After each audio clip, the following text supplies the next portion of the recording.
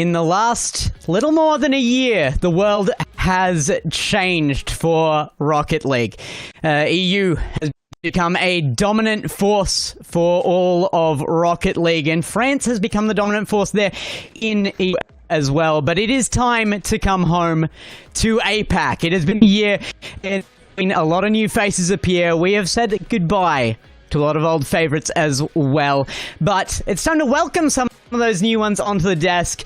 Guys, welcome on for your first time onto the RLCS main broadcast. Welcome to you guys at home. How Monkey Man and Rhino, how are we feeling? You know, it's a wonderful time to be back. I've seen a lot of APAC over the last, I think, 3 to 4 years. I was sitting on the sidelines, hanging out with all the teams and the streams, but being able to be here on the main desk with you, Gex, and of course with Rhino. This is kind of a dream come true, and honestly, really, really rad. Rhino, how you feeling, man? Yeah, it's an absolute pleasure to be here. Hello, everybody. Can't wait to get into all of the action. Been watching a lot of tape, going through a lot of Wikipedia pages, and we're ready to bring you some action today. So, yeah, can't wait.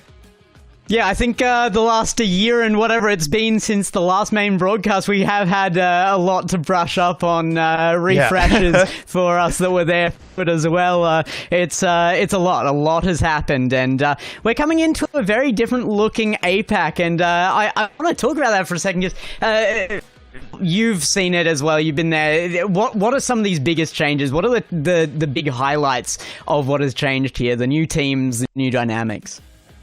You know, I feel like I should be busting out a Risk game board to try and explain this, because it has been absolute just movement across nations. You're going to see it across some of the other regions as well. As you were talking about, France has become so dominant that Europe is literally running away from itself. The 2/3 rule is a 1/3 rule, as some of these teams have really decided, you know what, international mixing is what we're going to find. I got to see it a lot with the previous kind of gladiators when they were here in the previous RLCS season, and Maxu is inevitable, I guess. He's still along, but he brought 2 Dutchmen with him, and you know, APAC is kind of trying to defend itself, survive, and really put its top warriors, I'd say, at the front of the forefront. Yeah, aren't they just? In fact, actually, we have even ditched the 1/3 rule there for one of the teams. It's a team I'm going to attempt the pronunciation of there as well. DEKUBOPDUMNEM is coming in from Finland there, all 3 players, and they're looking quite hot on that as well. I'm liking the look of that. Rhino, do you have any insight into that? Have you had a look at that team? I have, yeah. I mean, they look like they're coming in on a real hot streak. Pauses, Regza, Dansku. An amazing roster, Finnish roster. There's 2 here, I believe. 2 left in the top 8, of course. We'll see the second one a bit later on. But yeah, Deku, I'm not going to do the same pronunciation you did, because I'm not following that performance. That was amazing. We'll wait until a little bit later. But they are here to play. They are here to take top seed. And as Hail Monkey Man said earlier, it's down to the APAC region to try and defend against them. Oh, excellent stuff to see these teams coming out as well, and we are going to have to see across the length of this season how the rest of the native APAC teams are adjusting to these. A lot of people calling it invasion, but you know, there's a lot to be had here for the region as well. There's the prize pool to be had. First place with 15 points, $4,800 on the board. It is a pretty big season as far as that prize pool goes as well, and a lot of teams, natives as well included, out here competing for very relevant spots in that. Yeah, this is going to be kind of top to bottom a great spread, especially when you're seeing what is not only coming in the form of prizes, but as well as the point structure that's also coming through. Top 8 is guaranteed to move into the next Swiss stage. You're not going to have the same double elimination run that you have to go through again, so some of that's already kind of sussed out. So considering what's up for grabs in terms of points, I mean, that's your run that you have now through this playoff weekend. Yeah, it certainly is, and you can see here the bracket building up. We've got an upper bracket and lower bracket. Those upper bracket teams already top 6 guaranteed. How much further can they go? The lower brackets, though, it is that point where we decide our 7th to 8th teams, and you saw it in the oh my goodness. You saw it in the graphic earlier exactly what that means for each of these rosters. So these lower bracket rounds 1 games, Gex, they are super important. Yeah, and like you said, it's not just the prize pool that matters from that earlier bracket as well. We're looking at those bottom teams here, and we are in the top 8, so everybody is into some rewards here as well. That 7th, 8th position, you are going to be rewarded with at least 3 points towards the RLCS Major as well. Birmingham coming up. It is huge. RLCS 2025 Birmingham Major. APAC Open number 1 though, and we've got to have a look at who these big teams are that are competing for the region, because we have a few competitors. I don't think it's just a 2-man show as much as it used to be for this region. Yeah, no, there's been plenty of kind of rework of some of these different rosters as well. MaxU, again, they're over with Tho as well as Ocelon that's now been able to kind of make that grab. We've seen some versatility between them already as he's kind of changed banners from being a gladiator over into an elevate, top of the mountain with you. But they've now won a couple of Game 5s against Luminosity as well. 3 Rats still sticking around. The Rats just never die. The pest, I guess the Pied Piper is going to be keeping those guys out. But as many of these squads keeps coming through, we have some new runners as well as some old heads. Rounds coming in alongside ZeroSec with Deku, as well as SENZA that I think is actually going to be one of those major talking points. And then KINOTROPE that has kind of some of the Japanese greats, because you have Furlash as well as Realize now being able to kind of team up together. I mean, Rhino, this top 8 is very versatile. It's very versatile. It represents a lot of different nations, a lot of different styles of play as well, which is going to be super exciting to see how those styles mesh in these games coming up. But I do want to focus on those Finns coming over a little bit as the resident European myself. I've seen a little bit of Renshiro and Finzi. I know what those guys sorry, can do. you think there's not enough European representation in the top 8? Obviously, yeah. We need a bit more. Bring your friends over. Why not? So we got rounds. Renshiro and Finzi. We've been seeing those guys around on the EU servers for quite a while now, and they've really been impressing me this season. I think they're unlucky to be in that lower bracket round 1, but I think KINOTROPE have a really tough first game. Obviously, Furlash, Realize, and Lunatic are fantastic, but there's a lot to be determined. Absolutely. I think KINOTROPE might be our best bet as well there, but we are moving into our first match, so let's leave it to our 2 newcasters and send it over. Take it away. Straight into the fire that we get to go. Again, I'm Hail Monkey Man. I'm going to be alongside Rhino as we will be guiding you in. Daddy Gex is going to be left on the sideline, and hopefully his 2 sons will be able to make him proud. Rhino, we're walking in to our first matchup of this lower bracket. That means that elimination is already online going into this side. Everything is into this bracket overall, so seeing what we can kind of work our way into, big expectations, especially because this is going to be a for the SENZA as going into 3 Rats. Yeah, it's a super important game for both of these teams, as you've said right there. 3 Rats versus SENZA. I mean, you've got Balleries, LCT, and Croado, some absolute icons of the scene, against SENZA, a team playing out of Russia and Belarus. You got Parapelka, Hello, and Sozia. So this is a real interesting dynamic. It's a new roster to the scene versus a group of players who we know very, very well here in the APAC region. So we are expecting a lot from 3 Rats. They've been at the top of a lot of people's tier lists before the season. But when you talk about SENZA, they are a complete unknown quantity, and I'm really excited to see what they can do in the server. Kind of a massive disruption, really, if you want to talk about SENZA, because you do have kind of Hello and Sozia that are alongside Parapelka, which I hope that I'm saying all of those right. I'm not as Euro as I kind of maybe wish to be at times, but this is definitely a squad that I feel like is going to be giving us a better identity as the playoffs go on, especially for this weekend.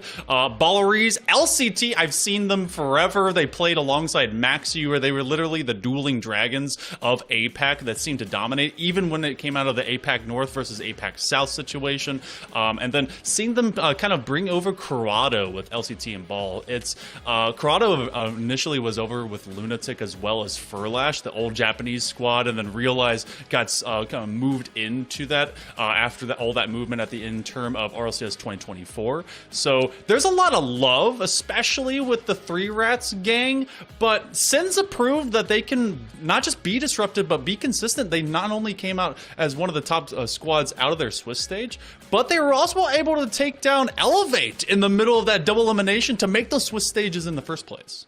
Yeah, and that's a huge result. That one is really something that you need to be paying attention to. I also look to their win against Revenue Redemption. That's a huge Revenue Redeemers. My apologies. That's a big win in the group stage. They really looked good in that game as well. So SENZA have got a lot to give. They've got a lot to provide. However, they did struggle against KINOTROPE in that lower bracket final, which of course is that full Japanese roster, Furlash, Realize, and Lunatic. So I'm interested to see how they do against another APAC-based team with a Japanese guy in there. Will they be able to match up against the style, or is that kind of their kryptonite, if you like?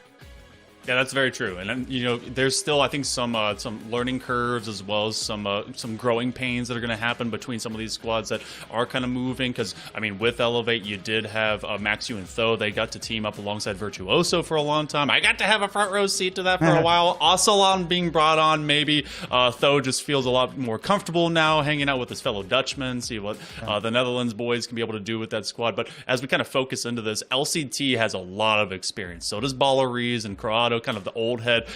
Even in the green room, we're like, did Corrado retire? No, he's still here. The Samurai's still doing what he can to be able to kind of cut through this competition. But I mean, it's the way that SENZA did be able to surprise. That may have been the likes of Elevate. I'm wondering how much of that was a day one feature. Do you think that this is going to end up being kind of 3Rats keeping up, or is SENZA here to kind of wash the rats down the sewer drain?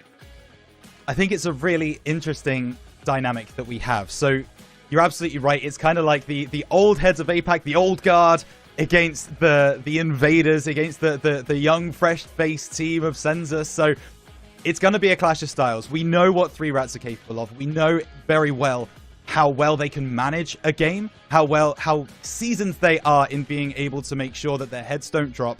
It's an important skill to have.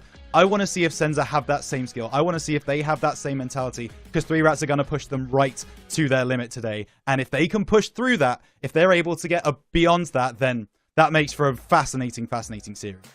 And it's a very long run, too, because this is the first round of this lower bracket position. In case you guys did not know, the top two that came out of our GSL positions from the group stage ladder, which, shout out, thank you so much for that suggestion.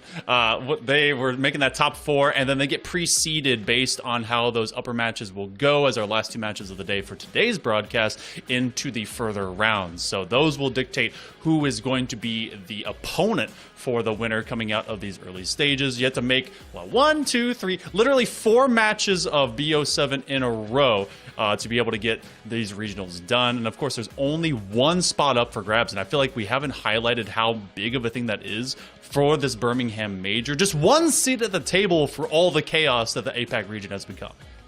And what that also means is one mistake and you won't be that team. That's how important every single open qualifier is. You've got to do as good as you can. You've got to get that highest rank you possibly can. Because if you make one slip up in the double elimination, one slip up in the Swiss stage, one slip up in the group stages, you will not be going to Birmingham. So all of these top 8 teams, they're fighting to be those teams. They're fighting to be those rosters. And one of them is likely to be the ones who will be coming over to the UK, coming to Birmingham. Who will it be? Yeah, that's very true. And we got all the top 8 teams that actually have been kind of working their way towards that. We're going to be showcasing all of them to you today. This first matchup with SENZA and 3Rats will be starting momentarily as we going into this. But we also have another matchup that will be just on the other side of things. As I think that the other lower bracket match that is very interesting, you've got KINOTROPE, which is the all-Japanese squad and has been made even more powerful with Realize taking the helm between Lunatic and Furlash. But Round You had spoken to some of our our Finnish gang as they kind of came in here. How does this team kind of speak to you as we go into some of these matchups? Like KINOTROPE, are they strong enough to also kind of resist this new age team coming across the regional line? Well, here's where I see this going. KINOTROPE, they have some fantastic players, but they're also incredibly disciplined. They know exactly where each other is on the field at any given time. Their communication is so crisp. This is something that I'm yet to see from rounds, to be honest with you. They are incredibly mechanically adept. They're so good in the air. They're so good at being able to make men miss. The difference is, do they have that teamwork that's going to be able to beat a KINOTROPE side who are going to frustrate them, who are going to make sure that they challenge those early balls, who are going to make sure that they don't give them that space and time? I'm interested to see how those styles clash. For me, if rounds can put it all together today, I do think they're going to be able to get through, and maybe that's just the Europe bias talking in me. But I have to say as well, the KINOTROPE guys, they are so good in their own right, and obviously they're almost a Japanese super team. So it would not surprise me if they were able to hold down the fort and get the victory. That's actually, to your last point there, that's actually one of the teams that I've been looking forward to actually getting the team together. I still remember when Furlash was on Hillside Picnic, whenever all of this first started out, and of seeing Lunatic for the first time, because I got to do a team stream over for when he was on Shirogane, and then moving over, then with Furlash, it felt like they were maybe just a little step behind, but getting the OG Prime realize themselves back with them, I mean, that's a very strong team, and I can't wait to see if maybe the full Japanese squad will be able to kind of take it round for round with rounds. But then we go into kind of our top 4 with that top 8 situation. You do have Elevate that's going to be taking on Deku, and that, I mean, the full Finn squad, and then obviously there's a lot of European kind of influence going into that regardless of where we are in APAC. Maxu, I feel like he's just going to be looking up at all the Finns and the Danes and being like, wow, okay, like, I guess I'm here too, but mechanics-wise and as well as experience-wise, Maxu has gained so much in the past couple of years, and I feel like they could be able, especially hold their own, not just from the LAN, but to online through these regionals. Absolutely. And I think that's the most important thing for Elevate, is being able to hold their own against this Deku team, who, I think it's fair to say, I don't think any of the APAC rosters really had any idea about before this thing started. Probably didn't scrim too much, probably weren't going to give away any of their secrets. And here they are in the top 8. That strategy has worked out for them, and they're here to play. But there's now a fair bit of tape. We've been through a fair few rounds now. Deku, your secrets are starting to get exposed, guys, okay? OQ1 is starting to come to an end. There's tape on you, so I hope Elevate have gone away. They've looked at their opponents, and the biggest thing that I hope Elevate haven't done is look past a team like Deku, because there's a real opportunity for you to do that. They're a relatively no-name, no-logo organization. Maybe you just think, oh, this is going to be easy. Please, please, please make sure that Elevate do not think that, because there's a lot to watch for Deku. Well, there's a lot to watch right now as well. Thank you so much for your patience. We get into our first match of the day. Best of 7 time in a first round time here for the APAC Open #1. SENZA, they're going to be the first on the board. Para finds a nice one as they're up 1-0 in the first 14 seconds. Nice work from SENZA here. Lovely passing play, left and right. Balleries just not going to be able to do anything in the net. 15 seconds gone, and SENZA already take the lead against the seasoned veterans. See how 3 Rats respond. Big kickoff over to the right-hand side. Put into the middle by Man, trying to get past this one. Wants a double. Good. Backboard protection by Balleries. Back in. And this is the early challenge that I'm talking about. These are the young guns coming through from Russia and Belarus. They want to be in front of your net. And that one just not working out for them. Man trying to get this one around the side. It's going to be cleared away to Hello, who has some time and space. Don't know you if you want to give him that. Gets the reset. Tries to get the bottom right corner, but will be sent away by LCT. Biggest thing that LCT was flexing last season is that he knows to help his team escape from high pressure moments like this, and SENZA looks like they want to capitalize on having a lot of great passing plays straight in front of the box and just really stomp on these Rats if they can. Balleries is going to put one directly on target, but that's initially found here by Hello. Great challenge in the corner. 3 Rats starting to posture themselves on the blue half against SENZA. Yeah, they are, but that big clearance, Balleries gets taken out, but not before he finds the pass to LCT. To get around, very nice. Nice fake from LCT, trying to keep that ball in this half. Nice put in the middle as well. It should be LCT with the equalizer. And 3Rats are back in the game. 3:42 to play, 1-1. This is exactly why LCT was picked up going over to Elevate in the previous season. Knows how to just use that full challenge mindset, full send at times, going the other side of the pitch. And SENZA having to receive the same dose of medicine that they dished out in the early quarter of that first minute of play. But we're all tied up now, and we've got to see if they can receive, because 3Rats looking like they're trying to stay here for longer. Yeah, 3Rats definitely settled into this one after those first 15 seconds. They've really shown a bit more, and that's a low shot coming through. And that's a lovely goal by Croado, 2-1. You see kind of this awkward position. You have two defenders. Oh, and the fadeaway jump there. I believe that was done by Hello, as they ended up just a little bit too high, hoping that that ball was going to have some bounce to it. Instead, Croado pinned it to the floor. And now 3Rats just recovering so well off of the initial challenge that was presented by SENZA. Para hoping to find another passing play. They do get over to Hello, and they're answering these shots in kind. It's back and forth, no breaks, only gas in this game as Parapelka finds Hello in the middle. It's a wonderful slotted finish into the bottom right-hand corner. Could not have placed it there any better. And now we're all tied up with 3 minutes 13. Still a long time left in this game. We've not really had time to catch our breath, to be honest with you, Hale. Yeah, you know, best of sevens, the first couple of games are always made for just seeing who's ready, especially in game number 1. SENZA Esports has been given basically a free net to look at anytime they've been going for some of these passing plays. You're getting some disruption out of Croado, recognizing that SENZA does in fact break when they have to bend backwards under some of this forward running pressure.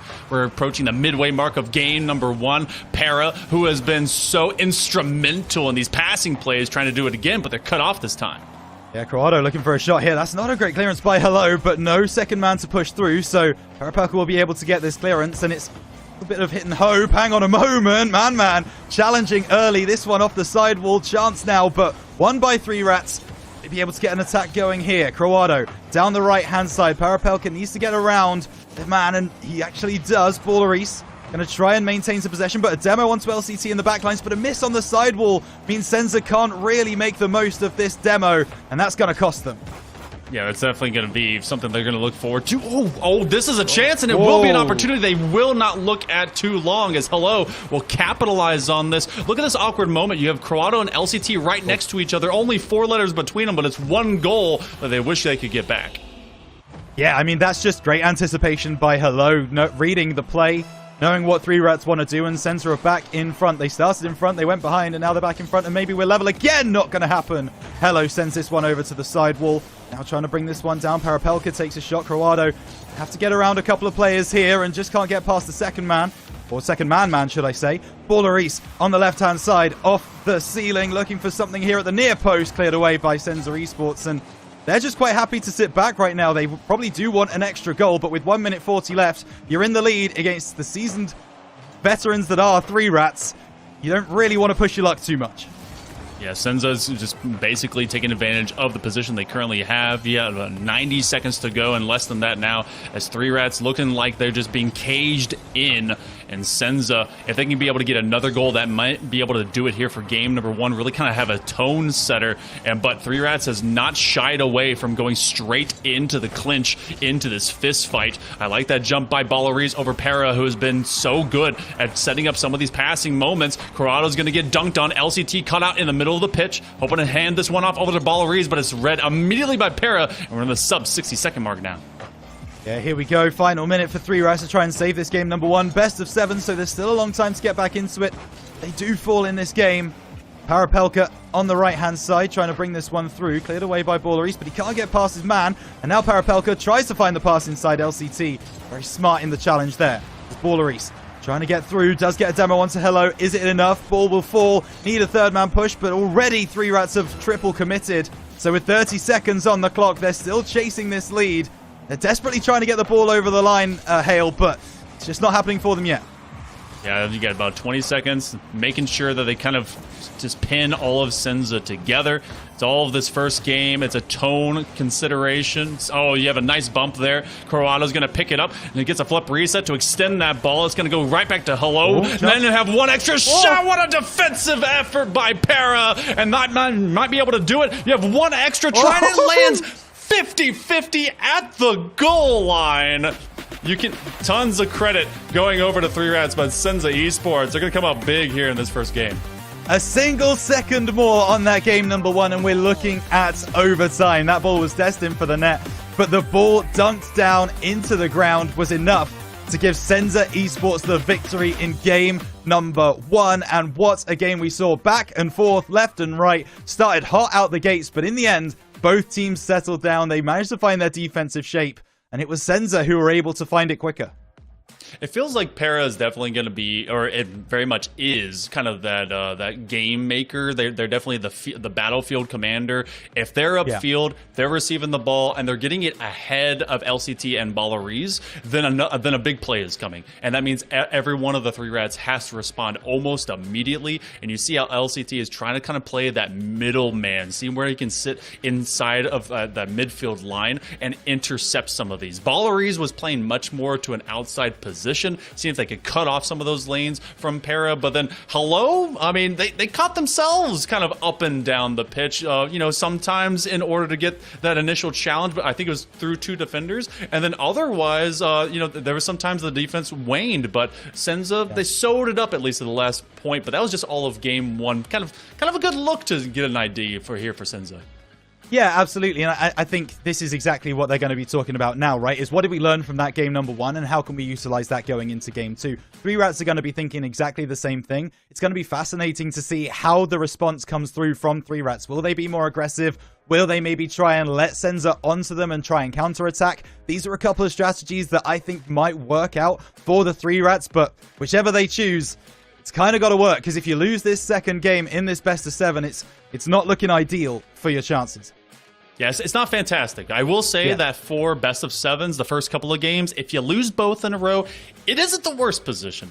It's if you lose that third game. That's the worst position, because then you have to fully reverse sweep, and that is just where no one ever wants to be. Unless you did it for content and you know you can reverse, then I guess you're just Monkey Moon. So either way, we go on to Forbidden Temple here in just a moment, as we will be going into our second game. And I feel like the best way that this team does play out of 3Rats is downhill running. I want to see a lot of LCT as well as Balleries find themselves in those big challenge positions, because when they received, it felt like they had to almost play absolutely perfect defense to stomp out the read against a passing play that Parapelka was just putting on a dime between man as well as Hello.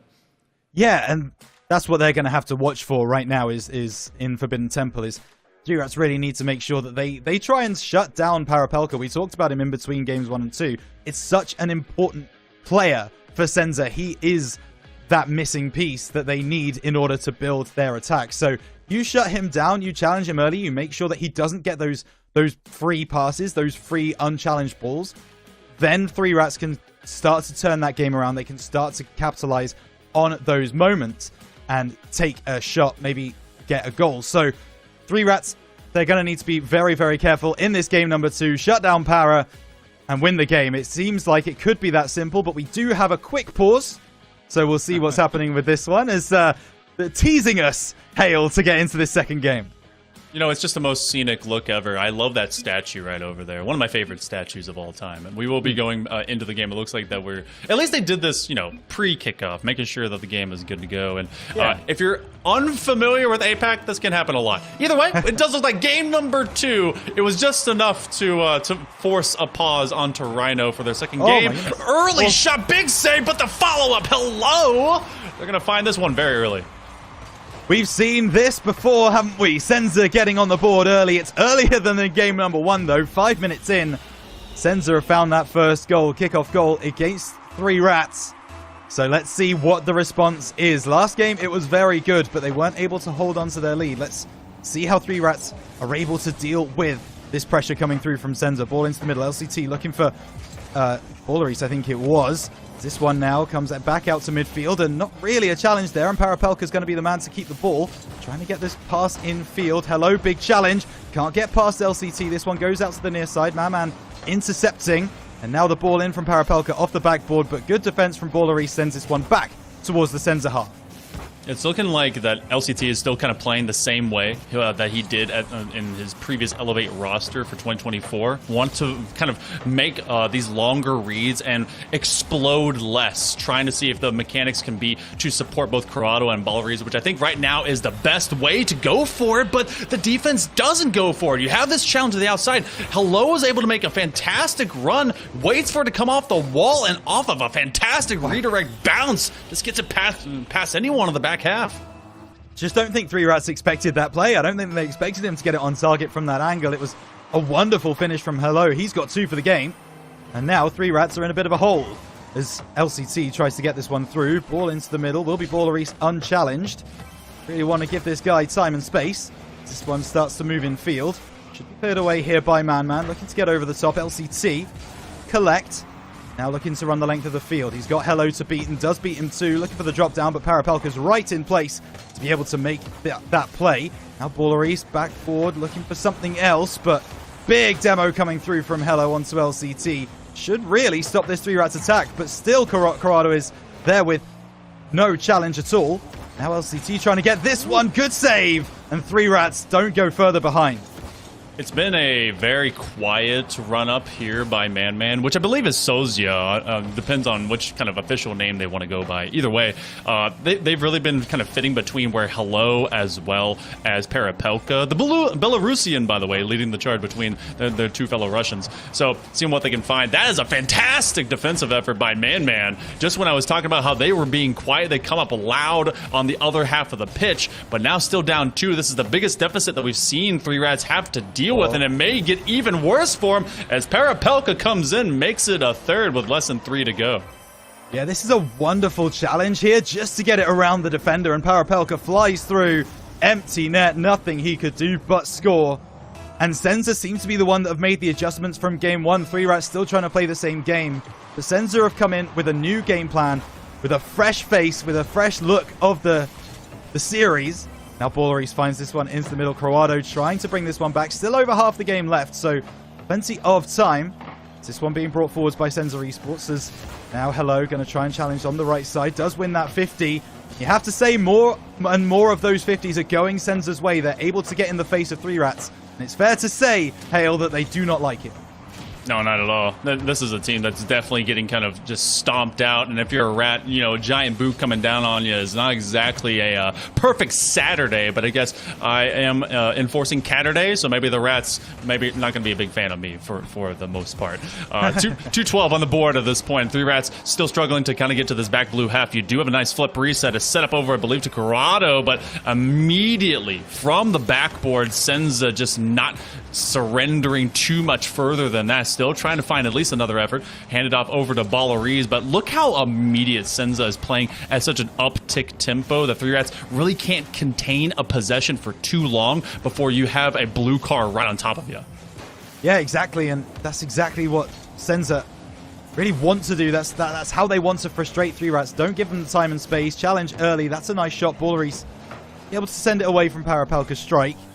The 3Rats have got an uphill climb now. 1 minute 30 on the clock to find 3 goals. Difficult to do, but you get one. Suddenly you feel the momentum shift, and there's more to be said about this game. So LCT backboard will be defended by Senza, as that flick just not working out for them either. And now Man takes this one down the right-hand side. Chance to put this ball into the middle for 3Rats. Back post. Is there a man there? No, there isn't. And I've really kind of thought at this point, Hale, that 3Rats were going to kind of push everyone forwards. It was going to be an all-or-nothing kind of strategy. They're not. They're sitting back, and now they're going to concede again. Parapelka splits the uprights, both with players and with posts. Less than a minute left. 4-0. Fantastic first dink there to the sidewall, and then just recognizing, you had asked, you thought that all 3 rats were going to be pressing a bit far forward, hoping to find something just by kind of crushing in some of that position. Well, the back third, as soon as it's populated by 5 or 6 cars, that means that the other side of the pitch is wide open and empty, and that's exactly what turns this into a 4-goal run in favor of SENZA with no response, and that's actually 5 goals in a row ever since the final few minutes of game number 1. So a drought right now that the 3 rats are having to get through, hoping for just an ounce of water to remember what it is to be able to get on this board. LCT hoping to set something up, but no boost to be able to help that effort. Yeah, and you have to remember, 3 rats in game 1 also didn't really score after the 2.5-minute mark. They managed to get in the lead 2-1 quite early. It was all SENZA from then on, so a reset here coming through from Man. Corrado to try and clear this one away. This game is done. SENZA will go 2-0 up in the series. And there is the ball dropping down again. Baller good save. SENZA just continuously trying to get that extra goal, but the ball eventually does find the ground on 0 seconds. And SENZA Esports, well, they've sent 3 rats packing with game number 2.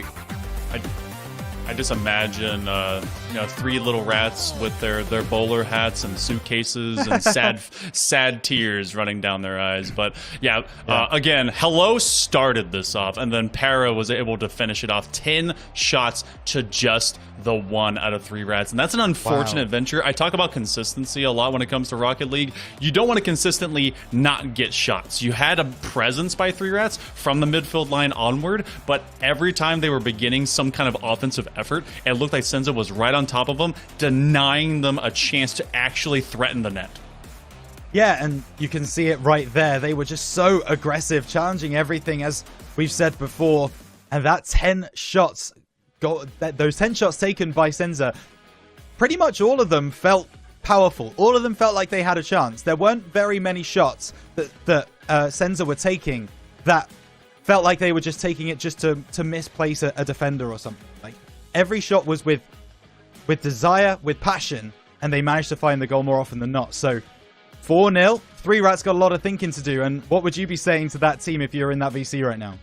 I mean, if I've got 3 rats right there, I am not going to have them harp too hard on the first couple. The first game, I want them to return to. It felt like they were much more comfortable. They were kind of just whipping around and getting some of those shots. I felt like they were actually getting to kind of play the game versus being just an observer to themselves getting scored on. There was at least 2 out of the 4 that went right on by 2 defenders that were just barely out of position, and it felt like they were trying to outthink themselves. This is not the way this team acts. You have a very methodical shooting pattern that definitely is set up by Para that goes along to either Hello as well as Man. Feels like, I think the main 2 though are Para and Hello.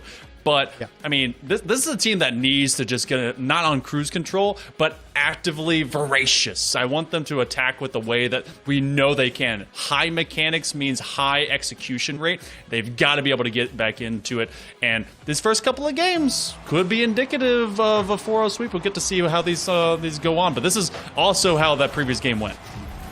Yeah, you can have a look through these Game 2 highlights, and it started quickly and it only continued. Hello being able to make that read beautifully, and now 3 rats just in such a tough spot.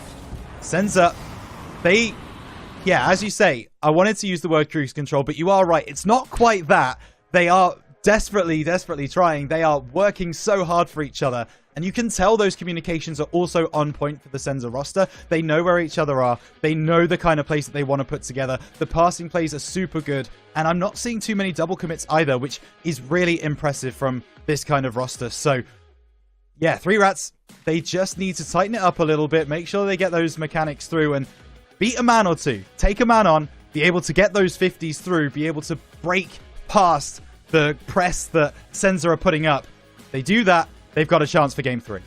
And to follow up on the final answer to being the coach in their VC or otherwise, I would tell LCT to go out there and flex as hard on the pitch as he does in the gym. Because this is definitely a player that brings attitude. I believe can do so successfully between both Ballaries and Croato. It feels like they were trying to get so much to the wall to set up from the perimeter. And that is a tough place to begin your offense because it's a much more telegraphed position for offense. offense. Yeah. Obviously, it's got to be in your repertoire. It's got to be in your weapon set and your arsenal, but it can't be the only way that you begin offense. Try to make a statement. Go out there, bring some of that attitude, and force the SENZA gang to have to answer to you. But we're gonna go to game number 3, and the storm is here. But it's up to the 3 rats to be able to normalize it, see if they can survive.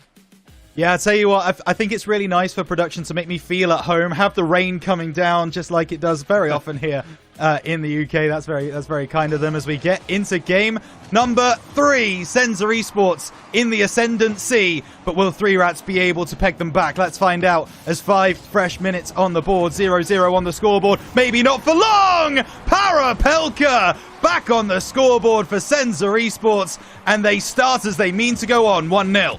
A game opener, a passing play, and SENZA scoring. That is pretty much the triple kit of a repeat deja vu from game 1 to 2 to 3. That has been a great 1-2 passing concept here for SENZA so far, as 3 rats again find themselves in an early hole. Rhino, this has got to be that response point, because 3 rats have not been able to score since the midway mark of game number 1. Got to see some activity here, especially as Para is already setting up hello, but a great save by LCT.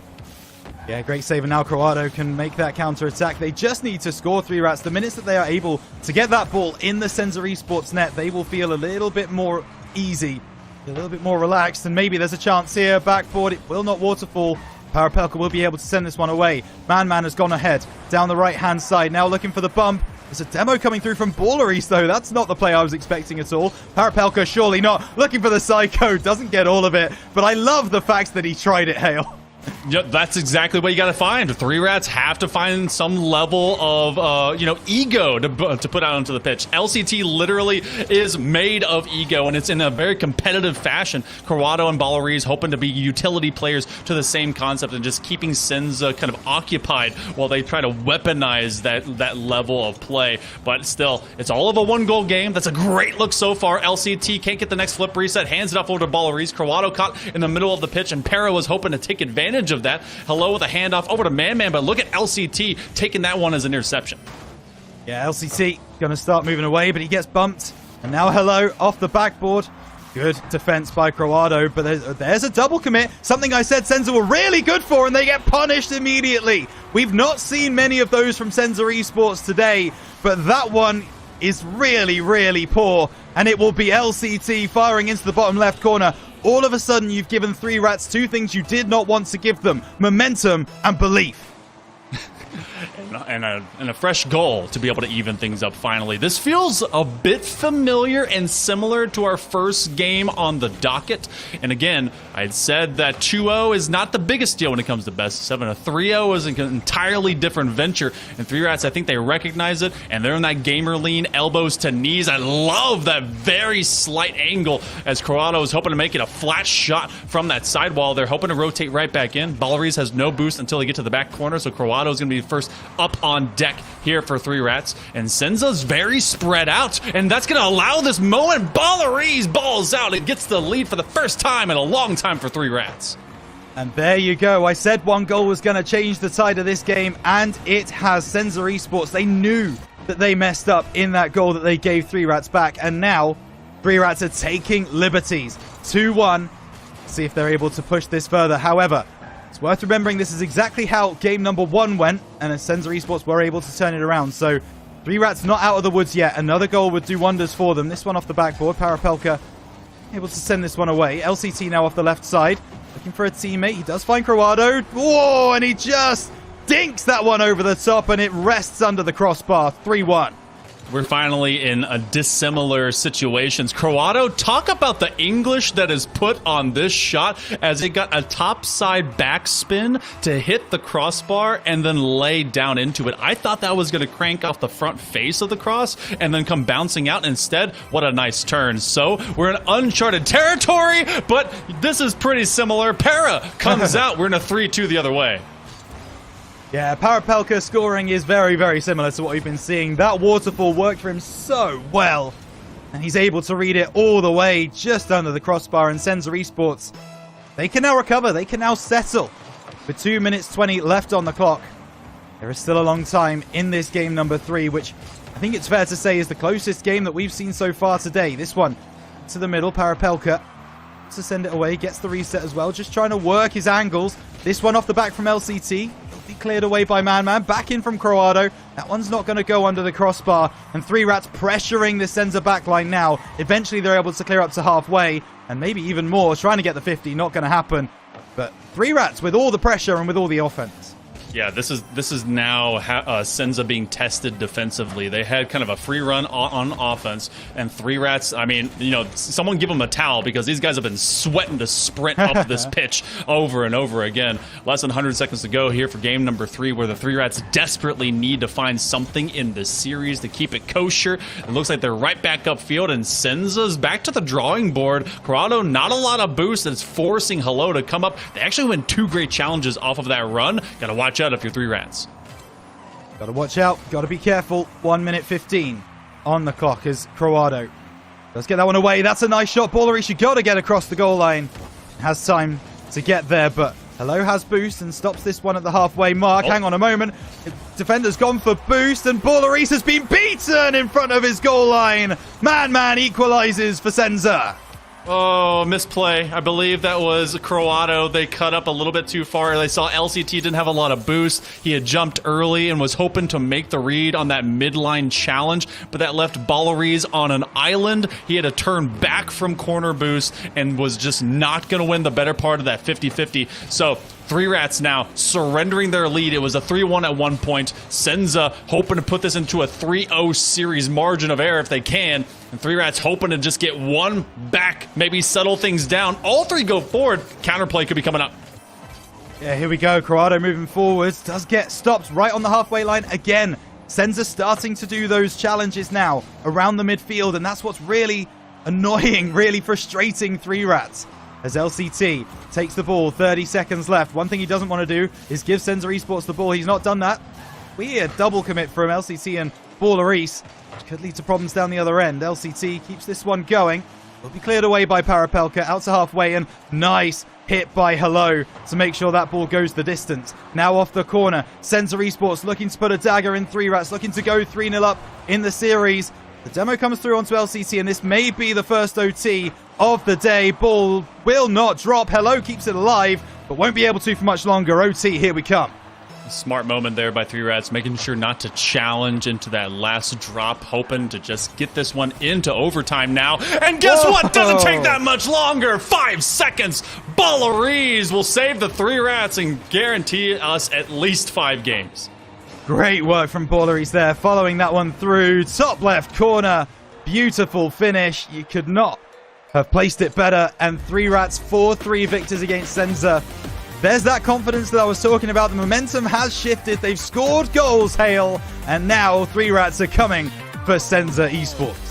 I'd say that momentum has been gained, but I'd say that the winds of opportunity have not quite turned yet in favor of 3Rats. They were able to get that first game, but let's talk about how this one was. It was 3-1 at one point. SENZA kept their cool, kept themselves calm, and look how even the shots were across the board. It's that extra defensive effort that got them into that overtime, and 3Rats got it off of a kickoff run and fantastic work by Balleries, but they cannot be surrendering those types of leads. We gotta see some consistency, but the good news is, going to game number 4, you have the sweep off of the table, and I feel like getting that first game definitely is going to be good, kind of kosher vibes for the 3Rats walking into the next, competitive point. But SENZA looked like they were going to be the comeback kings for a second there.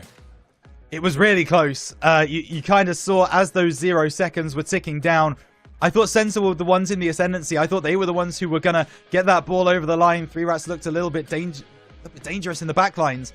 And if it wasn't for Ballery scoring that kickoff goal, who knows what would have happened in overtime. But the fact of the matter is, he had the ability to get that goal.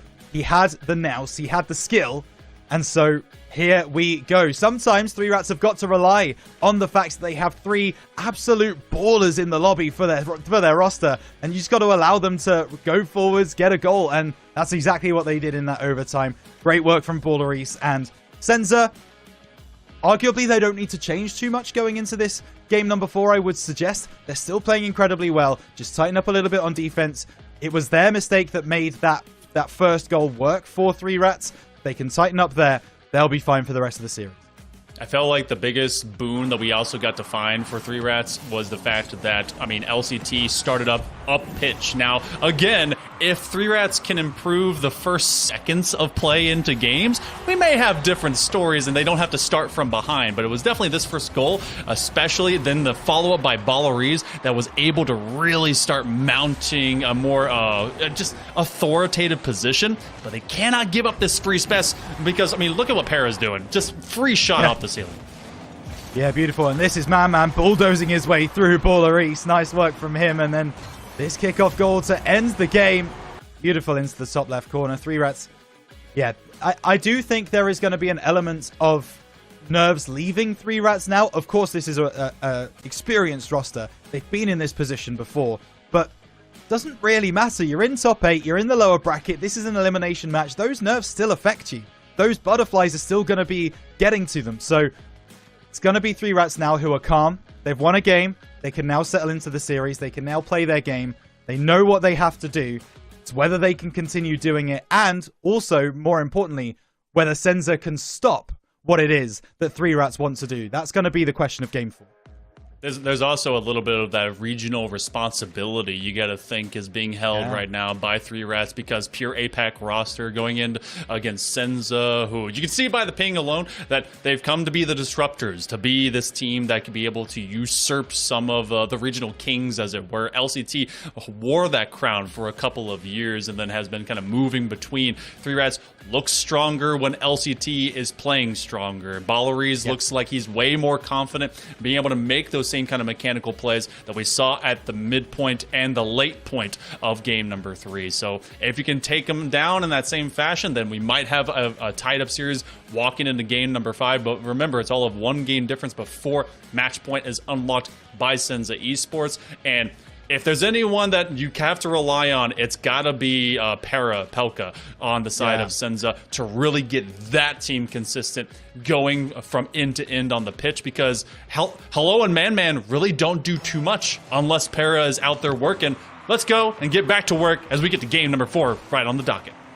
Yeah, let's see if Para can start working some of his magic, as this one now will fall to Hello in the back corner, looking to take this through a little bit off center, and intercepted there by LCT, who's going to look to keep going. Parapelka will be first to respond, but LCT still has a chance. That one goes way over, but is Corrado going to come in from deep? He is. Parapelka making sure to get in front of that ball and make the save. Early aggression from 3Rats is not something we've become accustomed to in this series, but I tell you something, Hale, I love to see it. Me too. This is the first time in the first, 30 seconds that we haven't had a SENZA score? Unreal right now. 3Rats, they do have themselves kind of on an island for a moment. Big demo already leaping at the opportunity that Hello was able to find from that corner as Para, but they get shut down as the defense for 3Rats is beginning to improve by leaps and bounds. First minute actually could elapse with no one on the board. SENZA trying to prove me wrong, but look how quickly the tempo of the 3Rats is getting man-to-man to shut down these shots. Yeah, and there you go. You just saw a little disruptive play from Parapelka in the back line. He's just trying to unsettle 3Rats' defensive line. That's going to be something that SENZA are going to look to do more and more. Hello. Just to find this one into the middle, but Parapelka is going to try and recover this one. It's on target, dealt with by Man quite well, and takes it past the challenge there as Hello. Now into the middle of the field. Looks to get the pass through. Wants the bump. Doesn't find it. Parapelka jumps past it. Nice passing play from SENZA there. We know they want to set these kinds of plays up. It doesn't come through for them on that occasion, but 3Rats, you have been warned. That looked like a trapeze act being conducted by 70-year-old men. Very, very slow, and everyone's still using their walkers way in the sky. 3Rats hoping to take advantage. What a demo play. Instead of going for the ball, they went for the man. That's going to be another one, but in fact, Man got that demo? That's crazy. Someone crashed onto their face, and they were just a little bit stronger. Balleries is going to settle this to the corner. In fact, it is a no-boost warrior fight on that opposite side of the pitch. We are scoreless, and this is going to start to become a little bit more tedious as both sides are looking to break open that scoreboard with one of these opening shots. Yeah, the funny thing is, I don't really know who that favors, to be honest with you. That one's off the backboard. Chance coming in for Man, but LCT making the save. Now this one over onto the far side. Man does put this one up into the corner. Cleared away here by Balleries. He challenged on the halfway line again, this time by Hello, but Balleries continuing to move forwards. Corrado takes it away from him. Sure the communication was there or whether they discussed that. This one back in from Croado, dropping this one down onto the back lines. But Parapelka sends it away, and defense is standing tall at the start of Game 4. This is a very cagey game, Hale. I'm not really sure who's going to take the lead, and I wouldn't want to bet on it either.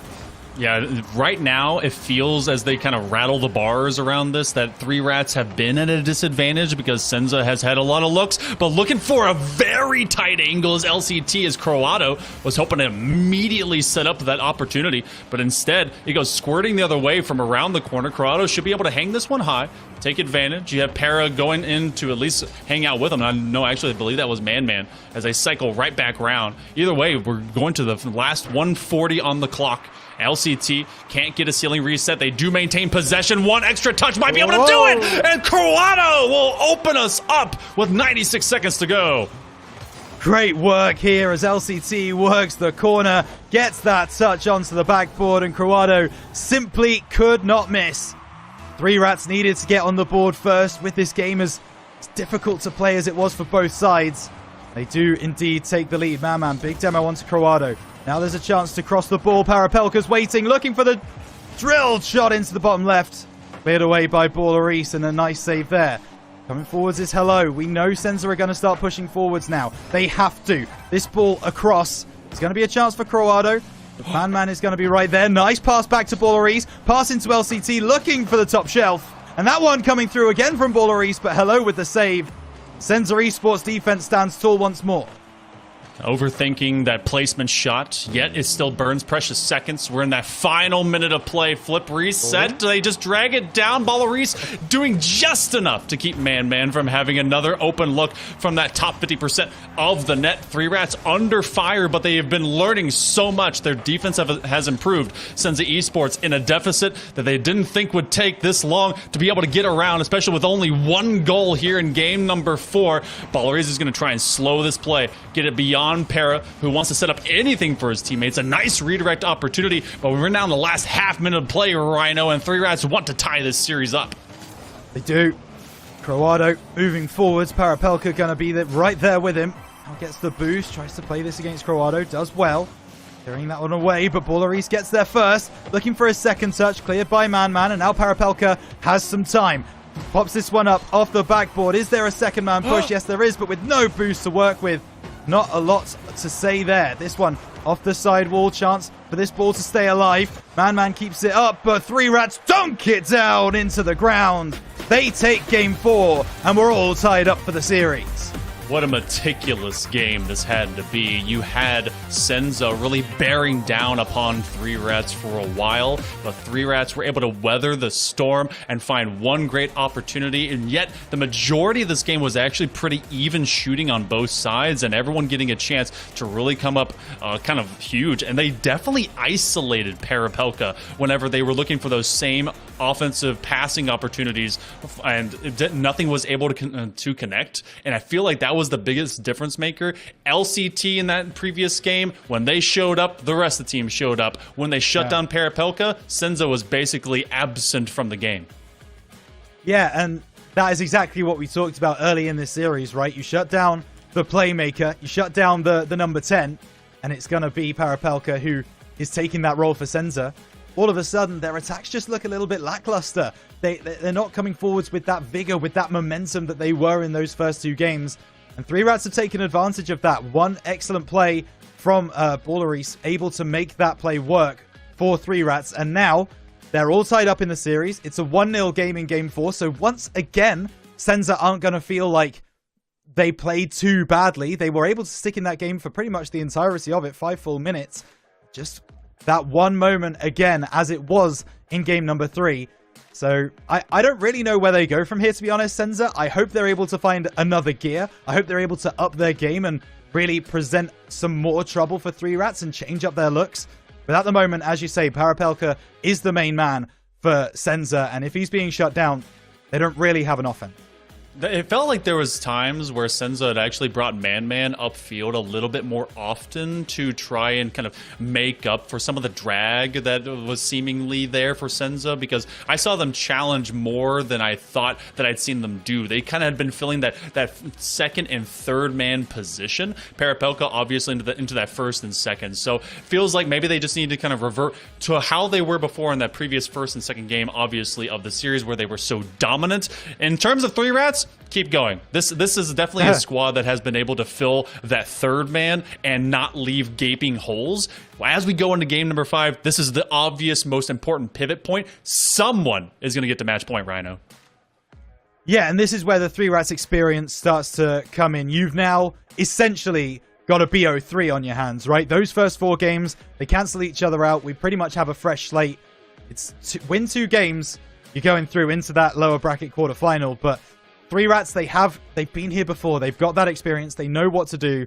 And I would imagine they will tighten up those communications and they will be able to see this one over the line. And I'm waiting for SENZA to give me a reason to believe that that's not going to be the case. I want to see them in this game number 5. Show me, show everyone, show APAC that they are here to be able to win these kinds of games. And to show that kind of mental, you got to do it right here, right now.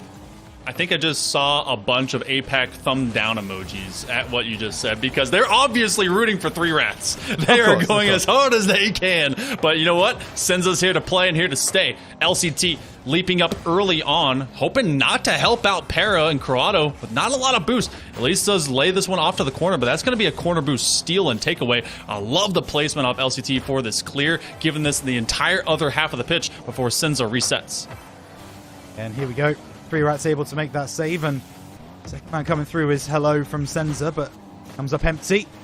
Now that's a big 50 win by 3Rats, cleared away by Parapelka for the moment, and second touch is away again, but only as far as the halfway mark. Ooh, demo play coming through from SENZA, not finding its home, but that one might. Good save on the line from LCT to keep the scoreline level early in game number 5. You're starting to see shades of game number 4 right now between both SENZA and 3Rats. SENZA with that early, at least collective positioning pressure, and 3Rats responding very, very well, but they have to play near perfect defense, and when you miss off of that, that's the playmaker that I was hoping for. Para's the passing savant, but Hello knows how to take that little step outwards. What a fake to get this first goal. Yeah, breaks ankles and breaks axles as that one gets into the 3Rats net. A wonderful fake from Hello to make that one work, and those are the kind of plays we've not been seeing for the past 2 games from SENZA Esports. They do take the lead. We are back to reality, as this has happened 4 out of the 5 games now that we have played. SENZA Esports taking a 1-0 lead. Parapelka down the right-hand side. Ballaris intercepting, looking for the pass to LCT, who pops this one up. Does get bumped, gets bumped a second time, still has possession of the ball. Great work from LCT, but that is going to be the end of that attack. Corrado coming forwards again. Hello to intercept. Does do so, and it's a bit 50-50 in the midfield right now for these 2 sides. Literal 50-50. I think Hello was just kind of teeter-tottering seesaw style, hoping to, just get some piece of that ball, but also not get in the way of his teammate. Now that's kind of 2 careening through the sky, as SENZA has to kind of regroup on their own back half. Hoping this little touch is going to do enough work to give Corrado at least some shooting space. Ballaris picking up small pads. They have to make this read, but they don't do so in time. Hello with a second goal in a row. Hello indeed. That one off the backboard. No backboard defense coming through from 3Rats, and Ballaris is not going to react in time. SENZA 2 to the good now. Daylight between themselves and 3Rats. Still a long time left. 2 minutes 55, of course. But they are looking to take series point. They are looking to be 1 win away from guaranteeing themselves top 6 here in APAC OQ1 of RLCS 2025. Parapelka puts this one to the far side. Man can't do much with that one. LCT down the right. Hello, big interception, but Corrado, even with the limited boost, is going to be able to pump this one forwards. Chance here for LCT. Has Ballaris inside, but a great challenge by Man, and we're now starting to see those challenges really come to fruition for SENZA.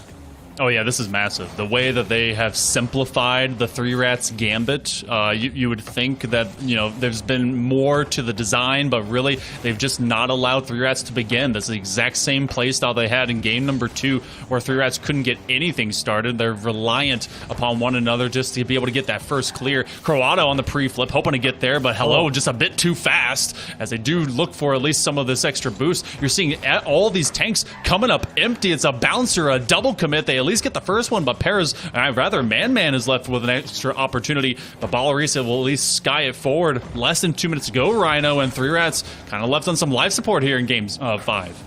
Yeah, this is very reminiscent of what happened in that game number 2. As you say, the Three Rats, they are pushing forward, and that's a miss. LCT to the rescue, making that save, keeping the scoreline at 2. A fake comes through as well, gets the reset, but does get a challenge as well. Hang on a moment, this play's not dead yet. It might be now with a double commit from the SENZA Esports players. They go up the other end. It's a hat trick for Hello, and SENZA Esports look like they are careering in to a game number 6 where they have series point. LCT, you did everything right, but when you look over your shoulder and all your friends are gone because they have been demoed off the face of Aquadome, well, there's just really not too much that you can do. Sorry, this is Salty Shallows. My apologies. I should know better. Regardless, 3 for Hello into this very pivotal game, hoping to at least find one, but a nice defensive effort there by Para, and they can take this backpack for Hello is hitting all these shots. Yeah, for sure. Absolutely is. Man now down the right-hand side, looking to try and get past Ballerisa, just can't do so. Ballerisa off the ceiling, looking for a pass through, and that's off the crossbar from Croato.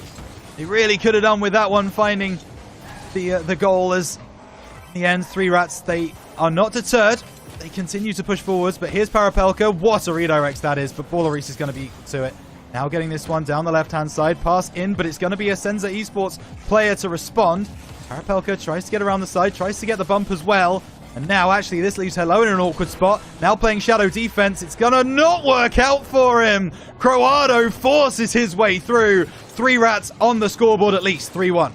The Japanese bulldozer in Croato, they just stick behind the ball and hope that Hello is going to make a worse effort than him. When you're facing your own net, you don't have a lot of momentum to make it back, and this is a realistic chance of finding themselves into this game. They got to be able to score here in the next 20 or so seconds, any time remaining. LCT a bit late on that initial draw. Croato hoping for the drop down, but that's a fantastic read by Man. That one might be able to ice over the rest of this game. We see how the latter quarter of a minute will go.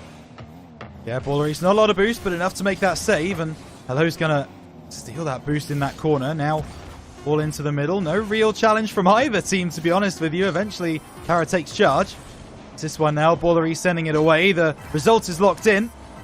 Let's see if Three Rats just want to get that extra goal. Croato fighting for it. Ball will drop. LCT keeps it alive. They're just having a bit of fun in the server right now, I think. Just keeping this ball up in the air. Three Rats, if they do score, there's something to be said about what they can take from that into game number 6. But the ball will eventually drop. SENZA Esports will be confirmed as your game 5 winners. And 3-2 in the lead. It's looking a little dangerous for Three Rats, but they're not far away. Not at all. No, this one was kind of not leaps and bounds, but a margin of individual effort that really paid off. Para, obviously, coming up with a couple of assists to the hat trick of Hello. 12 shots to just the 5. Again, if Three Rats are not allowed to go downfield and at least begin some work, well, then you see the kind of result as it is right there. And Hello was definitely someone that I had not, bargained to mention in that previous game. We hadn't forgotten about them, but for all intents and purposes, when I put all the weight of responsibility on to Parapelka, Hello has been there just as often to take some of their passing plays and obviously shows some of their individual mechanics can really shine. Hello seems to start games really well. You notice the first 2.5 minutes, Hello is the main person to get those goals for SENZA Esports. He's the one in front of net making those plays. So Parapelka, of course, doing fantastic work as that playmaker, but Hello seems to be the finisher. And if Hello's not being able to find those shots, if Hello is being shut down as well as that shooter, there's a little bit of trouble there for SENZA, because it really feels like Man's playing that third man position, playing that little bit deeper, playing that more defensive role, and that's all well and good, but if your forwards aren't scoring, your defensive work gets a lot tougher. Yeah, it does. Yeah, you don't want to have to deal with the full wave, especially of rats, which I guess became drowned rats in salty shallows, coming at you and having to deal with all of them at the same time. But now, here's the kicker. You had talked about, and I think we all talked about how important it is to be able to get these points going into these big opens so you can have a chance of getting to that big Birmingham Major with all of one spot available. Well, this is that 7 through 8 margin. You don't want to end up here, and it's now SENZA that gives themselves at least one game of leniency before they have that match point right around the corner in this game number 6. 3 Rats have to win 2 times in a row, and I mean, we're going to get a few highlights as well from what happened in a previous game that even kind of set them into this position. Felt like SENZA, I mean, they didn't score the first 30 seconds, but they still had that opening score. Yeah, they did, and I think this is where it comes through. Yeah, here, the nasty fake from Hello, and that gets in your psyche as well. If you're the 3 Rats defense there and you get faked like that, you know, that starts to affect how you deal with other defensive situations as games progress. It's a nice shot, but well cleared away by Baller Eason. Yeah, at the end of the day, SENZA, they just did enough. What a save that is as well by LCT. But yeah, to be fair to 3 Rats, they stuck in it. They still didn't look terrible. I have to say, I still like the way that they came forwards. I still like the fact that 3 Rats were attacking in the way that they were. But as you say, 5 shots to 12 is simply not good enough. So when you have those attacking chances, you've really got to take them. And I tell you what, this might be a bracket buster for a few people. I know there's definitely a few people around the region that would have been backing 3 Rats to win this first game. And SENZA, well, they're in the driver's seat.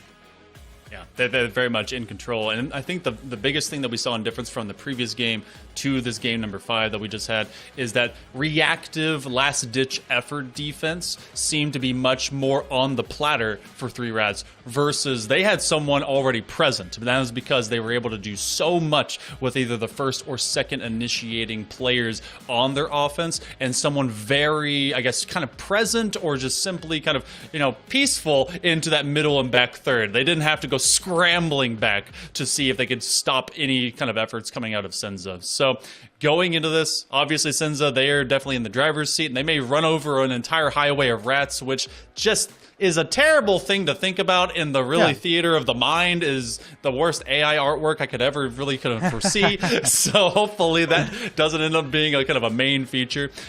3 Rats, I feel like that they have good mentals around them. We talked about how they are veterans around the APAC region, and I feel like LCT definitely could be able to kind of get everyone together. Game number 6, though, it's going to be indicative of who will be moving on and if we have one extra game to play. And, of course, it's got to be the gatekeeper map of Neo Tokyo that gets us there. Absolutely. Neo Tokyo, where game 6s happen, as always. And we're excited to see this one. SENZA Esports, 3-2 up. It is down to 3 Rats. It is on them to try and get this over the line, take us to a Game 7, take us to Champions Field. But Hale, it's going to be a tough job when SENZA Esports, certainly after that last game, they've really got momentum behind them. Survive the first minute. That seems to be the mainstay for 3 Rats. Survive minute number 1. Maybe even get yourself on the board first. SENZA Esports, though, already knocking at the door. Croato and LCT have to go backwards in order to go forwards. It looks like Croato's going to get dunked already by Man as everyone from the side of SENZA tries to take over orange pavement. Yeah, I think SENZA have become aware that they want to score in that first minute. They realize that 3 Rats are weaker in the first minute of games. They're not quite as locked in, but hold on a minute. Maybe they're coming through to deny those rumors. That pass just not working out for them. LCT now working across. This clearance by Hello is going to be right into some empty space. Croato comes across to get that 100. Has Hello to beat and does get the win on the 50, but it's not quite as clean as he would like. So now this one coming out of the corner for SENZA Esports. And they've almost done it as that clock ticks down. Keep an eye on it. 4 minutes left on the clock, and they have survived minute 1. Oh, man. All right. That's like a whole new HP bar on the boss fight. LCT hoping to get behind this as a double commit by SENZA Esports. Can 3 Rats get around? Not exactly the greatest touch, but they pin it to the wall. Croato hoping to at least get a chance for one of his teammates as LCT will allow Para to work on by, get that big boost. That's exactly how SENZA was able to win so much of those games. They get rid of that boost, get the fuel out of the tanks, and give a chance for someone to get a nice shot. Anyone say first minute and a half? Does that count at all? as that one comes through. Man able to get the dunk down. And we've talked about him as the third man. But there he was, the man to get the goal for SENZA Esports and send them into the lead. And maybe, just maybe, send 3 Rats crashing out of OQ1 here in the APAC region of RLCS 2025. Parapelka popping this one up into the air. It's just not happening, really. Croado going to be able to get through, and a team bump, and it's just... That's just a bit messy, to be honest with you, Hale. They might still get a goal off the back of it. LCT forces his way through. I just don't really like how we got there. You call it messy, they call it method to the madness. Regardless, everyone's dunking everyone. They knew Croado was going to try and be a bulldozer, get some kind of physical effort. Ballery's right behind him, not knowing how much space he needs to give them. And LCT is saying, you know what? I don't want to be absent from the party. Let me in. So tied at 1. Game number 6 could be just as fluid and dynamic as we saw in the very beginning of this entire series. Ballery's with the key wheels trying to come through and just get one extra effort, but SENZA has been making so many steps and extra efforts to meet these 3 Rats in the middle of the pitch. Oh yeah, but Ballery's wins that challenge in the midfield. And now, oh my goodness, that pinch is going to work out for 3 Rats. LCT, if you don't buy a ticket, you can't win the lottery. Went for the challenge, and he got all of the luck on that one. Into the bottom left-hand corner, 3 Rats in the lead. You miss every shot you don't take. Wayne Gretzky, Michael Scott. And LCT, apparently, who just has to go forward, find themselves a chance, and then may be able to do it another time in a row. Yes, it's LCT! As he finds the third for the Rats. Well, these Rats, they're turning into capybara right now. They're getting bigger is what I'm trying to point out. LCT able to get that goal. 3-1. And now, all of a sudden, 3 Rats with their tails literally up are going to try and make this one stick. It's going to be difficult because you know SENZA are going to come back. You know they're going to continue to attack the way that they have been doing. But 3 Rats have stabilized the ship. Maybe not for long off the crossbar. Hello looking for that dunk. Just not able to find it. Still a chance. Back post cleared away. And 3 Rats are going to build their offense here. 3 Rats have been in this position before at a 3-1 margin of difference. They let that one get surrendered, and then it required Ballery's to make a 5-second overtime off kickoff win for them. Oh, they paused Ballery's. Hello is so good at getting in the headspace of these defensive players. Especially Ballery's. I think it was Ballery's who fell for that fake earlier, and maybe that was what was playing on his mind as that one came forwards from Hello. Finds the exact pixel in the bottom right-hand corner of the goal to be able to get that one over the line, and SENZA Esports back within 1. 3 Rats are not going to like that too much. They're going to look for the immediate response. Double whiff! Oh my goodness, SENZA Esports playing with fire, but the ball still remains out of their net for the moment. So much respect by the 3 Rats, considering how well SENZA has played on both sides of the pitch, and then considering that chance, you got to think that they were just seeing ghosts out there.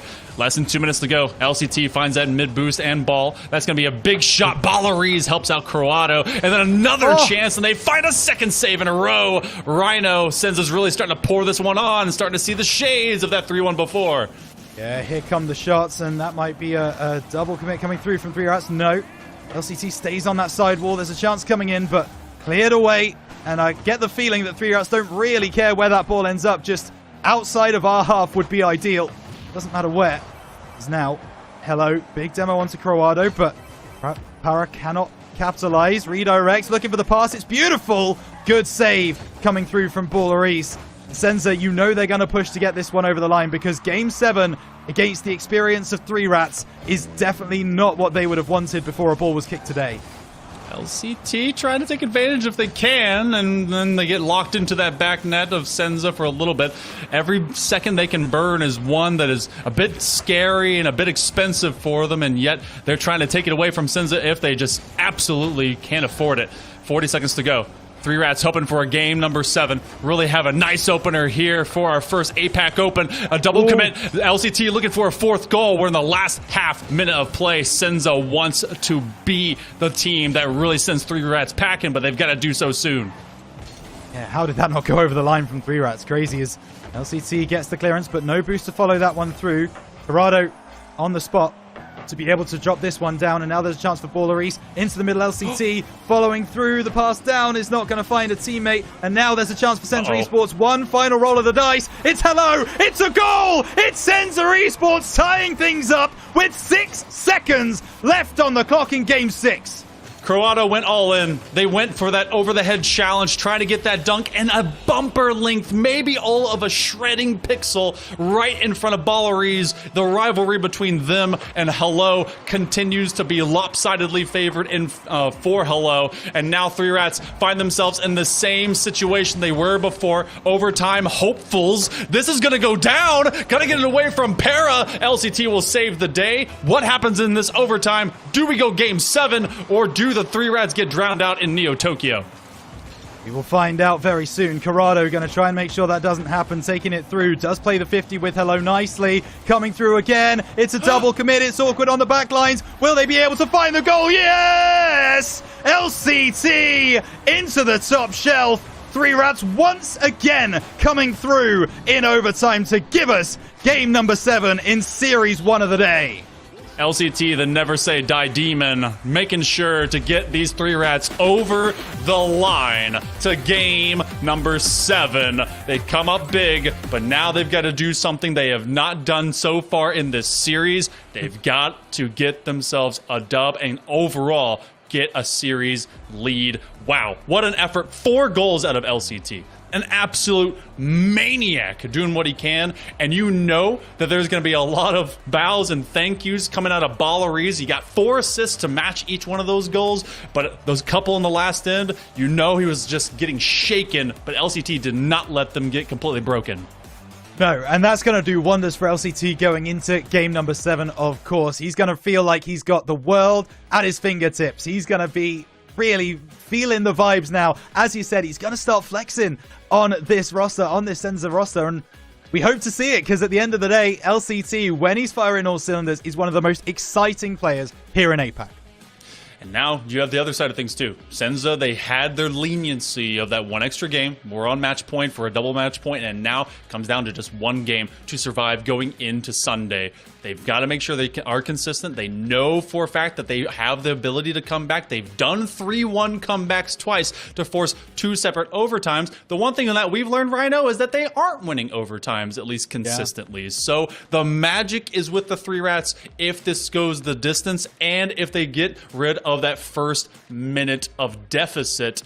But you know that Para is going to rally the troops to see if they can just bury the 3Rats early in this Game 7.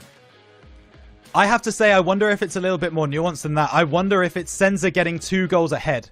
That's where I think 3Rats really start to fall down. That's where I think they've really started to struggle, is when they go 2 behind. 1 behind they can deal with. But let's see, Game 7 getting underway. 3Rats versus SENZA. Who will take this victory? Who will go through? And LCT is able to get that highlight that I have just realized is playing. So I see it on the left-hand side.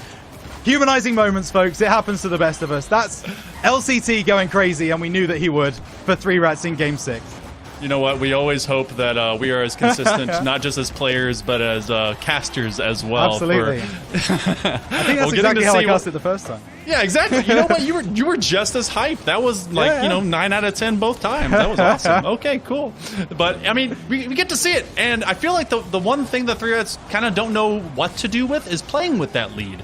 And it feels like they kind of folded under the obtuse want or need to stay as high pressure as they were in the beginning of these games. Corrado did it off of an early challenge, and Balleries continues to have these strange shades that they have to deal with against Hello. Yeah. The craziest anime arc would be Balleries dunking on Hello. I really do believe that'd be a wonderful way. Yeah, absolutely. That's how this has got to end, right? Like, Balleries has got to get some revenge, because Hello's had his number at every turn so far in these 6 games, so Balleries getting some revenge would be very, very cool to see. But there is also the real chance that Hello does just have Balleries' number. Like, I'm looking forward to that 1v1, seeing who's able to bring that one over the line, because Hello's going to have the confidence in that challenge. So it's whether Balleries can overcome that mental, whether he can overcome what's happened so far in this series and make that stop. I'm super excited to see how it goes. You're also, I think that the other side of these teams as well, we've talked about the kind of the front men. I'm looking at what both Man from the side of SENZA and then Croato from 3 Rats, how both these players can act kind of from that second to third man position. Can the depth of both rosters shine so bright? Who will be going out first? That is a tough position to take because you're going to be in the 7 to 8 points position, and there's a lot of ground to make up when you go into our later opens here for the Birmingham Major first opens of the season, and you know you don't want to go out amongst the rest and have to be on the sideline. You want to be playing for Championship Sunday. Rhino, we've got 1 game left. Let's see who is able to take it forward. We sure do. 1 spot available in that lower bracket quarterfinals. Will it be 3 Rats? Will it be SENZA? 1 game decides it. 5 minutes of Rocket League on the board. Let's get it on as Hello going to send that one over to the far side. LCT tries to challenge, and there is a chance here, but will be met by Para, who now finds Man on the left-hand side. This one off the backboard. Not defended. Hello misses, though. And that was an open chance. SENZA do not get on the board first, this early at least, when they really had a chance to do so. That was the opportunity for Hello to really make a statement, but it was also all the respect in the world. They did not think that that was going to happen. Whoa. Carrying it all the way down, you know what? They didn't get the easy way. Might as well make it look cooler in this clip. Absolutely. Hello flies through. Croato just not able to get that challenge, get that 50 as strong as he would like, and it flies into the top right corner. Hello on the board for SENZA means only one thing. They're on form going into game number 7. So now if you're 3 Rats, you see themselves, falling behind in a regular sort of suspect way. Balleries hoping for a redirect into a double. Whoa, just off of the bar. LCT a couple pixels off of having themselves a tied game in the first minute. Well, they do it the same way, just on the other side of the net. We knew LCT would have that momentum from game number 6. We knew that he would be feeling himself, and that redirect right there shows you exactly how much he backs himself. Great work from LCT to get 3 Rats back level, and this is what I talked about in between the games. That 2-goal deficit for 3 Rats is the damning one. That's the one they've really struggled to come back from. That 1-goal deficit, they've been able to come back from that time after time after time, and here's more proof that the 3 Rats are not just here to make up the numbers. They want to get through into those top 6 spots. LCT, you see that they're already trying to climb the ladder right behind Croato, and Croato has actually taken both big portions of boost across the mid portion of the pitch, trying to slow down SENZA and what could be counterplay. Balleries would love to be able to get a demo into the back end of Para, and instead they kind of just pin them backwards. That's a dunk and a half! LCT, he's the non-stop scoring demon. He has had all 6 goals for 3 Rats from game 6 to now. When he's on form, there are few better in the region. LCT flies through from midfield, dunks that ball down into the SENZA Esports goal. And sometimes you've just got to sit back and clap what you've just seen. LCT, 2 extraordinary goals as 3 Rats assert dominance on game number 7 and maybe more. Balleries not the boost to go for that one. As Man will have to try and get around the side. Also nothing in the tank. Challenge from him though, stops Croato in his tracks. Now Hello down the right-hand side, trying to get by LCT, and Balleries wins that one. Backboard, LCT tries to get it against that backboard again. Well dealt with by SENZA, but a demo onto Hello could cause problems for this backline. Well done for the moment. Corrado trying to force his way through. With 3 minutes left, it's still 2-1 to 3 Rats, but they still want more goals. Croato has been so clever in the way they play small ball, trying to be able to just kind of micromanage between each of these SENZA defenders. LCT with another one, parking the bus is Parapelka and going straight through his Balleries. 3 Rats, 3-1. Can they hang on to this deficit? There is that 2-goal lead that we were looking for, and Balleries knew exactly where that ball needed to go. Hard and true into the middle of the net, and 3 Rats, they now look in prime position to turn this game around. SENZA Esports, they were 3-2 up in the series. They looked like they were hot to trot, but suddenly 3 Rats have pegged them back. Hang on, off the crossbar. Hello not able to find it. Coming in from deepest Man cleared away by Balleries, and have they overcommitted? Coming up the other way now is Balleries, but stopped at the halfway mark. SENZA just trying to build another attack, but 3 Rats are equal to it at every turn. LCT is going to make sure they win that one-on-one 50-50 Ballerese. Oh, and it's such a nice angle! They take on the defender. They slow it down. Look at this light touch by Ballerese. They find it off the double man-man, just kind of stuck on an island. Nowhere able to make that reach and get that touch. 3 Rats, 4-1. This is their greatest lead they've had in any game so far. And it would take a momentum shift if they are able to bring this one back from a SENZA Esports perspective. Maybe it's 5. The demo on the goal line. Man, not a lot of boost in the tank. Still pushes it away to the side. And something interesting there is 3Rats did not push their luck. They did not push all men forwards. They didn't try and capitalize on that. They know they're in a commanding lead. They do not want to jeopardize that by letting SENZA back into the game. That's such an important thing. That comes with experience. That comes with time. And 3Rats have that in abundance. 4-1 still. And they are able to make these stops. This is an Airbnb ran by 3Rats, and apparently there's an extra payment due, and SENZA is just defaulting on the bill. 90 seconds to go, and the 3Rats might be able to just send the rest of this game number 7 home. Constantly, we're on fits of survival. SENZA trying to come up big if they can. Hello, showing a bit of nerve here in this final iteration of this first round of eliminations. LCT to Ballerese, and that one might have cooked up SENZA on a platter. That one might just do it. LCT off the right-hand side. Parapella nowhere to be found. And Ballerese, bit of style points there. Didn't need to find the top left corner, but did anyway. Nice work from Ballerese. And now 3Rats, they are well in the ascendancy. They are well in charge of this game. Croado trying to get through. Stopped in its tracks by SENZA. Ballerese now on the left-hand side. Wants the pinch. Doesn't quite find it there, but with a minute left, SENZA Esports, they've just got to push everyone forwards and hope. But when 3Rats have the ball, when they've got the possession, and when they're playing with the momentum that they have, they're so tough to stop.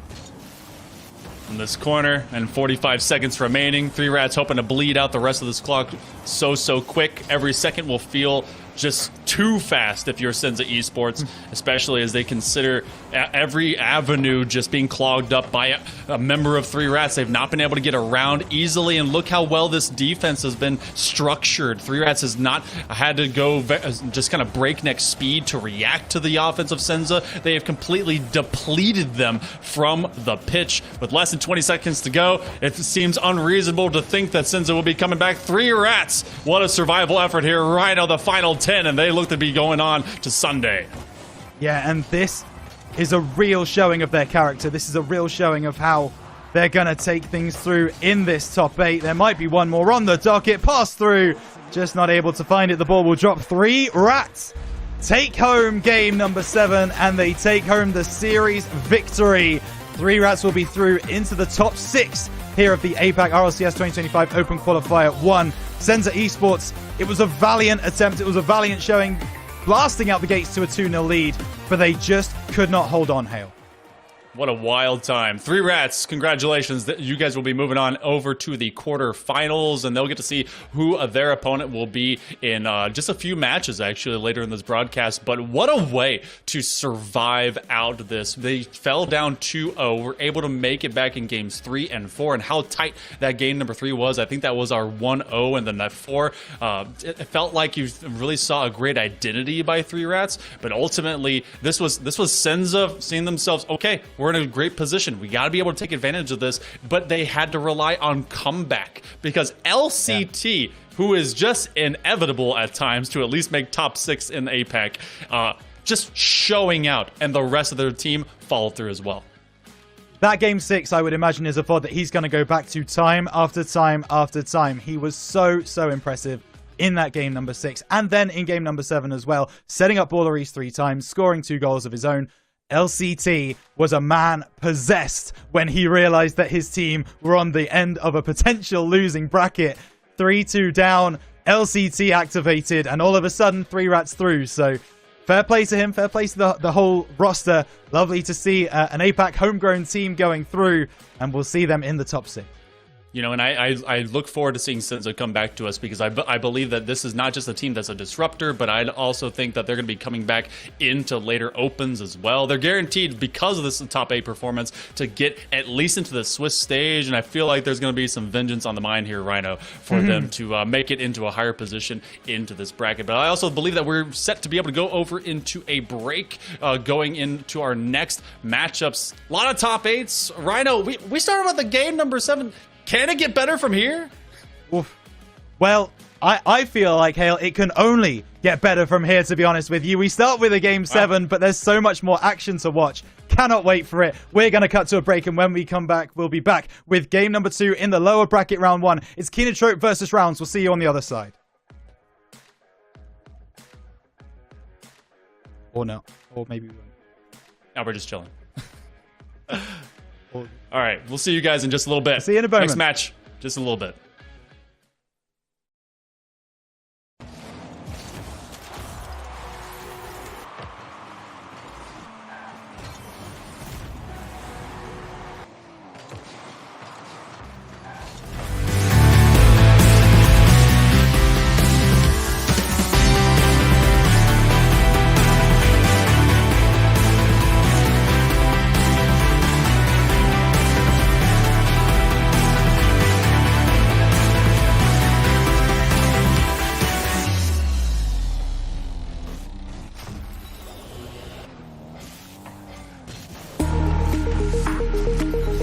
To succeed as bad as you want to breathe, then you'll be successful. And when you get to the point where all you want to do as bad as you want to breathe, then you'll be successful. Here comes the bill.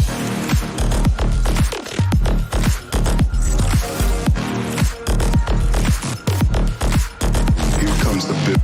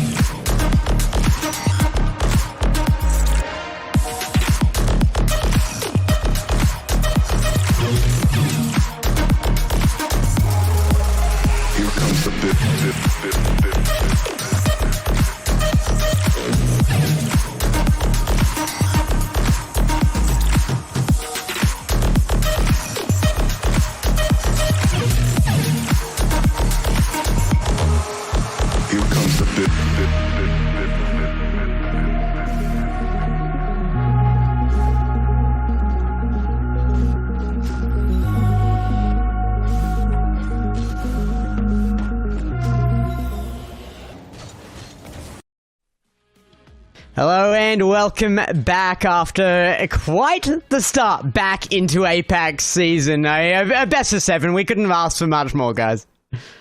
Honestly, going all the way to Game 7, it was starting to look a little bit spicy whenever SENZA started off 2-0, but 3 Rats has been around since forever, and I feel like they're just going to continue to at least make where they are now. Love the performance we got of LCT in the game. I think great. Go ahead, Ronnie. Sorry, I was going to say, they looked really good. I was really appreciative of what 3 Rats were able to do. Certainly in those final 2 games, I wanted to see that character. I wanted to see how they were able to come back from that position that they were put in by SENZA, and they met the challenge. So they're going to be a real tough team in this lower bracket. Not wrong. I mean, it was quite the challenge as well. That was not an easy matchup. I feel like they took to task what everybody's been saying, that defense wins world championships. Well, it might win world championships, but apparently all-out offense does win series here in APAC. We've got our own meta going on. But yeah, I do think that it was interesting seeing that we did kind of see the Three Rats match up against a playstyle that is very meta right now. I think that is kind of what the opponents there were trying to play out. SENZA came in with a very European playstyle, and Three Rats met it with their own individualistic playstyle there as well. You got to say, the name on everybody's lips by the end of that series, though, as much as there were mistakes earlier and miscommits, not just by him but everybody, that name is LCT. Yeah. LCT was a monster by the end of that game, making sure to remind everyone in this region exactly why they were one of the dueling dragons with the gladiators, as well as so many other rosters prior to that banner, and they consistently just are on everyone's minds. So SENZA, I do believe we're going to be seeing them again. Three Rats though continue to grow, and I feel like that's going to be so pivotal for them, especially as they're going to go to the quarterfinal, and they're going to be matching up against, I believe, I've got a bracket in front of me somewhere. They're going to be going against ZeroSec or Luminosity, and that's going to be huge for them to be able to have that growth going into tomorrow. Well, it's not only going to be that one we're looking at, because we're heading into round 2 as well, and it is going to be Rounds versus KINOTROPE. You saw it sitting up there just above SENZA versus Three Rats, and look, I think we're going to need to see some growth here as well. Rounds coming in with maybe the less known name here, but coming in Renshiro Jerku? This one's gonna be. This is a little bit lost on me. Do either of you guys know this team? It's Jarku. Yeah, it's Jarku. Jarku. Jarku, Renshiro, Finzi. The M6R is one I've not seen. So yeah, we're going. I just guess we're going M6R for this one. Well, I'm happy to do that. We're going to head in as well. Sorry, Hale, we will be catching you on the other side of this one, as we're going to take it away from you here. And Rhino, we're going to be casting this one. Let's get into it. Cannot wait. What a game this should be. And Hale was still there for a moment. Hello, mate. As Rounds are going to be taking on KINOTROPE. Another situation where it's the invaders versus the homegrown. Rounds coming through out of Finland and one from Saudi Arabia, of course, against the Japanese super team of Furlash, Realize, and Lunatic. Gex, as I've said a couple of times on this cast, I know Rounds relatively well. Renshiro and Finzi have been teaming for a long time together. They know each other inside and out. They've been working really hard in the off-season to try and get their chemistry as good as it possibly can be, and they've picked up a really solid player in M6R, who I'm really excited to take the field today. Yeah, I agree. M6R's got a lot of rep behind him here. The MENA rosters giving up one of their better players up into our player pool this time around, and where we've got some of these teams, and there's a lot of controversy around some of the teams that are coming in at the moment. MENA is always welcome in my books. You go back to the days before we had RLCS in the region, and it was always APAC and MENA. The MENA players played out of their minds. They were playing on, like, I can't even remember, it was like 180 ping or something, and they were always legendary. So it always welcome back into the region, and M6R certainly is here. So keen to see how this matches up, though, because you know that this is one of APAC's best chances as a native roster here up against Rounds. Yeah, absolutely, and this is where we kind of look to. We already saw it in that lower bracket. Those import teams, as we like to call them, SENZA there putting in a really strong performance against Three Rats. You imagine that Rounds are going to do the same here against KINOTROPE. Can they stand up to the challenge? Can they fight off the invaders? That is the question of this lower bracket game. Of course, loser goes home. Still top 8 in RLCS APAC 2025 Open Qualifier 1. Still very impressive. However, you know that both of these teams are going to want more. Yeah, I mean, after our last series, it's almost, it's very much seems brutal to send SENZA home after a performance like that. But we're going to have to do it here as well, and I don't think it's going to feel fair either way this time around as well. Rounds have fought excellently into here, but I think that they might have met their match. My vote on this one, certainly going across to KINOTROPE. They have been so strong coming out in the steps up to this point. Yeah, absolutely. And, you know, this is my first APAC maincast stream. I'm not going to rock the boat here. I'm not going to pick rounds. Of course, I think KINOTROPE are going to be able to see this through with this this Japanese roster that they put together. And I genuinely think they'll be able to see it through. However, I do want everyone to realize just the threat that rounds pose. These guys are so mechanical. These guys have all of the flips and tricks in the book. They will probably put through a couple of clips in this best of 7. I don't doubt it. Certainly coming out from Renshiro. However, I think the team play coming through from KINOTROPE is going to be enough to see off the rounds challenge. A shocker of a pick from you, actually. After you lauding Deku earlier, the full Finn roster. There's 2 of them in here on rounds, you realise. I realise that, but there's 3 on Deku. So okay, all right, that swings it for you. Gotcha. That's what it is. Right. Well, we'll have to see how those Finnish players and their MENA partner do stack up. I am keen to see how this season, all of this international input into the region, how it changes the gameplay. We've actually seen a lot of impact already, and some of it not all for the better. We are seeing a very low number of Japanese players coming in here. So KINOTROPE coming out with a full Japanese roster. This is representation at its finest. Yeah, M6 are going to take this one early, looking for that double. Good backboard defense here, coming through from Realizers. Furlash clears this one long. Lunatic with a big demo. Could be a chance, but it hits the post from Furlash. There is a chance at that back bottom corner. Renshiro able to make that save. And rounds put to the sword early. Really thought Lunatic would find the power there as well, but it was beaten back to the post by defense. Another shot on target by Realize, but he was out of boost for that one, so an understandable lack of power the second time around. But KINOTROPE starting off with some very dominant offense here. Yeah, they certainly are. And Lunatic up that left-hand side.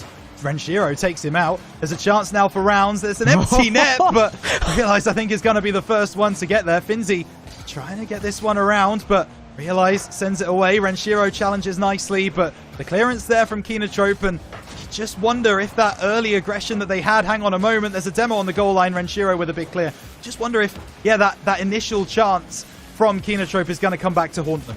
Yeah, maybe lulled them into a false sense of security there. A minute of control of the ball and field from KINOTROPE, and they almost gave it up, but they get it back, and Realize slams the first goal of the game and series into the bottom left corner. Yeah, nice pass off the backboard. Realize finds the bottom left, and Renshiro kind of had to make a decision. He had to choose left or right, and just was not able to get to that ball. It was tucked away in the bottom left-hand corner as far as it could possibly go. So rounds facing a deficit already, but Finzi coming off the sidewall, just hitting the wrong angle on that top corner. So Realize will be able to take charge for KINOTROPE, and Lunatic getting another demo on the goal line. This man is a menace. Ball across the goal line, and finally Lunatic at the back post does put it through. How that ball didn't go in earlier, though, I have no idea yet. Yeah, I mean, I really think that bump had me convinced they might have found a clear there for a moment. It looked like the shot taker was thrown off into the net. In fact, he got scored rather than the ball, and it had to be Lunatic to come up. And another kickoff win. Realizes a chance at demo. Has to find the pass. Oh my goodness! He's just juked Lunatic out of the goal. This is a mental start to a game. There's a pass inside. Lunatic's going to be able to clear this one away. Just wonder if rounds are going to be able to settle into this game with KINOTROPE playing that bully ball style. That Finzi gets a goal back for rounds with a beautiful play off the left wall. There it is. Despite the net, has he got the power? Yes, he has. A kickoff goal. They find the equalizer, and KINOTROPE a little bit shell-shocked. Another thing I'd love to see this season from APAC, as to stepping up to metas and stuff, is actually the kickoff strats. I mean, you look across at Europe for teams like KC, and just the kickoff strategies coming out. It's never the same. It is always hyper-aggressive, and it goes straight into normal gameplay. There is almost no kickoff moment of the game, except for the initial touch itself. Yeah, absolutely, and that is something that we need to start building here in the APAC region. Is he not going to be able to get there because he was bumped away once again? Lunatic really causing Browns some problems in their backline. Clearance here by Renshiro. Furlash stops that one in its tracks. Renshiro still trying to get this one into the corner. Now looking to get this one over the line, but once again, the positioning from KINOTROPE is just so nice. Rounds cannot break beyond that halfway line. Straight up, though, and Furlash with control. Great pass off. Lunatic is going to put it across the face. No third willing to push on it, and KINOTROPE coming in. I mean, you look at this roster, they got led in by a goal off of who else but Realize, and they're so representative of that old first season APAC North playstyle. They will not risk something if they think there's a chance of a reception from the opponents and a shot back across the other side, and you do see that safety taken there. It might be the right choice in the long run as well, because we have seen KINOTROPE be able to hold offense, hold possession. They have to hold defense now, though, and they cannot do it. M6 are stepping up here as Rounds goes up by 1. That first touch in the air to beat 2 KINOTROPE defenders is absolutely gorgeous. Able just to take it away from the play, but maintain possession. This is something we often see. You kind of hit the ball to get away from the defenders, but then you lose possession. It still goes back to someone. Not on that occasion. M6 are able to make it stick and able to get a second in as many seconds, it feels like. Rounds 4-2 up against KINOTROPE and cooking now. And correct me if I'm wrong, but I think that is 4 in a row here from Rounds as well, as an answer to the early 2 from KINOTROPE. That is a brutal comeback story here, and suddenly my questions are definitely developing. KINOTROPE not performing the way that I expected them to. They have had a couple of good link-ups, and they may just need to take a few more risks on the goal lines for the shots, but certainly they need to shore up defense. I've got a question for you, Gex. Do you think that Rounds have just figured out KINOTROPE's game plan? Do you think that they... Hang on a moment. That one is just going to find its way over the line, and Realize scores in the bottom right-hand corner, and that, folks, cast the curse alive and well on the APAC mainstream. Yeah, I was going to say, I don't need an answer for you on that one. Apparently, the game does. Well, no, we're taking away credit here. It was KINOTROPE that answered your question there. No caster curse. That was talent. KINOTROPE striking back, and no, Rounds do not have their number completely yet, and this is not over. 45 seconds on the clock as Rounds take to the air with the ball. M6R cannot get it to a really good control here, and I think this backboard defense should be a fairly easy one. Yeah, absolutely good clearance. Renshiro will collect, has time and space. Not someone you want to give that both of those things to. Did get bumped though, and he still tries to get the 50. There's a chance here for M6R at the angle. Oh my goodness, Lunatic able to make the save. But what a ridiculous angle from M6R to even get that on target. Yeah, great decision by Lunatic there. We often criticize a double commit out of defense. That's not one of them. I will never, ever criticize that one. That was a savior for KINOTROPE, and not only on that one goal line, but also to get it back downfield and facilitate this play that evens the game with 4 seconds remaining. Furlash, wonderful work on the right wall, and the finish comes through from Realize. Shouldn't say finish in this game, should I? 4-4, 4 seconds left on the clock as Furlash looking to end this in regulation. Wants the bump. It will fall, but it will be pushed away by M6R. Still alive from Lunatic. Renshiro dunks it down. OT game 1. Now, I see how it is, just trying to manifest here. The third finish member is what they're lacking, is what you're thinking right now. That would have been finished if it was over and done with a third finish player, right? Yeah, absolutely, for sure. Vinci now going to take this one forwards. Can't get past the second man, though. Realize intercepting. Renshiro up to challenge, but there's no real challenge from either team after that one. As this one now comes off that left-hand wall. Be a chance here as Lunatic into the middle. Big demo coming through again from Lunatic. He's so good at finding the players, finding the pickoffs. And normally I say that when casting CS2, not Rocket League, but M6R moving forwards gets the demo too, but can't find the goal. Realize will 50 that out, looking for midfield here. M6R will get a good touch towards backboard, but possibly not the right choice for control there. They do get it back, and it is back to corner again. Chances for rounds. Very, very anxious moments for KINOTROPE in this overtime. But it looks like they may just get this out of harm's way. Certainly does. As this one comes through, Realize. Try and get this one beyond the round's defense. He wants the bump. He doesn't find it. M6 are able to make the stop. Furlash takes a shot and another save. Round CG staying in it well. There's now M6 down the line. Furlash across the field. Renshiro with a huge clearance there, but only collected by Realize, and this is where round starts to fall down. They clear the ball away. It's Realize, but no goal found, and rounds stay in it.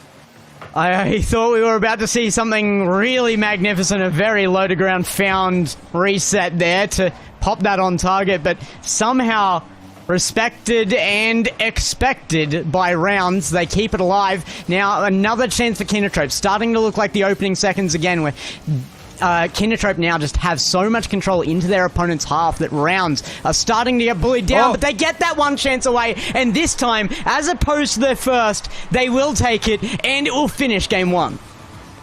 This is the man you look to for the side of Rounds GG to make a difference. On that one, he's just capitalized on a mistake, but Renshiro will be the man for Rounds, I guarantee you, in more games than one. And Rounds GG, just as what happened in Series 1, the imports take the lead. Will this maintain? KINOTROPE have showed us a lot in that game one that they are not out of this series by any stretch of the imagination.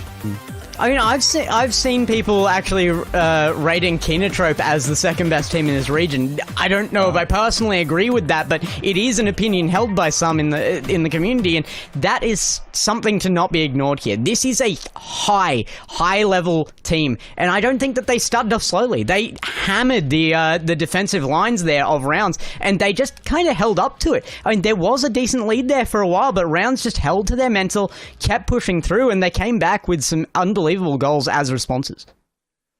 Yeah, absolutely. So I have been informed that M6R is pronounced Motta. Motta is the way that we're going to pronounce it. Apparently, this is information from the community. So we'll run with that as far as I know. Somebody's trolling you. It's Twitch chat. You never trust him. It's not Twitch chat. It's a close friend of mine. I trust him. Okay, I trust all him. right, fair enough. I trust him. Yeah, if he's made me fumble the bag, then you know we deal with that as you it comes. can cut that friendship off later, yeah. Yeah, absolutely. That one's done. Blocked on Discord, everything. See you later, pal. But yeah, Motta in for Rounds GG, and although they played well, I definitely agree with you that KINOTROPE, they looked really solid. I worry that this playstyle gets figured out. I worry that Lunatic, being that really bully ball, that aggressive player, always trying to get the demos in the backlines, I worry that teams start to realize what's happening there, and they play around it. And that is a playstyle that can be countered relatively easy just with a little bit of awareness. So unsure if that's really the way that they want to push through with this series. It seems like the strategy they're bringing in, they've got to be able to run it perfectly to get past this Rounds GG roster. Yeah, don't they just? It is actually a playstyle that I feel like they're comfortable with as well, though. KINOTROPE, like I said, bringing in that really original APAC North kind of playstyle with this roster, and realizes very typically an enormously good defensive player as well. Even into lanes, Realize has represented extremely well on that front, but this time around, I think Rounds just surprised them. I mean, it was counter-attack plays almost every time that made the difference for Rounds, and KINOTROPE have to be very, very careful of that. You mentioned it in the opening seconds that KINOTROPE did seem to have that false sense of security. Yeah, for sure. And I think that's exactly what they need to be very wary of going into this game number 2, because they've seen exactly what Rounds GG are going to bring now. They've seen the power that they have in the transition. How that wasn't a save, that is absolutely insane. So the Realize goal there, just getting over the line, and then Renshiro finding that goal in overtime. Over 2 minutes of overtime, by the way. We were treated to a long overtime as we had a Game 7 in Series 1. So if you were looking for a short day here at the APAC Open Qualifier, or 1 day 1 of the main event, you're not getting that. But We love to see the Rocket League on display, and Rounds pulling through. We'll see if they can do the same again in Game 2. Contrary to the saying, we're here for a good time and a long time today. Correct, It's certainly we're bringing the excitement to stream, but it's worth mentioning that kind of length to a match, that kind of overtime, it means that while we are looking for ways for that losing team to step up, there's almost nothing in this right now. KINOTROPE don't need much to swing this back their way, and Rounds need to be careful that they don't get overconfident now. Absolutely. And the funny thing is that I don't think they will be overconfident from that Game 1 just because of the way that they had to play. They played so defensive, they dropped so deep, and they got them on the counter-attack. That is not indicative of a team that is overconfident and trying crazy things. That is indicative of a team that knows they are in a tough game, and they're trying to shut up shop and make sure that they are devastating on the break. And that's exactly what Rounds are trying to do. We'll see if they maintain that in Game 2 as we get things kicked off here between Rounds GG and KINOTROPE. We'll see if Rounds developed the right amount of confidence out of that last game, in the series. Game number 2 on, and it is in Rounds' possession. Shot there, never going to be found. Furlash dead in the way, and realized to help assist that upfield now. Lunatic with control.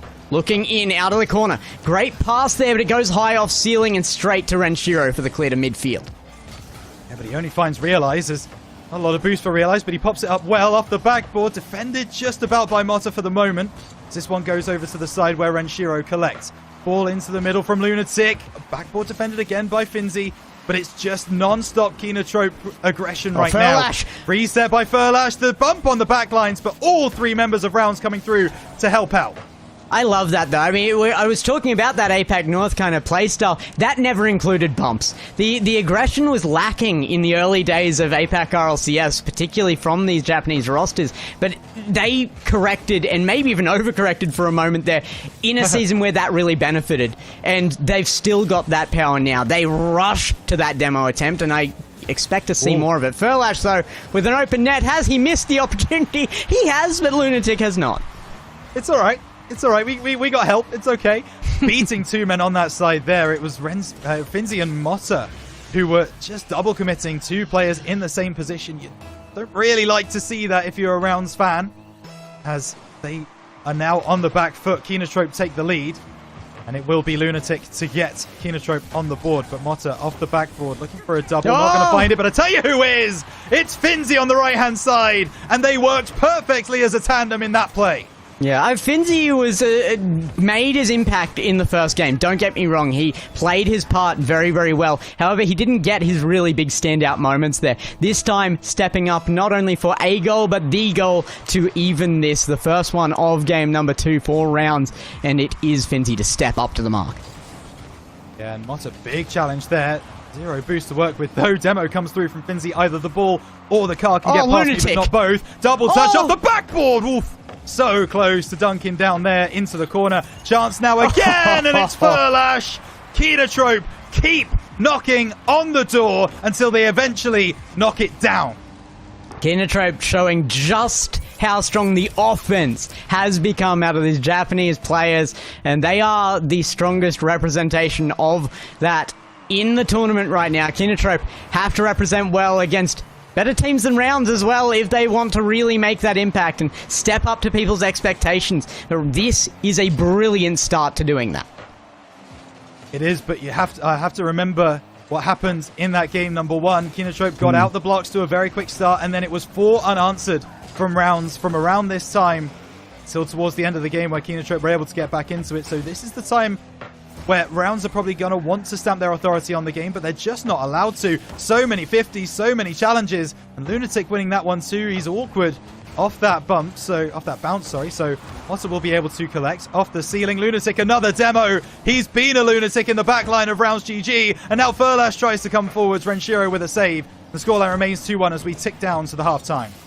Lunatic in behind the ball as well, and you gotta say, I mean, looking across between our last series and this one, these native rosters, maybe had the fear that we weren't gonna be able to start off well. Those game 1s have been a thorn in our sides for seasons of history in this region, but it looks like a step up here from KINOTROPE. They looked to come out of the gate swinging. It nearly worked in game number 1, but I feel like they have reeled it in enough here. KINOTROPE with a much more consistent and maintainable playstyle here now in game number 2, and they are holding a lead, even if it is only by 1.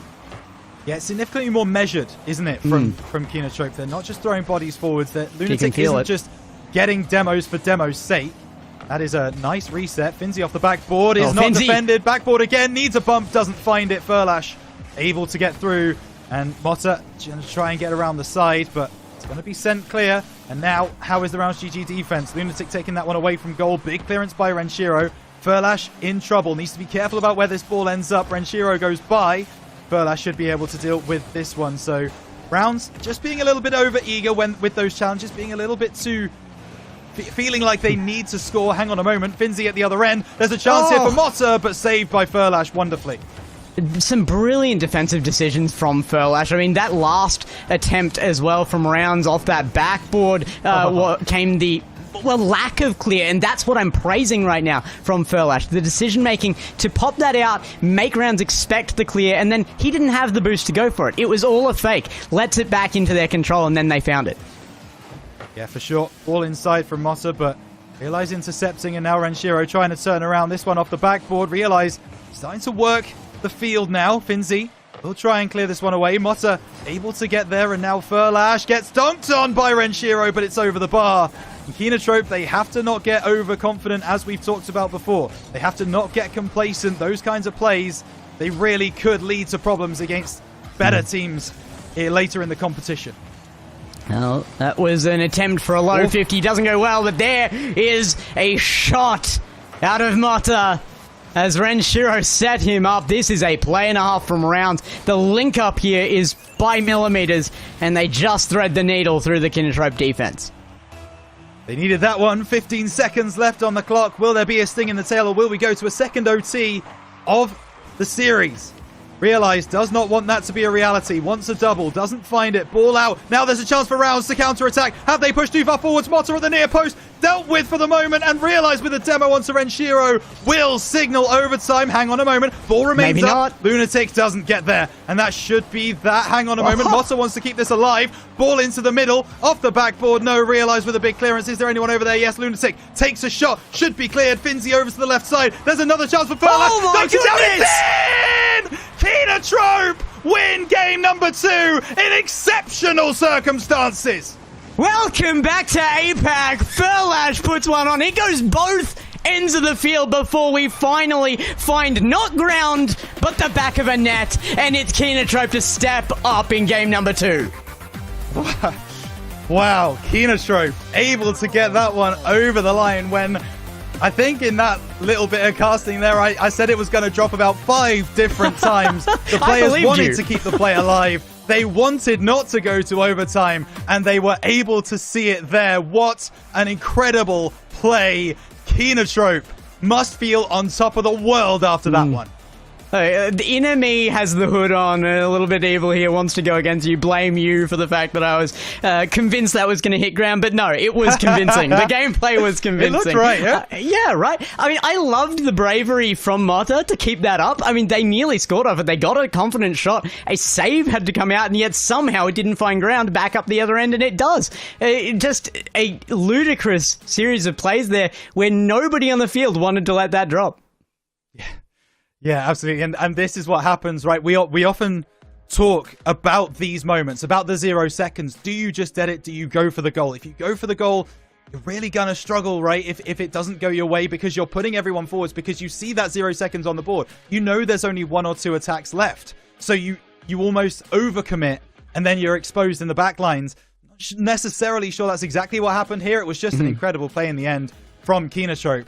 But at the end of the day, I think Rounds GG, if they get the chance again after this game, they might just get that ball on the ground and go OT. Yeah, it's the choice I'd be making after that one. A freakish goal to finish. But either way, that was going to be another dead-on series between these two. There's nothing between these two teams right now. And while I love that for this series, I love that for the excitement of the region and the depth here, I don't love it for the chances of KINOTROPE. They need to be setting themselves up for bigger things, and they're going to need confidence out of this series. But they certainly found confidence out of a few goals here. These highlights will show you exactly how KINOTROPE really, really did come back into this one with a bit of a different attitude to game one. Yeah, and something you also have to remember with that 0-second goal, they clearly have the mental. They clearly have the composure to be able to stay calm in those situations, get the ball in the offensive part, and be able to make that stick. I mean, it was just amazing to see, and that is going to really bode well for KINOTROPE moving forwards in this competition if they are to get past this round's challenge, because at the end of the day, KINOTROPE, they need to have that mental. They need to be able to stay in games. And if they can do that, what a finish that is from Furlash. Sorry, we just seen it again. I'm just going to watch that like all day, every day for the rest of my life. I'm clipping that. Somebody in chat clip that one for me. Send it to me on Twitter.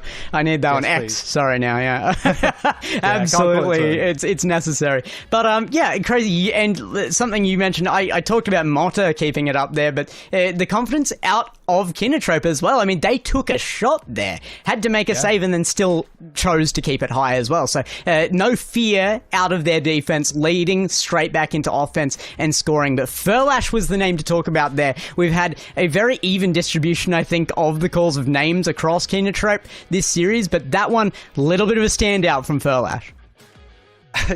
I mean, a little bit is maybe underplaying it. I mean, that's an outrageous play from Furlash, to be honest with you. I'm going to send that to everyone after this one, as Furlash just made it look so good. But you are absolutely right in what you're saying. KINOTROPE are putting together a very team-focused front. If they can keep doing that for the rest of this series, they are going to be in a very, very solid position. Motta losing the kickoff here in game 3, but they do get it back in the corner. Straight back up the other end is allowed, though, as Boomer Ball commences in the opening seconds of game number 3. And KINOTROPE start to try and slow that down and take it into control in their own half. It might be difficult, though. Realize has to make an important touch out to the corner. Yeah, Lunatic. Ooh, doesn't get that one, but Realize demo downfield onto Finzi means that Rounds can't commit just as hard as they might have wanted. Finzi back from the dead, looking for the pass down to Motta, who takes this one down the left, doesn't go for the power shot, which all KINOTROPE members back is fair enough. That's nice from Realize. Finzi should get back in time. No boost in the tank. We'll pick up the 100, but there's a chance here for Lunatic. Good save by Motta. Realize is going to drop the ball on this one, actually. Swings wide out on the turn, down from the wall, and a demo on Realize as well. They're just kind of returning fire on him now. Realize was the one to put that on. Respawn here will be crucial. And Realize, oh my goodness, Furlash, after being the star of game 2, nearly giving up the first goal in game 3. Just a heart in your mouth moment where you look at where that ball is and go, oh no! Yeah. You've really got to stress about that it's one. All right. It's salvage. It's salvage. Yeah, they survive, and now back down the other end. Backboard not defended. Finzi doesn't get there. Empty net goal. Furlash once again for KINOTROPE. And finally, we see a direct comparison between the two teams here. The salvage not there for Rounds as it's turned on its head. KINOTROPE can score it. And 3 minutes 36, they find their lead and may be able to find a lead in the series here after a poor start in game number 1. Yeah, hang on. Wolf. Near post. Good save by Renshiro as he now starts to get this one away. Realize again with the demo, and it's him being able to be the one to aggress. Hang on a moment, still a chance, cleared away. Realize a second demo as well. Realize bully balling Rounds away. This one should be sent clear by Motta, and does read it well. Now on the left-hand side, gets a nice reset. Tries to get past Lunatic, just can't do so. But with over 3 minutes left, Rounds are not out of this game yet, but they have to steady the ship. They look like a team that is a little bit frazzled, a little bit scared. And now KINOTROPE are taking a lot of the aggression, but Rounds need to try their hardest to put that to the side and get back into this game. Love Lunatic going in there for the demo attempt as well, or at least the bump after his first touch on the ball, because his last attempt on goal was a pop backwards where he had the option to go forwards and find a bump. They don't need this one though. Furlash is just going to clang it on target. Yeah, and a little bit of an overcommit there coming through from the Rounds side. Nice finish from Furlash. Not sure if Renshiro would have been able to save that. I don't know if he misflipped or whatever it happened to be, but round GG, they are struggling right now as KINOTROPE, they go 2-0 up and they have daylight between themselves and this tough Finnish roster is now, realize, looking to go the distance. Gets a reset, goes low, tries to play the low 50. Finzi going to be equal to it, but Furlash maintains possession for KINOTROPE. Ball in the middle, cleared by Rounds, and it's these long clearances that have been working for them, but realize makes a good save. No boost left on KINOTROPE here, though, and it will be recovered as they start to move out from their side, but it was a dangerous look there for a moment. KINOTROPE up by 2, though. They can't let this slip. I feel like Rounds maybe are suffering in the confidence right this second, but a single goal here, there's really still not that much separating the two teams, and that could swing it. Good. Moving forwards, Renshiro going to have to deal with this one because Motta wasn't able to get it, but realize plays it forwards. Furlash gets there first. It's off the crossbar, and it's off the post, and it's off all types of woodwork. What a save! That will surely find its home. Realize gets the third goal for KINOTROPE, and Rounds, well, this is a game that they're going to want to forget pretty quickly. And it's kind of a guaranteed nature, this goal as well, just because you know that KINOTROPE back each other up. It's like you were saying, they're a team-focused build here in the roster, and whenever somebody fails on that shot, there's always going to be somebody to clean it up, and it happened to be realized there in that scenario, but certainly had to be opened for him in the first place. But there, finally we find it, shot back the other way, Rounds finding their first one, but it's a bit of a scrappy affair upfield. Great pass in from Renshiro, cleaned up well by Motta.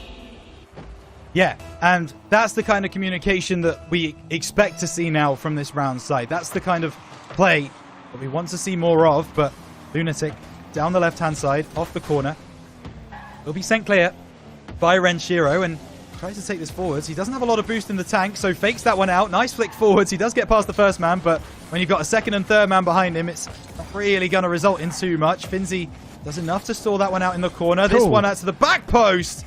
Lunatic really trying to take these angled shots now, and I love to see it from KINOTROPE. Renshiro up to follow this one, though.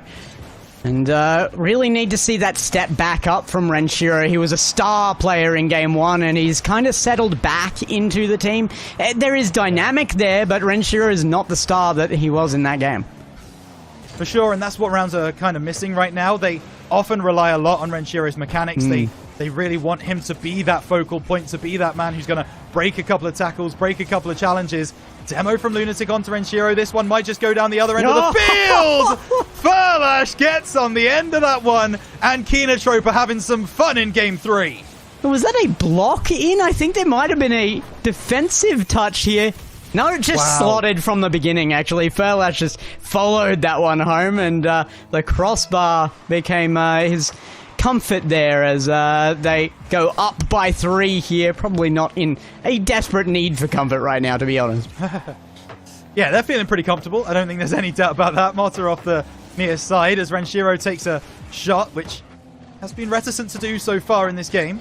Furlash from the left-hand side, cleared away by Motta, and I think at this point, Rounds, they know what their fate is. They will be going 2-1 down to this KINOTROPE roster, and that could be the nail in the coffin. Furlash allows them to live for a little bit longer as this ball flies away.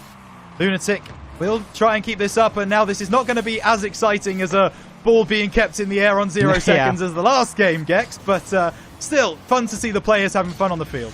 It is what we wanted to see, though, from KINOTROPE. Yeah, it's empty calories at this point, though. Round's going to pick one up against themselves here while it's already over. It doesn't mean too much for them, and I'm sure they're keen to get their mental resets started after the end of the first game of this series that really reflected the opinion in the community about the power of KINOTROPE. They came out here really swinging.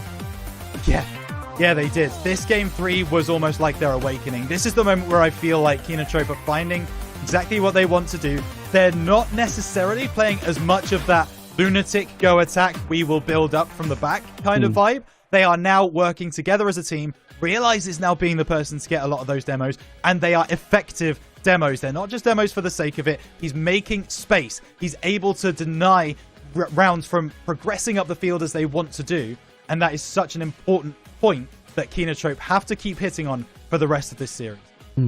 KINOTROPE definitely playing like an Asian team, an APAC North team in fact. However, I have to say they're playing to the meta right now.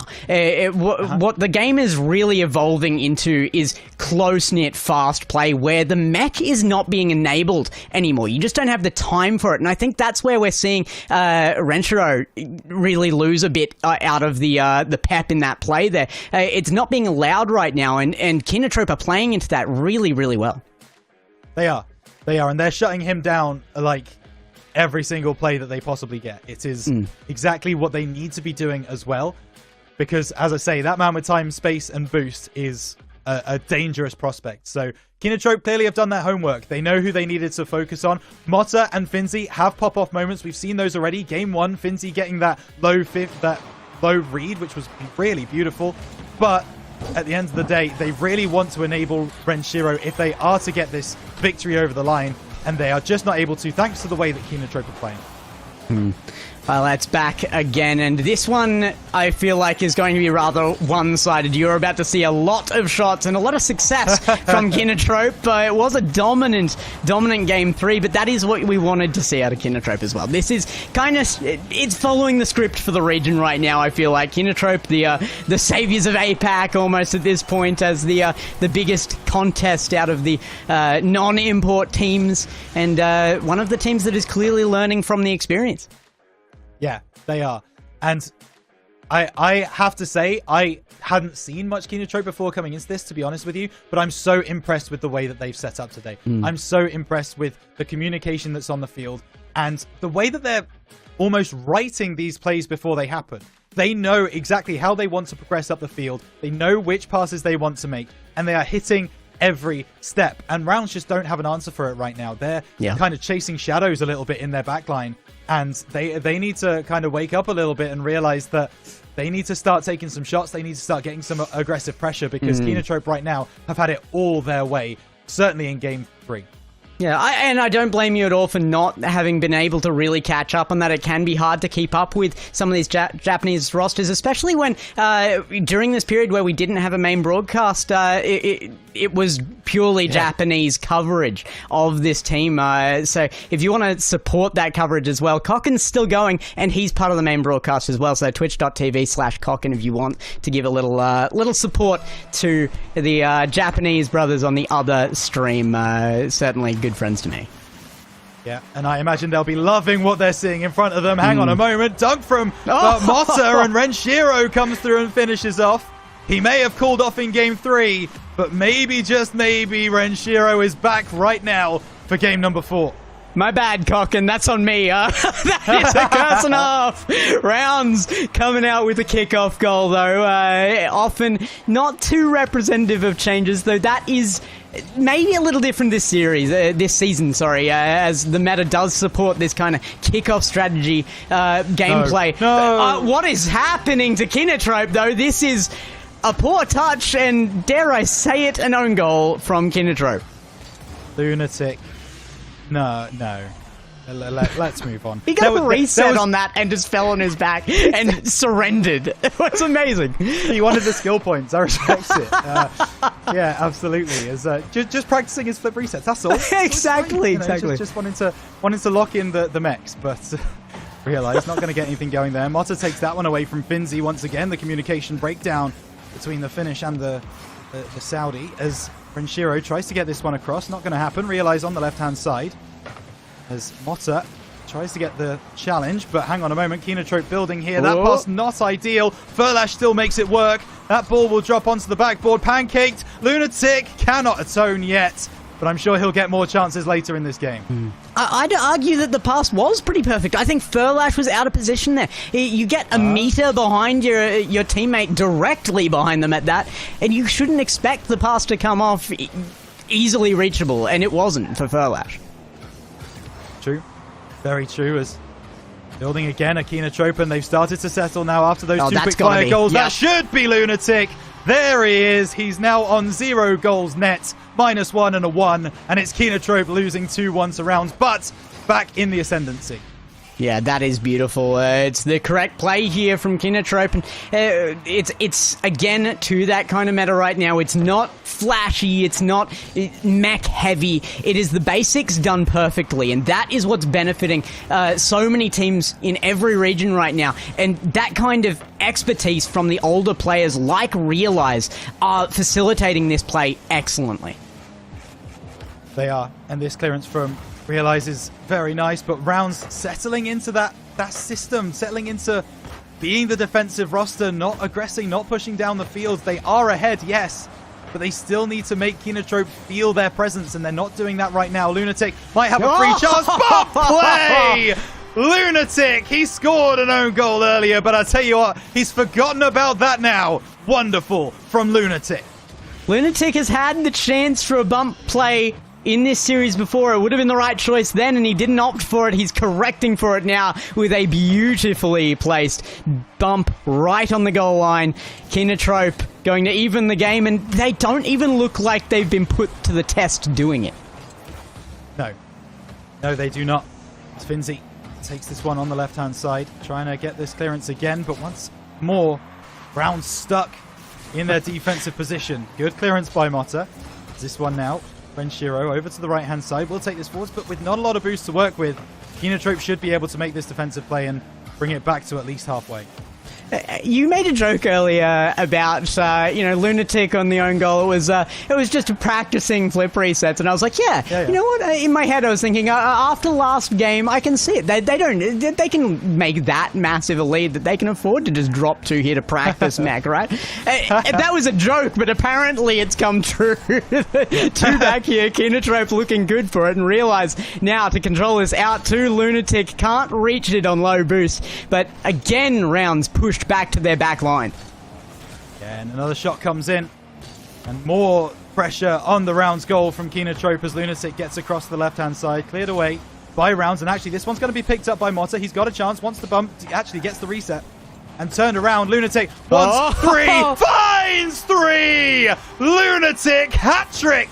And that is KINOTROPE at their very best. Rounds, you are not going to get to play counter-attack play style if they are just getting hammered home like this. Lunatic absolutely peaking here. KINOTROPE coming up 3-2 now, and it has been 3 in a row that have looked undoubtedly in the net every single time. Yeah, certainly the case.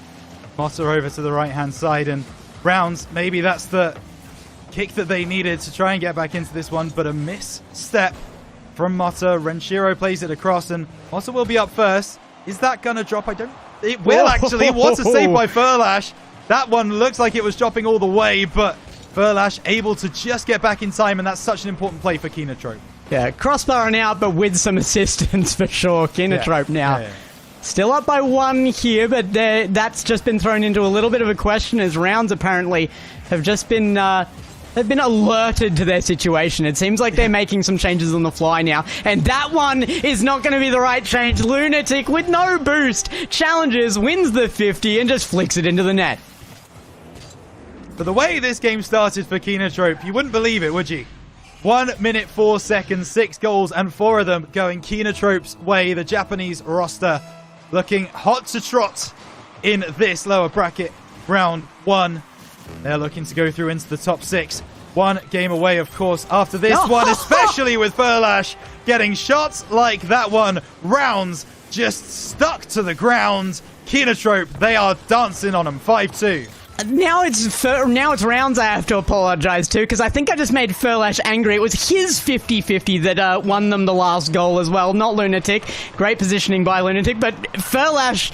He wasn't accepting that. He's like, well, if you're not going to give me credit on that one, I'm going to score 1 alone. There's nothing stopping me here. Oh, he's going to do it again. Furlash, you've got to be kidding.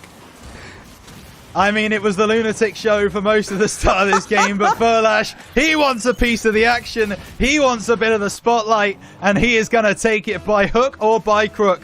Rounds played off the field in game number 4. They've got a lot of thinking to do in between games. There is still a mathematical chance that this game number 4 is not done yet.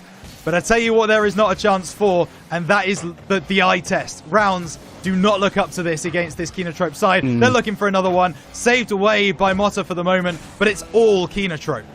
Yeah, absolutely. I mean, paper doesn't show everything, and despite game 1, looking like KINOTROPE is just going off right now. Realize going to continue that fashion. I at this point, I just believe that KINOTROPE's been listening. They've got the Twitch stream on the background. Furlash responds, and now it's Realize's turn. They've just decided. They've discussed it. So what I'm hearing is if you're looking for a coach for the RLCS 2025 season, you can come to me and Gex. We'll help you guys out. We got the knowledge. Apparently don't need to. Just listen to the stream. Or just listen to the stream. Free. Yeah, get us the team stream, actually. Yeah, that'll work. And then you can just listen to what we're saying and make the changes accordingly. This one into the middle. Cleared away by KINOTROPE again. 7-2 the scoreline. And that is really going to hurt the Rounds mental as they came into this game 4. It's fair to say game 3 was rough for them. KINOTROPE obviously won that game 4-1. But they did not play this poorly. Or, I do kind of have to ask, because I kind of feel like it's actually KINOTROPE who have found that 6th gear. They're now playing at maximum capacity, and Rounds just can't keep up. Yeah, I agree, and I think they're answering questions left, right, and center. We've had them, and KINOTROPE's just like, no, there's nothing to worry about here. This is how things go. This is life as normal. We're just getting into this. I don't even know if they have found their 6th gear yet. This is the team that everybody's been describing. This is the team that has this reputation. KINOTROPE are just coming up to meet it now. They are, and they're doing a fantastic job at that. This is exactly what the APAC region was crying out for from KINOTROPE this season. They wanted to see this roster click. They wanted to see them gel, and that's exactly what we are looking at right now. KINOTROPE comes pretty much perfect. I'm not seeing too many double commits that are wildly out of position. There's a couple on the goal line, but these are to be expected in those high-pressure moments. It's KINOTROPE's world, and Rounds GG, unfortunately, just aren't destined to live in it. Yeah, absolutely. I think it's not only KINOTROPE that everybody's going to be happy with here. It's APAC. It's a step up from the region to answer this invading force. These teams that are coming in. A lot of people not happy about it, but these teams, it's showing what they bring. It brings this extra level of competition. And yes, we're all waiting for it. We're all waiting for the response. But you're getting it right here in this series. First stream back, and KINOTROPE are giving us the example of exactly what APAC's capable of. They are. And we saw it from 3 Rats earlier, coming back down from 3-2 down to win that series. APAC is eating good in the first 2 series of today. There's no doubt about that. We're doing very, very well. And KINOTROPE 3-1 leaders. They need 1 game out of the next, 4? So they will, you would expect, unless there is an absolute capitulation behind the scenes, or if Rounds are able to really find the form that we know that they eventually can find. That lunatic turtle is just hilarious, by the way, every time I see it. But, unless Rounds are able to find that rhythm, find what they're looking for, KINOTROPE are going to walk away with this series, and it's not close. Well, I mean, it would stop them walking away with it. However, I don't even know if that would stop them winning it. KINOTROPE, sure. I think they might have Rounds even at their peak right now. And that doesn't mean that Rounds don't have more as time goes on, but this split, KINOTROPE should have this in the bag, and they're showing the kind of prowess that they have to make that a certain statement. Yeah, and now you've got Daylight, right? Now you've got a lot of games to work with, but this is where a couple of teams come unstuck, is where you're in this kind of position when you're 3-1, 3-0 up. You start to take your foot off the gas a little bit. You start to have a little bit of fun. You start to do a little bit of free play work. You start to miss those challenges. You start to lose a game or 2. And suddenly what you've actually done there is you've let your opponents back into the game. And then you need to try and lock in once more. And finding that ability to lock back into the series is actually more difficult than people give it credit for. So what I want to see from KINOTROPE here is making sure that they lock in this series. Win it right now, right here in Game 5. Don't give Rounds away to get back into it, because if you do, then you're only setting yourself up for a really, really difficult final stretch. Daylight, the privilege of the EU caster coming in here. None of us are seeing Daylight right now. In fact, are you? I mean, you're in the UK. It's just about as wet as, by the way, hail, Monkey Man, not Aquadome. Not Aquadome. No, just gonna put that This is why I don't even say the map names, just so that I can't be corrected later. Yeah, I don't. Some people have every single map name memorized, and I am not one of them. I will admit that freely.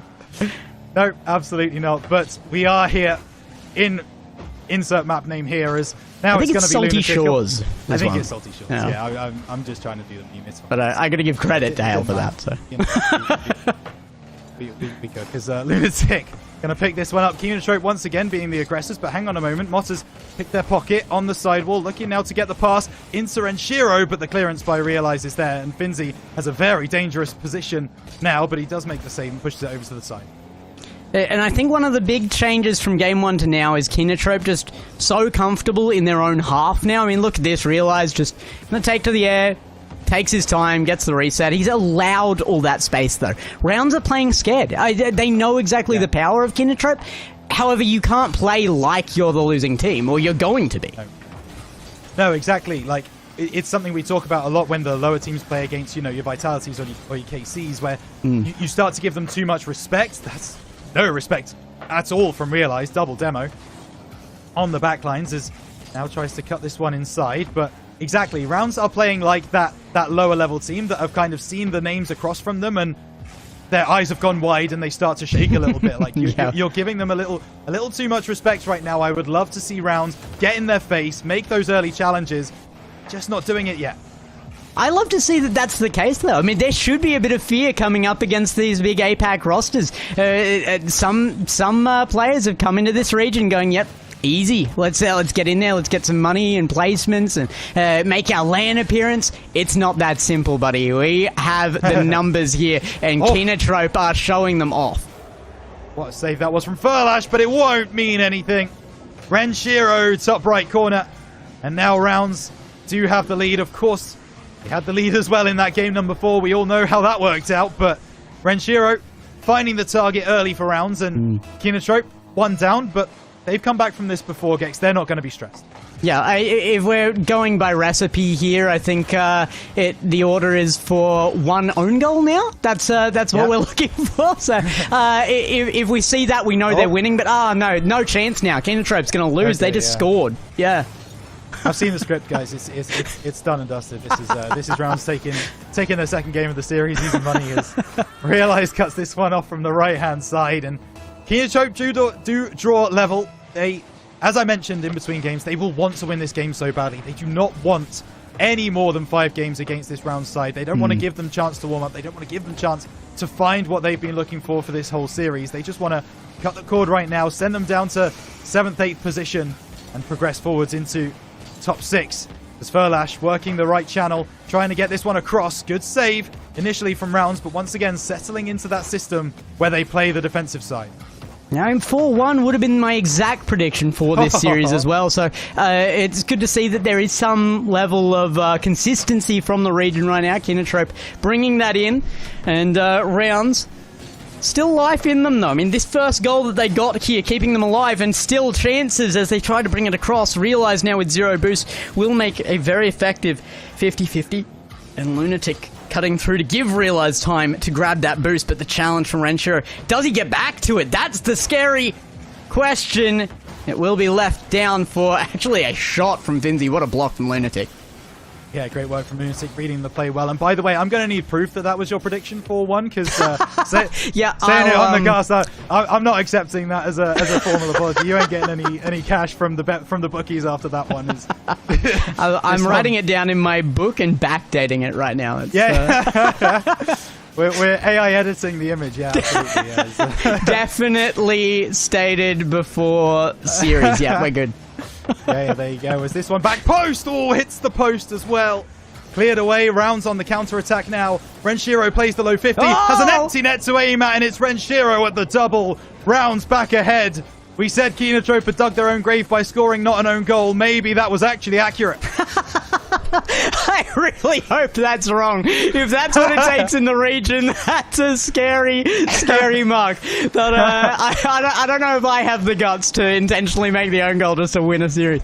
But KINOTROPE now They may need something special. They may need some bravery. I like what Rounds is doing. They're playing to their own playstyle. Again, it is definitely counterattacks, but they're making it scrappy, and I feel like that's the right choice from Rounds here. They're just putting a lot of chaos into the play, and they're the ones cleaning up. Yeah, they are, but hang on a moment. There's a chance here. Furlash. This is wide, and that's not a great challenge by Lunatic, so KINOTROPE have to work back as well. Finzi wins that. It's not on target. Was maybe there's a chance that Rounds managed to get that 3-1 lead. It's not happening just yet. But Motta onto the right side. It's been a bit quiet from Motta this game. The demo. Renshiro's taken all of the audits and the demo comes through, but Finzi with the clearance. KINOTROPE 20 seconds to try and get this game number 5 victory. And this is a chance. Renshiro will be clearing away. Lunatic is going to be up to meet him, but below 50 played by Renshiro. Nice work from Round.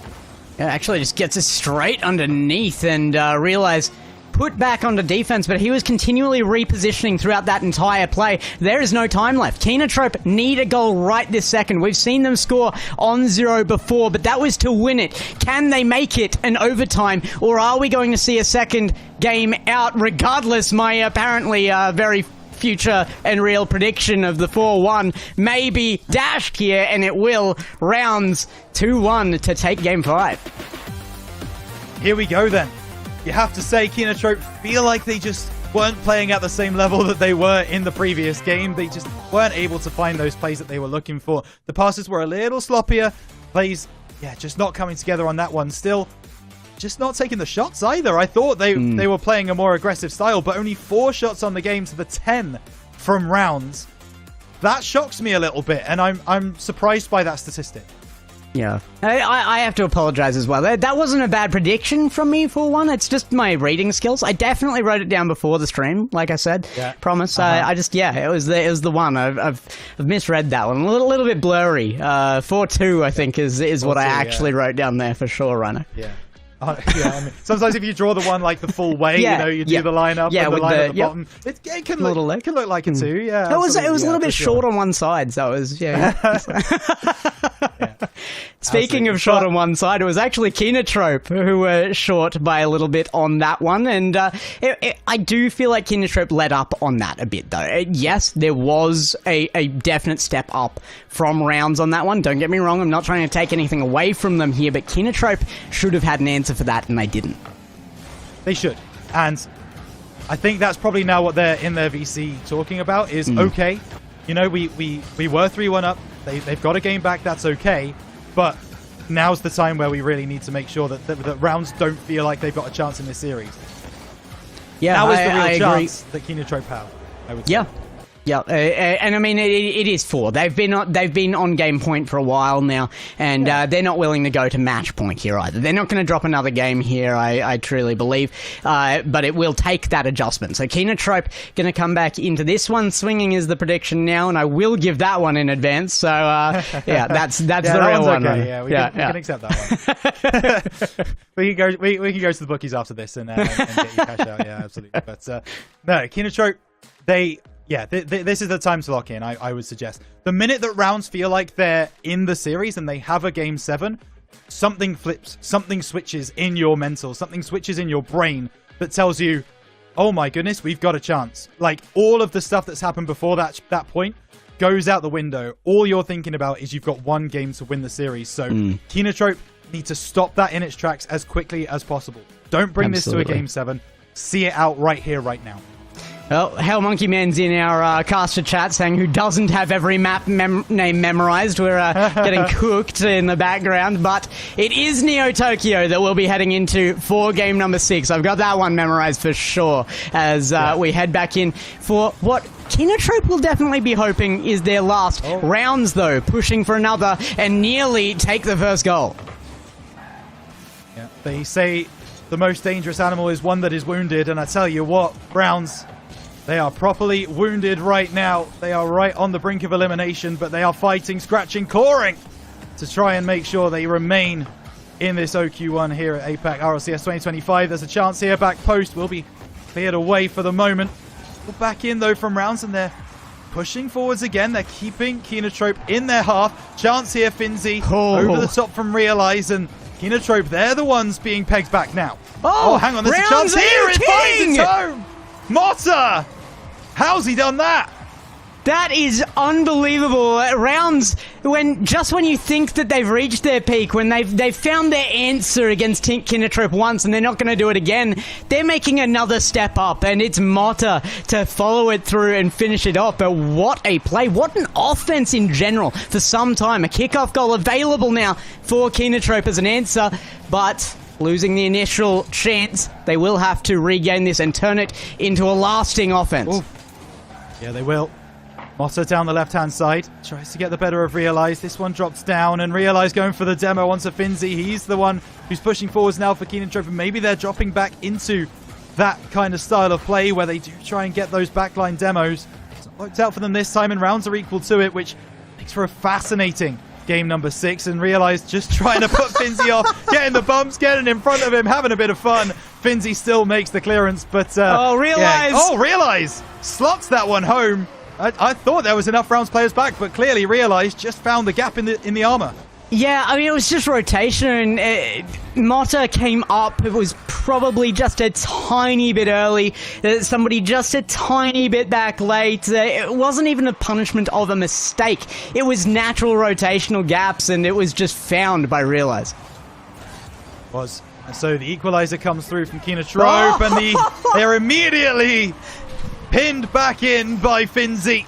Renshiro off the bottom, and he just lets his teammate do the rest of the work. Finzi rises highest, dunks that one down, and rounds back in the lead.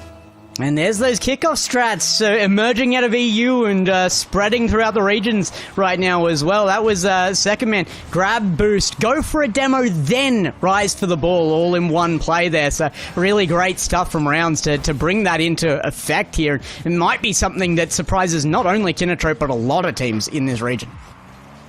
Yeah, for sure.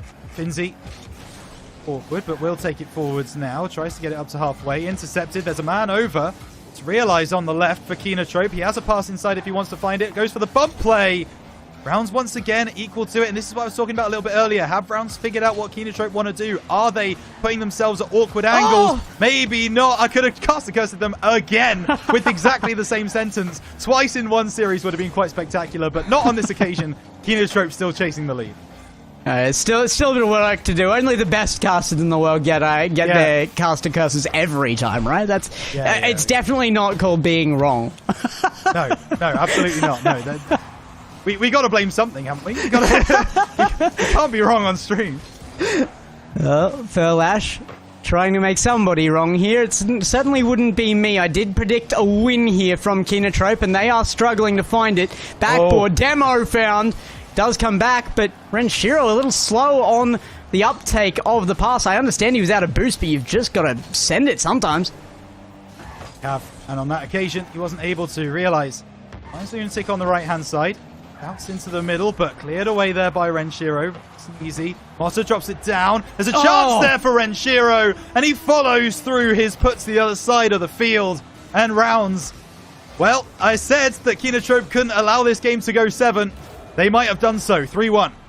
Yeah, I mean, rounds may have just secured it. Yeah, a game 7 looking likely at this point. A minute 43 on the clock. The vast majority of the game behind us. And 2 goals ahead of us for rounds. It is definitely not KINOTROPE's match to be winning right this second. The sway of gameplay, the mental, all of the strategy coming out right now, it's benefiting rounds. It is. It really is. KINOTROPE cutting this one over. Finzi, another good block. KINOTROPE taking those pot shots now, firing from deep and not really trying to get in the face of rounds, and that is a concern. That ball falls to the back post, but dealt with once again. Rounds had 2 goalkeepers there, 2 players to make sure that ball does not cross their goal line, and they are shutting up shop right now. There is a chance here for another one. Finzi at the near post might be gifted, but Lunatic does send it clear, and rounds, if they get another goal, they're going to be happy with it, but of course they're not pressuring it. They don't actively want to try and push for that 4th. They are just trying to make sure that KINOTROPE do not score. No, you absolutely would be moving into time-wasting strategies from about a minute out here, and we're deep into that. 36 seconds on that clock as Realize takes it out of the corner. Comes off backboard, and there is a chance here. Lunatic with exactly 30 seconds on the board. And That's such a crucial number. I think Max Formal and I have talked about this in the past, and what is the realistic time frame for a goal in any series? I would say 30 seconds. Well, we have got that exactly on the dot. It's almost as if you asked for it, as this one over to the far side will be a chance. They're reading the script, I'm telling you. They are. Yeah, honestly, it's great that they're following it. We appreciate the players. We appreciate their cooperation. This is Renshiro. Cannot get past his man, but just keeping the ball in this half of the field is enough right now for Rounds GG. That shot coming through from Motta is a bit wayward, but he gets the 50 there, and KINOTROPE are going to have to build from nothing. We've seen long 0-second plays in the past. This one will almost be shut down. It does not yet. Motta will not keep it down. And KINOTROPE still want to fight. They do not get there. Rounds end up sending it into the dirt. And to start the day off here on the RLCS 2025 APAC Open Qualifier 1 mainstream, it's 2 back-to-back Game 7s. Yeah, and we've gotten to them in drastically different ways, Rhino. Yes. This is not reminiscent of the last series at all, but man, is it well fought here. And Rounds definitely having to fight from more of the expected side, and I feel like that wasn't the case in our last series. It was the underdog that started off well, and then a fight back from the mainstay APAC roster. This time around, it's KINOTROPE dropping the ball. Yeah. It is literally in that 0-second opportunity. As Rounds, they've shown fight. I'm really impressed with the Finns. You know, they've shown that they have that heart. They want to remain in this competition. They are scratching to try and make sure that they get through this next game. That they could just keep. The way I see it, they're focusing on game by game. Right? When they were 3-1 down, they focused on let's just get the next game and then we go again. Then they got 3-2. Right, let's just focus on the next game and let's go again. Now, they need to make sure that they maintain that mental, they maintain that position. Just focus on winning this game, and KINOTROPE have shown you they're going to give you opportunities. Oh, and we are looking at Finzi starting off with a strong attack there in this series. Game 6 was massive. That goal gets me so excited to see that push through. It really did change everything. The mental was... It was crazy out of that. It's so exciting even second time around. I cannot believe that went in. Yeah, it was really impressive.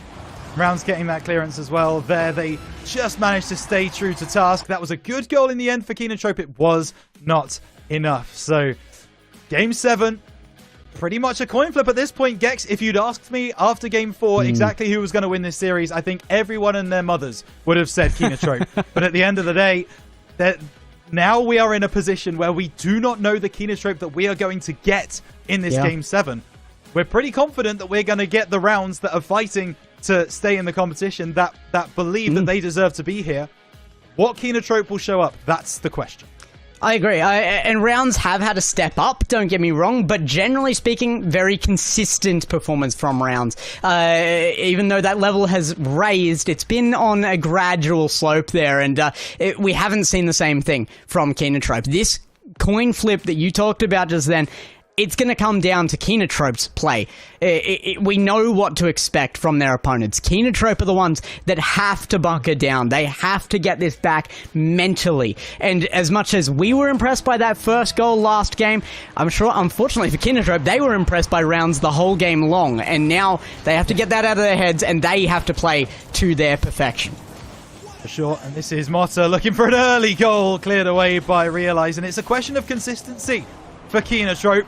We've seen them play at arguably one of their best. We've seen them play potentially their worst. Lunatic taking a shot there. Motta able to make the save, but this is now where KINOTROPE want to live. This is where they want to play their Rocket League, is in your half, in Rounds GG's half.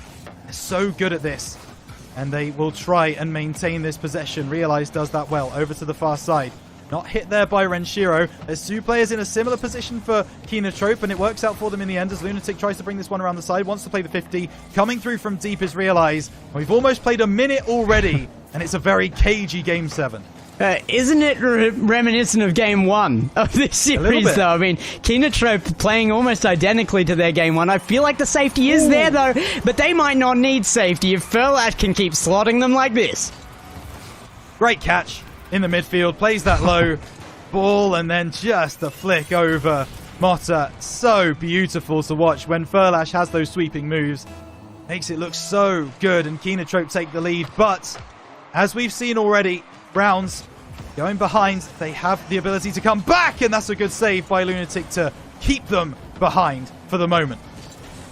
Motta can't keep control of the ball now. Realize the flip reset, gets it forward, and it's Finzi on the line with the barest of saves there. What control out of KINOTROPE, but it doesn't matter if Rounds can just stick to their guns like that. But they're going to need offense as well, and the counter-attack playstyle they've been going for is being shut down right now by KINOTROPE.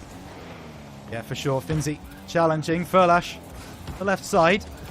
Trying to cut this one in. He's going to be feeling himself after that first goal, but Finzi is going to be sending that one away. Motta now gets another reset. Does some great work in the air, but Lunatic is back in prime position to clear this ball away. Now a musty flick from Furlash trying to get this one forwards off the ceiling.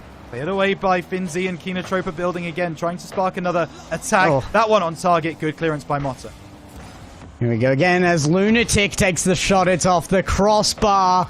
Bare margins here that Rounds are hanging on by, but they're already down by one, and they're going to need more. It's not a push out from Rounds. It's KINOTROPE continuing an attack, and they will be allowed to by another demo. Lunatic takes his time on that, though, and lets Renshiro push through. I don't know if that was the right choice. It might not have been. This one off the backboard, though, is going to mean KINOTROPE can come forwards again. Lunatic back up to his old tricks that we did see from game one. Maybe it is more reminiscent than we think. Lunatic taking out a player in goal.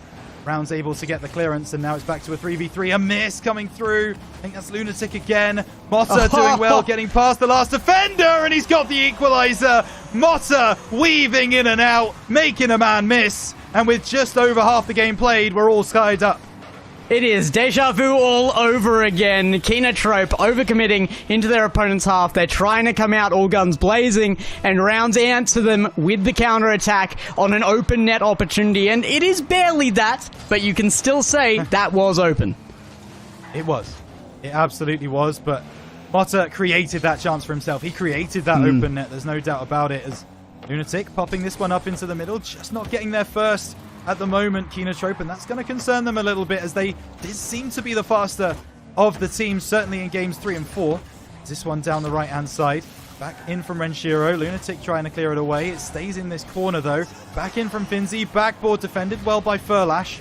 But there's going to start to become a time where KINOTROPE have been defending for too long, and they need to pick up boost. Realize a key proponent of that. This ball back. Good clearance by Motta. And there's a chance now for the counter-attack. Pass down to Finzi. Looks for the goal. Finds it. 2 Rounds. Lead KINOTROPE 2-1. And it's finished. Finzi right now finishing off the play. 2-1, and Rounds lead off of a massive turnaround. They are playing their gameplay style, and KINOTROPE, they're letting them. They are 3-1 down in the series. Rounds. Backs against the wall. And they fought back, and they are now in prime position to get into top 6. But this is a chance. What a save. Finzi just spawns out of nowhere, turns around, maybe gets a goal. No, Lunatic sends that one away. But goodness gracious me, there was a real chance there for KINOTROPE. They're going to be wondering where Finzi came from. Oh, we were talking about Renshiro over and over again. Renshiro, the savior of Rounds. Renshiro. Finzi, from game 2 forwards, has been a star for this team, and he is just absolutely rocking the field right now. He's making it so that they are playing their gameplay. He's controlling the pace and the field right now, and it just means that they can do what they want to with the ball. Yeah, that was a bad misread, though, coming through from Rounds. A bad double commit, falling to the back post, but Renshiro's first to respond. Lunatic, not a lot of boost in the tank. Motta puts it over to the side. Finzi try and get the pinch, but Furlash sends it away, and we're starting to tick down to that magic number, Gex. 30 seconds on the board. KINOTROPE need a goal, maybe 2. That one off the crossbar. Lunatic! What a save Is it enough to bring them what they need, though? A goal in the next 20 seconds. Renshiro with control, looking for the backboard, going to bring it there with success. Gets the contact down with Motta, but it's still in the hands of Rounds. It has to change now. KINOTROPE, 10 seconds, and it's back towards their own net. Lunatic now out of the corner. Last chances for KINOTROPE. APAC may just be in dark days. The timer has run out. Rounds still has control. It's still in KINOTROPE's half. It doesn't hit ground yet, but it will eventually. Rounds have knocked out the Japanese super team from the tournament in the first event. That is an unbelievable result. What a fight back. Wow. 3 games on the spin from Rounds. Just You look at comebacks like that and you wonder what they must be doing now in that VC, what those voices must be saying, because they are going to be screaming, yelling, high-fiving if they're in the same place. I don't think they are, but through the camera there, that is a huge, huge statement from Rounds. That is one of those games that you will look back on and go, that made that team. That getting through that test against KINOTROPE was so tough for them, but every single time they were called on, every time there was that little opening, every opportunity that they were granted, they took advantage of in those final 3 games, and they got through to the top 6 of APAC. Unfortunately, it doesn't get easier for them from here out, but they've secured themselves a little bit further into the prizing here. Not only the money, of course, but those RLCS points. And as we move on into the next 2 series, that's what we're going to be looking at. These top 4 teams, Elevate and Luminosity in particular, will be up here in the upper bracket. And one of those, Elevate or Deku, will be dropping down to face Rounds in their next set here. I can't imagine that's a lovely prospect for them. This is going to be a very, very tough one. However, Rounds versus Deku, it's going to be a Finnish masterclass. It is. It is. That's going to be a fascinating game if we do end up getting it, but there is still plenty of time for that to change. Elevate are a very solid team, but you have to remember that Deku are here on merit. They've played so well across the regional. They've done such great work, so they deserve to be in that upper bracket just as much as Elevate do. That game coming up later for the opportunity to play Rounds. I mean, I don't wonder if Deku actually want to drop down just to show who's the best Finnish team in APAC. Yeah, I know. It could be a very, very interesting matchup between the 2 of them. But 2 teams secured now, 3 Rats and Rounds as we move into the upper bracket quarterfinals. The matches you have left will be Zerosec versus Luminosity and Elevate versus DEKUBOPDUMNEM. I'm going to give it one more try there, Rhino. I think I got it better. I think I got it better the first time, but they left us a challenge on that one. Yeah, they did. That's one of those team names that you just look for how you can shorten it, and you just do that. So we're going to call them Deku on the desk because that just makes the most sense. It's a tough name to pronounce, no doubt. But I tell you what, those players are pretty tough themselves. So it'll be a fascinating game. But the next game coming up is going to be Zerosec versus Luminosity. We now get into the part of the event where it's now you have 2 lives. You lose the game, you're not necessarily out. So we'll see what happens there. We'll see immediately, in fact. So let's go to break. We'll see you on the other side.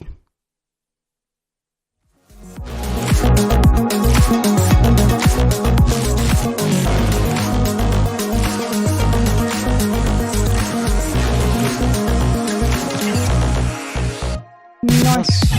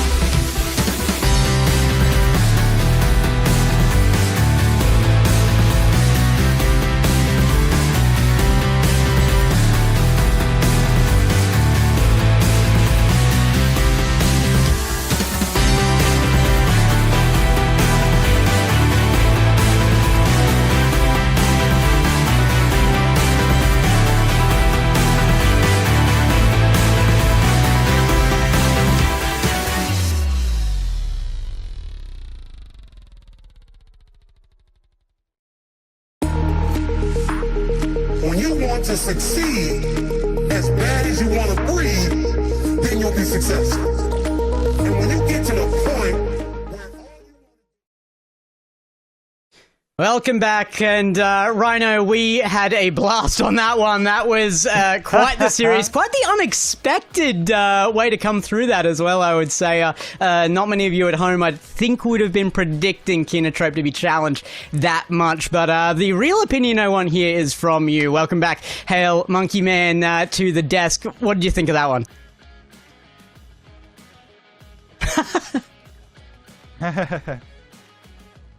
One lead day. We got to see that in several games in the first match of the day, and then that one, KINOTROPE just looking like they kind of thought that this one was all said and done, and everything just kind of went by the wayside. I got to see really the depth with especially Mutter just coming in huge, and then finally they're just sealing up that third man position. Finzi, though, everyone's you had said to yourself, Renshiro, Finzi, my man, like it came through and really. To the finish line, they were able to make it all the way through there. Yeah, absolutely massive. And you said, you prepared the shirt because you thought it was Saturday. Does that mean that you actually have a shirt prepared for Throw 3-0? That's my question. I might. It has like 3 armholes and like one like other. I don't know. I'll put that one together. There's a patent pending on that. Yeah. Yeah, absolutely. Well, it isn't over yet. Rounds go through, and they're going to face a winner of a very, very tough matchup there, and we'll be facing another toughie themselves. But we're heading back up to this upper bracket. You see them there. Luminosity versus Zero Sec and DEKUBOPDUMNEM up against Elevate. My pronunciation of that is going to continue to get worse as the night goes on. It's almost 10 p.m. here. It's all downhill from here, Rhino. Yeah, I mean, eventually, it will just be noise, and we'll just have to know what you mean. But at the end of the day, but yeah, I mean, that's going to be an incredible game a little bit later on. We need to change and have a look at Zero Sec versus Luminosity, though, because this was the match I had my eyes on right from the start of the day that I looked at and I went, oh, that looks like it's going to be a bit of fun. Yeah. Oh, the glass is off. The glass is off. Oh. They're fogging up, man. I swear, that last series, it got hot in there. It really, really did. And now I'm having to get the fog out. Get the fog out of the brain as well as we head on into this third matchup. What are you most excited to see about these two teams meeting up? Because I feel like it is super exciting heading into the upper bracket here, because we're looking at the big dogs now. Luminosity versus Zero Sec is our next one. This is going to be a fun one because I want to see Sphinx versus Kevin. I know that Kevin, as we say goodbye to Rhino here in a moment, Sphinx obviously came out as a kind of last APAC season superstar, and I feel like everyone looked at them like, wow, okay, we are so excited to be able to have them, especially at the forefront. He was really kind of carrying the banner, and I was at the receiving end of that. It was so many times that I saw Gladiators fall against Sphinx, but it was alongside with Kevin as a utility teammate of behind him. Now they're against each other. You've got Breezy and Darku that's able to now kind of run that gambit, and both of those players going to be very strong coming out, I think, of one of the 100% rosters. But then you have Sosa, who I've seen for years now from the NA side of things, and Catalysm. And I feel like there was some more movement Luminosity was still trying to do with this roster and landed with Catalysm. But Sphinx, I feel like, it's one of those big players that's really still trying to shine throughout this region.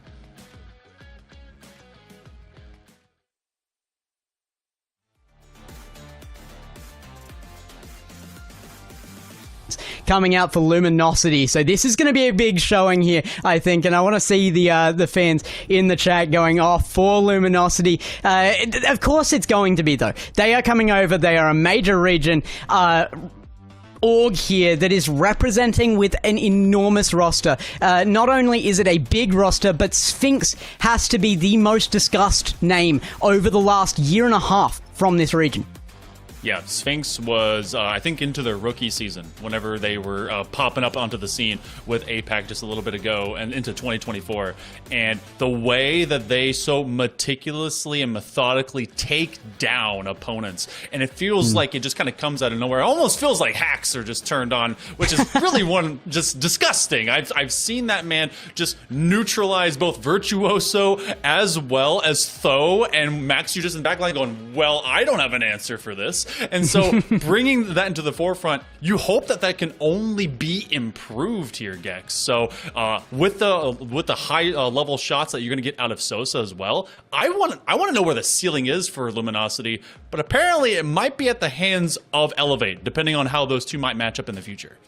Yeah, well, I mean, it's going to be 0sec to really test Luminosity right now, though, and Sure. It's straight up against Kevin. I mean, we're going from the current most talked about APAC native to the last one that was that. Kevin, I mean, you probably know a flick that he invented somewhere in there, or at least put the big name to, but he's coming in here against his old teammate. That was a throw-together roster. Neither of these are. I feel like this is well prepared. You don't come in with Breezy as your teammate or Deku and not have that prepared. Breezy says this is well prepared and scores the first one off of a brilliant shot from the ceiling. Fantastic just counterplay, because both these teams are going to be testing the waters very fast, very early. I can't wait to see how they continue to kind of methodically as well as just mechanically throw down, because both these teams have a very high mechanical ceiling. Sosa's just going to lay one to the near side post, though. We're dead even inside the first 30 seconds.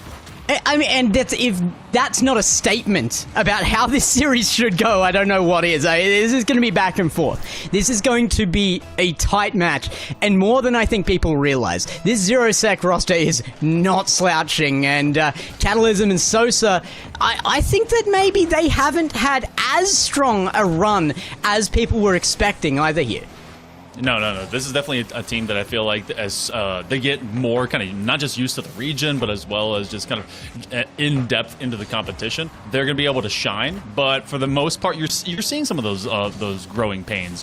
0sec though feels like they're bringing all the success they had from their previous both regions and seasons and moving it forward. Breezy with a flip reset, and all three of 0sec in the same spot, looking for a low side 50, but we've slowed down at least considerably through the last 40 seconds after those first couple of barn burning shots. I feel like a lot of that adjustment is, again, that same attitude that, some of these players have brought in, that APAC's the easy wins, and it's not such a pushover region when you get here, when you realize that the style of play is very different. You have to adjust to it as well.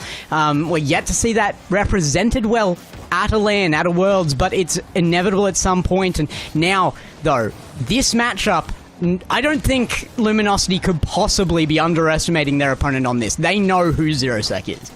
Yeah, no, not at all. And, we're not armchair plats that are in the Twitch chat saying, oh, yeah, I can definitely beat this entire region. No, 0sec has a lot to be able to bring to the table, and Luminosity is trying to adjust to that. You're seeing it happen right now with Kevin versus Sphinx, kind of a brotherly love war between those two. Sphinx with a secondary touch, hoping for the tertiary to set up maybe Sosa, who wants to run forward. But look at the space Luminosity has actually given each of their players. They're not exactly responding immediately off of the first touch.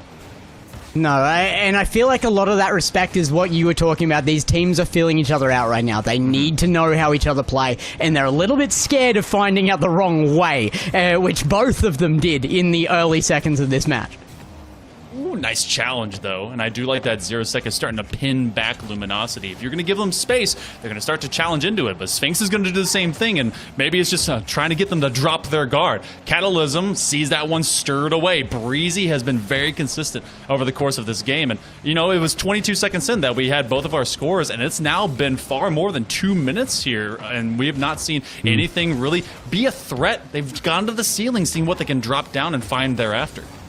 And worth pointing out as well here, Luminosity, obviously a big org. I feel like a lot of people are under the assumption that 0sec, because they've got a logo, is an org. It's not. This is just a team of players that have thrown themselves together here. They wanted to play from different regions. They met up and made it happen. But if you're a roster looking for a team, this is probably the highest level team you will find without a roster in this region.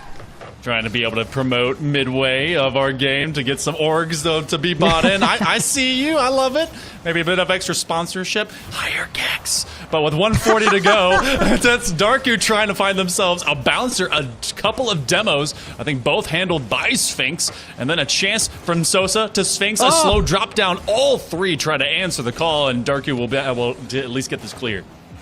Trust me, if neither Elevates nor none of the big ones have ever wanted me before, if that's not happened by now, I'm not sure I'm convincing anybody by just bringing them into the region. Sphinx, oh, what a shot! Slots it, read off the ceiling. This is absolutely beautiful stuff. And that was all initiated by Catalysm insane. that was bringing it from the ceiling. And Sphinx, I feel like they just have a mind for the net, as well as to just kind of run it down. So many teams have fallen under the pressure of this player and how quickly they like to play. Catalysm looking for a second one quickly, but they still got this lead with a minute coming up. Warm it up quick, and Luminosity certainly is rising to the task right now. 0sec back on defense again. Deku gonna get there, but still danger. Great decision there by, I believe it was Kevin, to put it over the top, but Sphinx coming in. He is hammering things home. I have never seen a player that has learnt and adapted as quickly as this youngster. Sphinx is coming in. He's looking every bit as good as he was always rumored to be. Oh yeah, and these calm callouts that and you see Sosa getting that bump, it is Sphinx immediately trusting and confident that that play is gonna be open, and they fill that gap almost immediately. They did it previously with Catalysm setup, and then Sosa clears the way Sphinx, and makes that shot way. possible. He's looking for the hat trick. This guy is on fire right now. He just turned a read off the opponent off ceiling into a flip reset that was nearly on target. He certainly gave them the opportunity to turn that back into offense, but nobody there to support. This time around, Sosa is right there off of Catalysm, and it was Sphinx to set it up with the demo on the back line. The net made open. Yeah, and then just a wild, hot shot, 82 miles an hour. I mean, even Breezy right in the middle of the net, they have to make a choice, and they get right behind them. So a feverish moment for Luminosity as they just go so quickly, and we've got 20 seconds to go. This one a bit out of reach here for our opening game. Back downfield it goes. Sphinx gonna let that one past, actually, and a chance here for 0sec. Pass down, looking for Deku. Now goes high. Catalysm down. Chance for Breezy. Blocked away by Sosa, and that will be probably the last attempt we see, and it is for 0sec in game number 1. Luminosity running away with it. It was a very tight contest to start. I think that you mentioned it before, but we were at 1-1 in the first 22 seconds, and then it was Luminosity, just like a predator from out in open space, trying to slowly dissect how 0sec's defense was responding, but then it became 13 shots to 3 as the Sphinx show of pressure and Sosa and Catalysm alongside him just did not ever let 0sec escape for the duration of that game. Yeah, a crazy, crazy game to show why Luminosity fans are coming out here in force. They've picked up a big roster, and it's just so good to me that to see that Sphinx is not only stepping into that roster well, but he is one of the key players there. He is facilitating every single play they made for that entire game 1. Yeah, I was kind of hoping whenever we were seeing the off season for much of APAC that we may get even further mix-ups. Like, but Sphinx is like, you know what? It's not resist the invaders. It's assimilate and survive and make sure that we're able to welcome them with open arms and then become stronger by that. Sosa started off the scoring, but I mean, it was a full shred across the score sheet for all of Luminosity. Absolutely awesome display from Luminosity, and we are still talking about the two teams at the top right now. As much as there are teams who have the chance for upset, maybe more than other seasons even, it is still these top two, and Luminosity is one of those. 0sec trying this series really to establish themselves as one of those upset teams.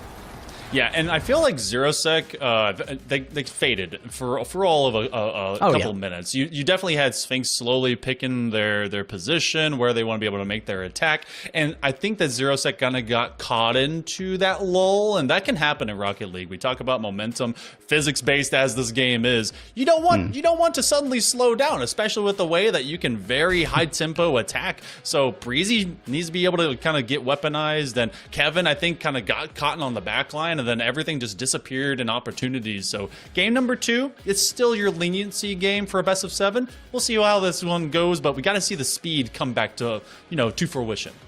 Yeah, I know you're making a joke about the physical property of that roll forward and that momentum, but it was true. Wherever the ball was tending to go, it seemed to just be guided there by Luminosity, and that momentum carried through into goals time and time again. Very rarely was the ball just halted dead and taken back into control by Zero-Sec. So we really need to see Zero-Sec step up to make that possible. Yeah, and it's much like me with a feather and string on a stick and playing with my cat. It's you can guide them the right way, and eventually, hopefully, they get to the litter box. But Luminosity, will they be able to do the same thing to Zero-Sec and cage in the beast, or will Zero-Sec be able to finally break out? Will they do so on this pinch? Kevin gets the better of him. Is the goal here the litter box in this analogy? Yes. Or okay, we've found it. We've found it. Dropped one in, and Zero-Sec walking away from it early here, but they did as well. They're just doing what the team name says, scoring at 0 seconds, but it's at the beginning, 0 seconds into the match.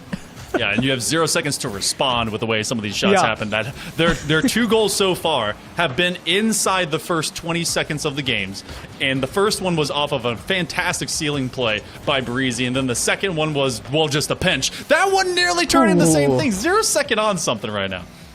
Yeah, I feel like this team is not going to be affected that badly by mental. Like, a big loss is not going to hammer them, because I know the mentality of this team, the reason they're here, and they're going to play for fun. Kevin has always been a player that is in this for the fun of it. He will not play RLCS if it becomes not fun to him, and this roster has to supply that, so they're going to be having fun with it. They're having a little more here. That is an incredible setup, an incredible play, an incredible finish, and Kevin, the one to actually strike that home. Yeah, but it was the strike or the setup after Kevin passed it to Darku, sealing on down the hard bounce, and Kevin did not lose pace in stride, catching it, and then what in the world? Okay, I need to see the replay. It's one of these. It's going to be one of these series, man. This is what I expect here. You put Kevin in a match, insanity is going to ensue. Kevin, the arbiter of chaos. So exactly. Yeah. Make it a new title, guys. Put it in the game. Come on. Arbiter of chaos. I would wear that as a tagging game. That is. It sounds like such an edgelord name. It is. Don't call me out. No, me too. I also pop my collar, but so are they. As you get Sphinx 2-2, and so. I'm just gonna, next time we go back on camera, it's up. Sphinx, straight in under. But, an even game here, and dare I say it, Luminosity has not had any difficulty evening this back up. No, not at all. And I feel like that's the other side of the mental. You're talking about how Zero-Sec, they're here for fun. Imagine having fun with a video game. Can't believe it. But Luminosity... Luminosity can't. Right, yeah, no. Luminosity here on business. It's all business, all the time. And apparently big business is big scores. And, they go down 2, they come back 2, and we're, approaching the first couple of minutes, ticking off the clock. Catalysm and Sosa, they didn't come over for no reason, and... certainly a big move for them, for any player that's physically crossing that barrier into APAC. It's a big move, and they are looking for wins. They are looking for a lane here, and certainly dropping games to Zero-Sec will not look good towards the progress for a lane appearance.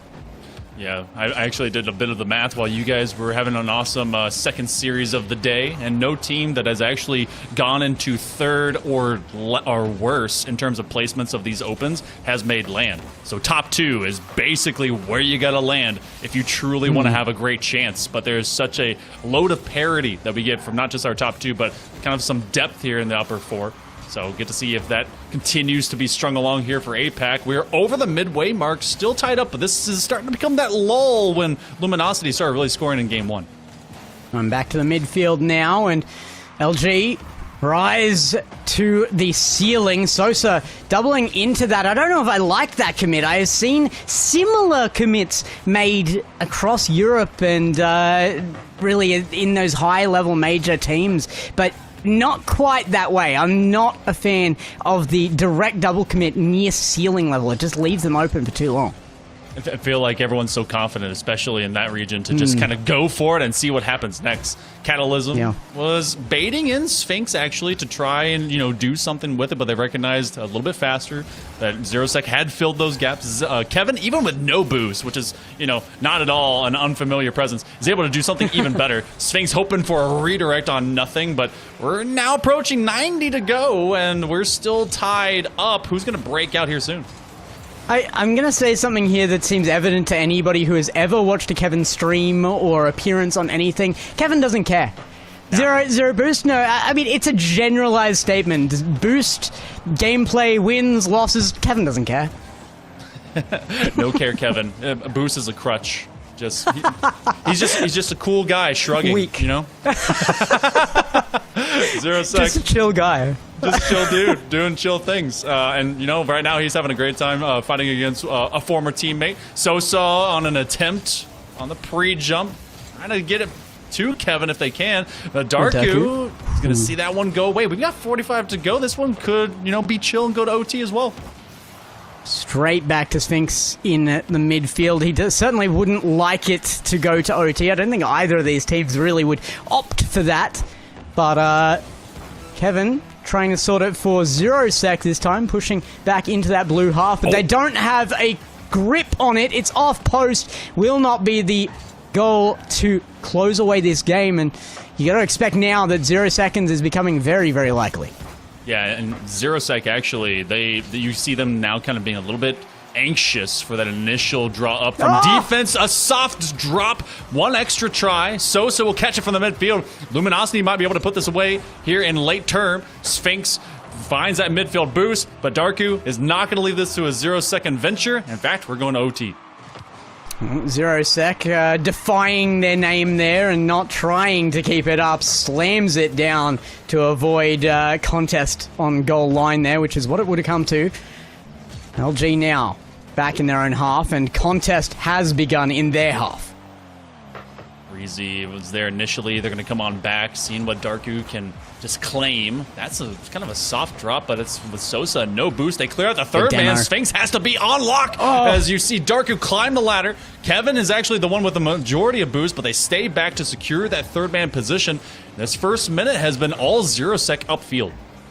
I feel like Darku was trying to force it to be a first touch out of LG there, and Luminosity weren't going to give it to him, so it drops to nothing there, that attack. But I like the effort. I like that the mental game is coming out. ZeroSec certainly taking this a little more seriously here. They know what they're up against, and the prize money and points available to them in one win here if they can make this work. See if they can find one more. Third man, do they fly forward? Catalysm, not much in the way of boost, and you're definitely seeing this war of attrition slowly being won in the trenches by ZeroSec. Sphinx has that stolen. Catalysm, again, they're planted to the wall with nothing in the tank. Darku's gonna get bumped. You do have a commit by Kevin. It's a drop-on shot, but Sosa gets the save. And boost starting last season was very much meta for APAC specifically, I think, and a lot of teams got shocked by that. It was a big adjustment, but now it's just every day. It's just a big part of gameplay, and you can't even really call it meta now. It's just if you're not doing it, you're not playing right, and that's across all regions right now. It's just come online. Every part of gameplay is necessary in today's version of Rocket League, and it's on display from both of these teams right now. Yeah, part of your rotation better be sweeping the line, getting their back boost, and making sure that they just continue to stall. And if it's looking like the East Coast right now with the way everyone's stalling out. Not quite snowy, but definitely slow. Darku doesn't have much in the tank, and that's actually Kevin that's going to be behind him in rotation. We'll get that catch, very smartly so, off of the hood. Sphinx will cut down on that space, and for all intents and purposes, it was 0sec that was upfield against Luminosity for more than 2 minutes, but Luminosity has been able to survive, and now it's looking like they're getting a bit aggressive at that midfield.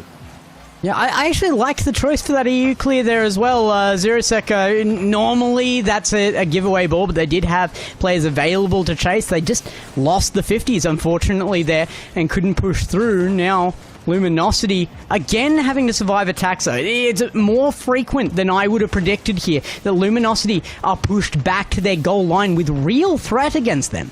Yeah, and I feel this has the makings of a pinch goal getting through one way or the other on the other side of the pitch. Kevin trying to make that one very true. As Breezy waits it out. They couldn't get the third touch. Darku is going to force everyone to have to jump. And look how they're giving no time to Luminosity to put their at least heels to the grindstone and get ready for that next attack. They just are consistently on top of them. This one at least allows Sphinx to go and get that ceiling reset, and it pays dividends as they take on 2 and win that touch. Not wrong, though. That pinch option probably looking quite likely. It's going to land one of two ways here. There's too much contest on the ball. It is never going to not get touched somewhere. It's either going to end up being an enormous pinch in at high speed, or contested so well that it barely makes it in at 20k an hour. just a slow bus at the the starting line if they can. Well, we're going towards that 4-second mark. Oh my goodness! Crossbar catalysm confirms that kill on the line. Wow, 0sec saw this one going, and you know what? I'll take a redirect versus a pinch. Oh, it is low speed. I'll take that one, but not quite the way I was expecting it. Certainly the way Luminosity like it. What an upfield, and they played it off so well. But that proved that this is an upset team. 0sec are here to put the test to teams like Luminosity. Oh, definitely so. And I feel like this is Luminosity kind of going through their own learning curve, making sure that this doesn't suddenly become a 1-1 series, and 0sec looked like they were primed to do exactly that. But that was a very sudden moment. By the way, pop collar. So, I don't know if you're actually popping the collar. Yeah, it's okay. All right. Yeah. But seeing you didn't want to look foolish on your own, I understand. Seeing them suddenly surrender that, it felt like, okay, there's going to be these insane moments that 0sec is kind of being either baited out of their own side or being kind of lulled, false sense of security onto their defensive half. And then it's just kind of Luminosity playing that long game, and they're pretty comfortable doing so, especially in this 2-0 position. This is casual and cool guy and stuff. I look like Dracula. This is terrifying. There's too much stuff in this color, man. This is... Hey, I'm white enough. It's the pale's there, God. But yeah. Do you play the piano with a mask on too? I'll try it now. It might bring me that ability. We'll see. Oh my gosh! You know what? We got to look at the fact that 0sec did have a 2-0 at one point, and it was almost immediately answered.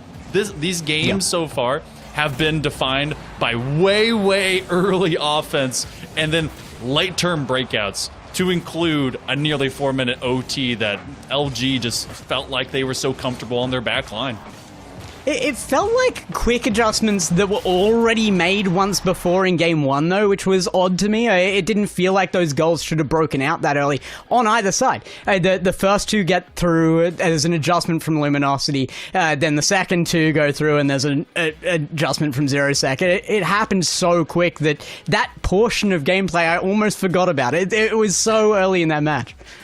Yeah, that was definitely a long game. It was just like yesterday where I woke up at 4 a.m. and I'm like, man, this is a long day. Oh, wait, this is still the same day. Wow. So just squinting guy getting out of bed, JPEG. So we go into game number 3. And, so far we've seen game 7s across our elimination matches. I mean, do you give same level of kind of feeling into this match, considering there is no elimination. I mean, we could have 4-0s up here that both teams would kind of maybe shrug at. It's more for seeding. Yes, I understand the view, but it's also about what matchups you're going to face lower. And the later you drop down into there, the less tough matches you're going to have to go through. That's very true. Yeah, make the path easier. Don't have to win 3, win 2. Make it just one easy thing. I didn't mean to just, Sesame Street, counting your way through into this game. But we are, in fact, game number 3. I've got the pop collar for it. It's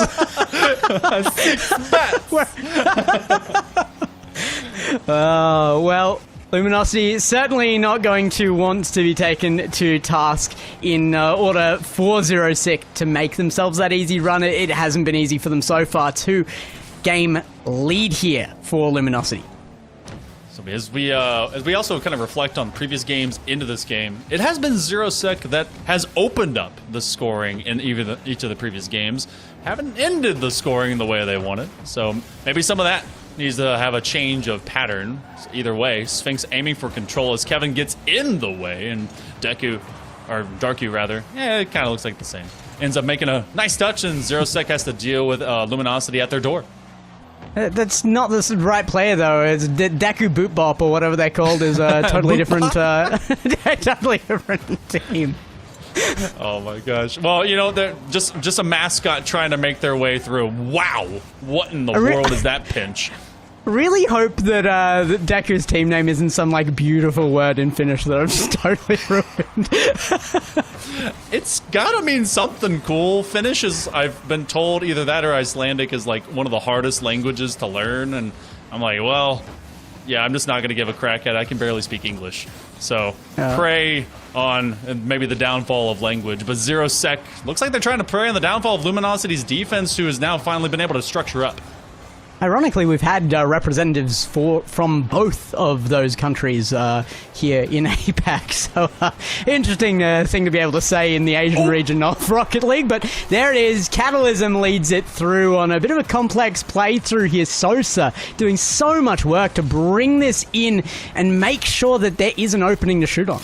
Yeah, that is another fantastic way that Sosa has really shined as a utility player. Obviously, the man can shoot, but he has set up both of his teammates in the way of Sphinx as well as Catalysm in both those structured ways, be it physically or mechanically. You catch Breezy having a half flip, and that takes so much time to go and get that touch and make a defensive effort. And this will be the first game. Now, Luminosity has been able to open up with a score. ZeroSec now. Maybe that's the pattern change they needed.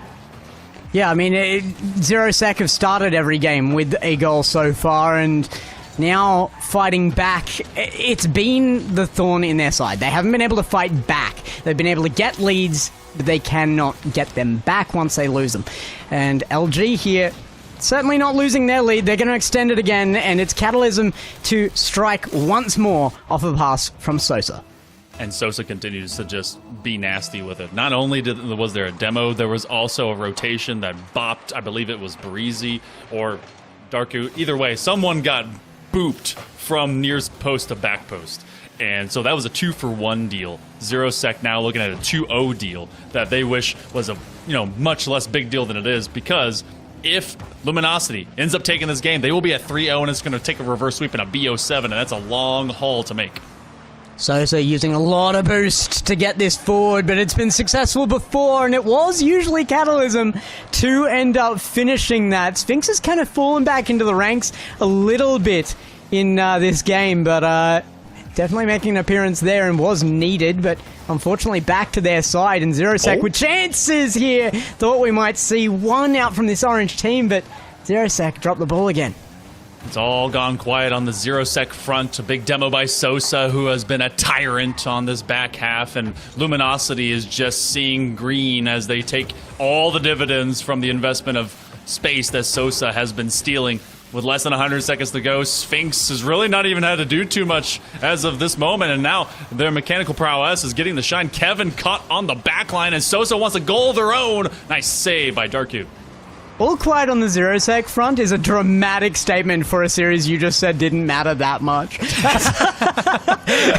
Once again, nobody's going home from this one, but you just secure yourself immediately more points if you can push forward from this immediately. Kevin forward now, and Zero Sec, if they want any chance at that, they need to stop that ball there and get it back the other end. They need to start firing on all cylinders. They have to come together as a team, and they're just not linking up right now. Yeah, it's looking like a group of individuals at this point, and you know they had a lot better passing when it came to some of the previous games, but Zero Sec to that motion, we've seen a lot more team cohesion, especially with the way that Catalysm and Sosa have been just swirling around the main man that is Sphinx at times. Feels like this this whirlpool, and Zero Sec is stuck in the gravity therein. Half minute coming up here, Gex, and you know I like that nice flip reset to get it on target. But Luminosity is not fading. Straight back to midfield again. Kevin up and down. Catalysm gonna collect it in from behind. Send it forward now from Kevin. As the counter-attack, they try to begin it. It's just too late from Daku, though. I almost don't want to call him Daku, just because it's on theme for me to actually call him Dracu right now. It's just good Dracula energy, I guess. Yeah, well, good Dracula energy is rare to find. Well, you know that you have that one long tone off of the pipe organ, and it's very ominous because Luminosity is here to try and put Zero Sec to bed much more quickly. Both these teams, again, they are guaranteed to move into Sunday, but Luminosity in a heck of a dominant position as they're aiming to try and 4-0 sweep after these first 3 games. Well, it is looking really, really dominant. You're not wrong. Luminosity are coming in here with a statement to make. They are coming into the region with a statement to make. So their first appearance on main broadcast, it's certainly making that.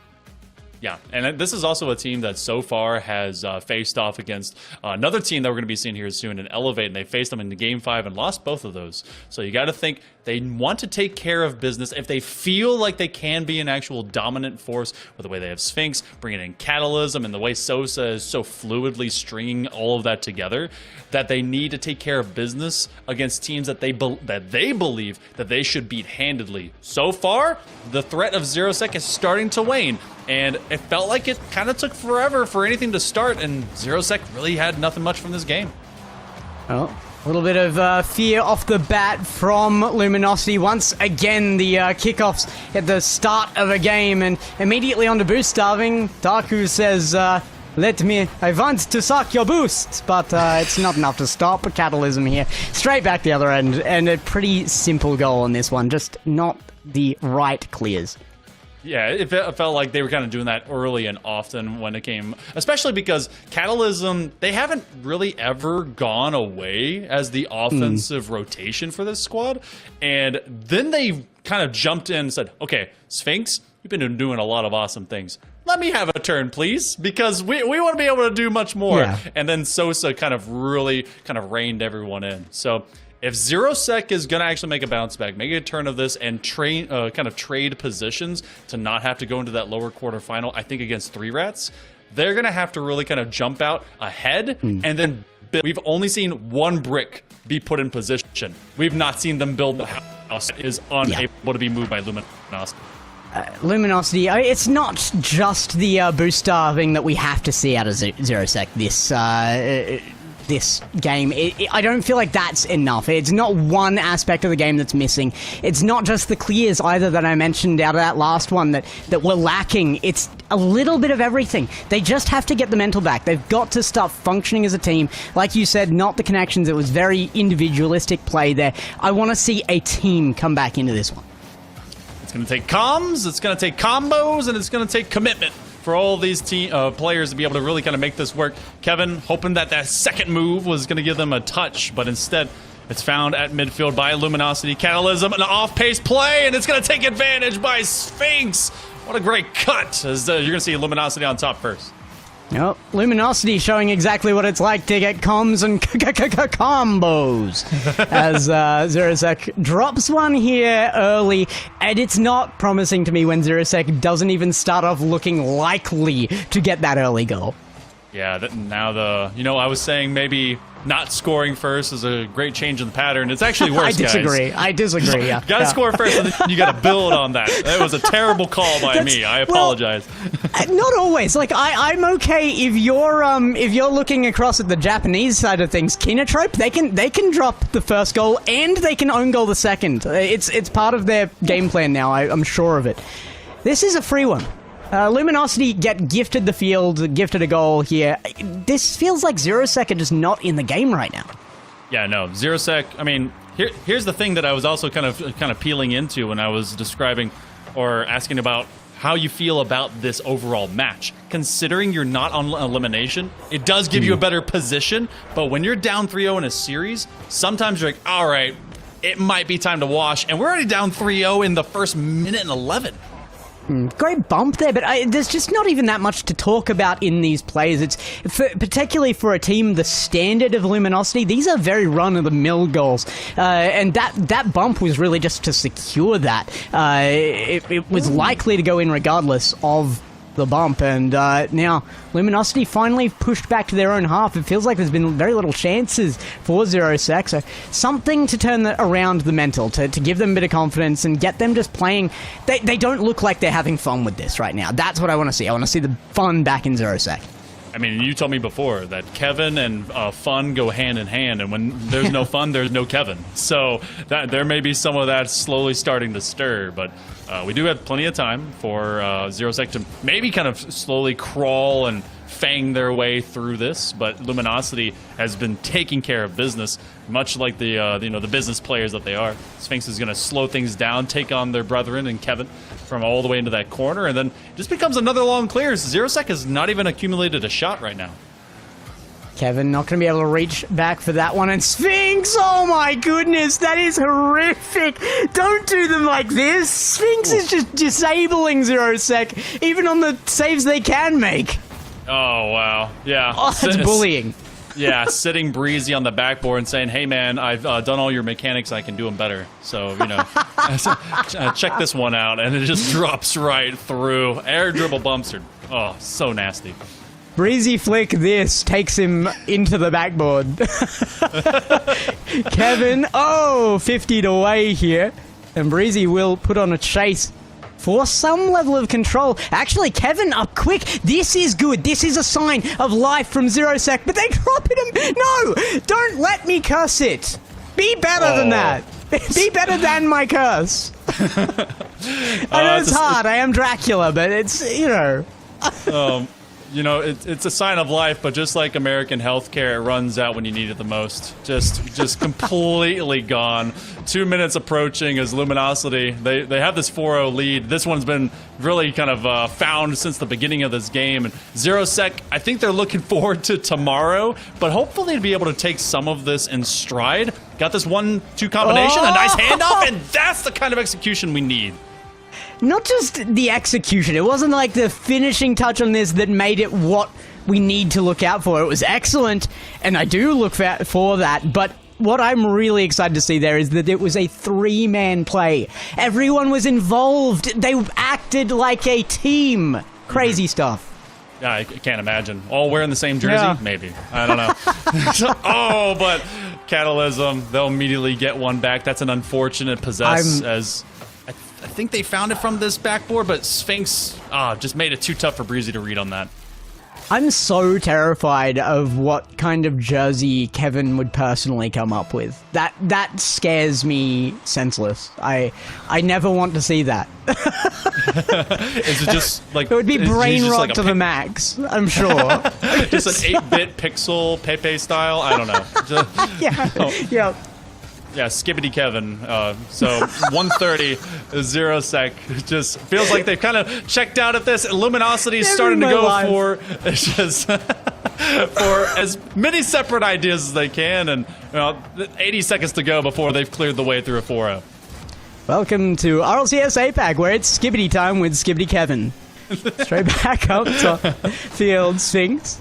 Out of the corner, doesn't have control though. Zerosec with another challenge here. It's all but over already at this point, but I'd love to see some life out of Zerosec. This last game, show us why you made it this far. Show us that you have the capacity to be that upset team. We saw it in game 1. They looked good. They looked competitive. And it hasn't come back since then. Great save from Breezy on the line. You saw 2 players coming out from that other corner. I'm pretty sure there was a cross-team hug happening. So the good news is that there's great sportsmanship and vibes across both these teams. They know what Hugging. tomorrow is going to be and how important it is. And Luminosity, obviously one of these teams that everyone's got all eyes on. They've got the big org for a reason. And it's because expectations are oh so high, and they've met that today. So they're going to at least secure themselves somewhere in that top 4 position. Seeing what the bracket will pan out for later. 15 seconds to go here, Gex, before ZeroSec seeds their way up. Yeah, and certainly, like we said, this was a bit of a friendly matchup. As ZeroSec in this for a bit of fun, I'm sure they will take this as far as they can. But Kevin, there's no love lost between him and Sphinx after last season, to my knowledge. This is going to be all in good spirits. Luminosity, the team that is up there, deserving to get into that top 2 spot right now, unquestionably. And right on the buzzer, they will get another goal to hammer that point home. That's the biggest thing that I love about this region is that, you know, you talk about Sphinx and Kevin being across the line from each other instead of on the same side of that line, and they always hope for success for each other. That's really the biggest thing that I love for all these teams. But Luminosity, they find themselves a 4-0 sweep over ZeroSec. There were shines, there were moments, especially in the first couple of games there, Gex, where they looked promising. But then when it eventually all broke in that game number 3, it was Luminosity doing Luminosity things. Yeah, absolutely. I would love to sit here and talk about why they were so brilliant, but the challenge wasn't really put on them. ZeroSec, after game 1, their heads weren't in it, their hearts weren't in it, and you could kind of see that. There was a little bit of life out at the end there. It started functioning as a team again, having a bit more fun on field once more, but realistically, Luminosity, they have made their statement very, very strongly, and they are moving forward, and that leaves us with one singular series left today, and we're going to be moving forward quite soon to that. And it will be the other big team that probably has the biggest following in this region. You have been probably waiting for it if you're an APAC fan as well. It's Elevate coming in up against DEKUBOPDUMNEM. I'm not going to call him Deku Beep Boop again. That just feels a little bit, a little disrespectful to them. I'll leave them. The tiniest bit of extra respect to give them all of their syllables in the right way. But looking at final highlights from our previous game. Obviously, it was a bit chaotic. Arbiter of Chaos, Skibbity Kevin, just bringing it home as much as he could. You had that one great moment there for ZeroSec. But otherwise, Luminosity, it was very much in hand, and they're going to be looking at who's going to be coming through. And we're, just like you said, looking forward to DEKUBOPDUMNEM. Oh, I almost got it in right. Versus so Elevate. And I'm thrilled because that means I get another look at what Maxu and Tho and now Oscillon are going to be bringing to the table, because they're one of the big 2 that's coming up. And my 1/3 rule that's still pretty true at this point. Yeah, I think so. Across the region, you're seeing it. Even ZeroSec there, respecting that rule, I guess, with Kevin on the roster. But look, we are going to have to head over to that bracket, the last one for the day. It's been big. Let's go across it again for a second there. It was SENZA versus 3 Rats, and SENZA looked like they were going to take it for a second there. So 3 Rats waiting in the lower bracket quarterfinals, and they, I believe, actually will be facing ZeroSec after that last matchup we just saw. KINOTROPE versus Rounds came up with KINOTROPE on top, and Elevate versus DEKUBOPDUMNEM will be up next. So I'm going to go and recover from the fact that Hail Monkey Man keeps saying Skibbity. And I'll leave you guys for a moment. We'll see you after this short break.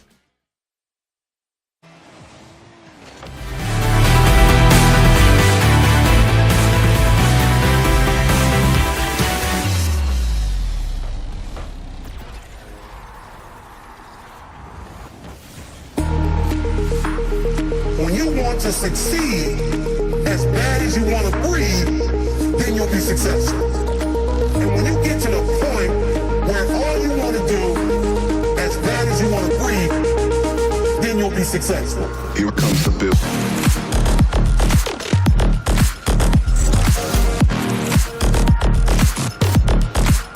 Here comes the bill.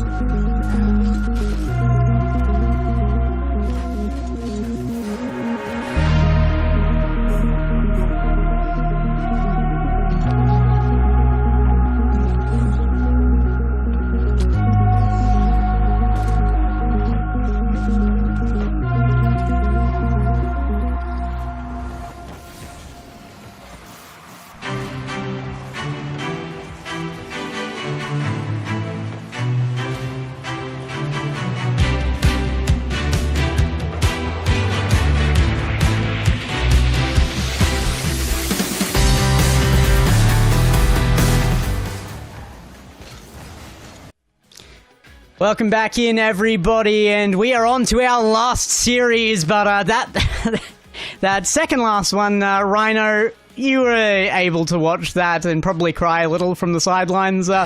Any feedback on that?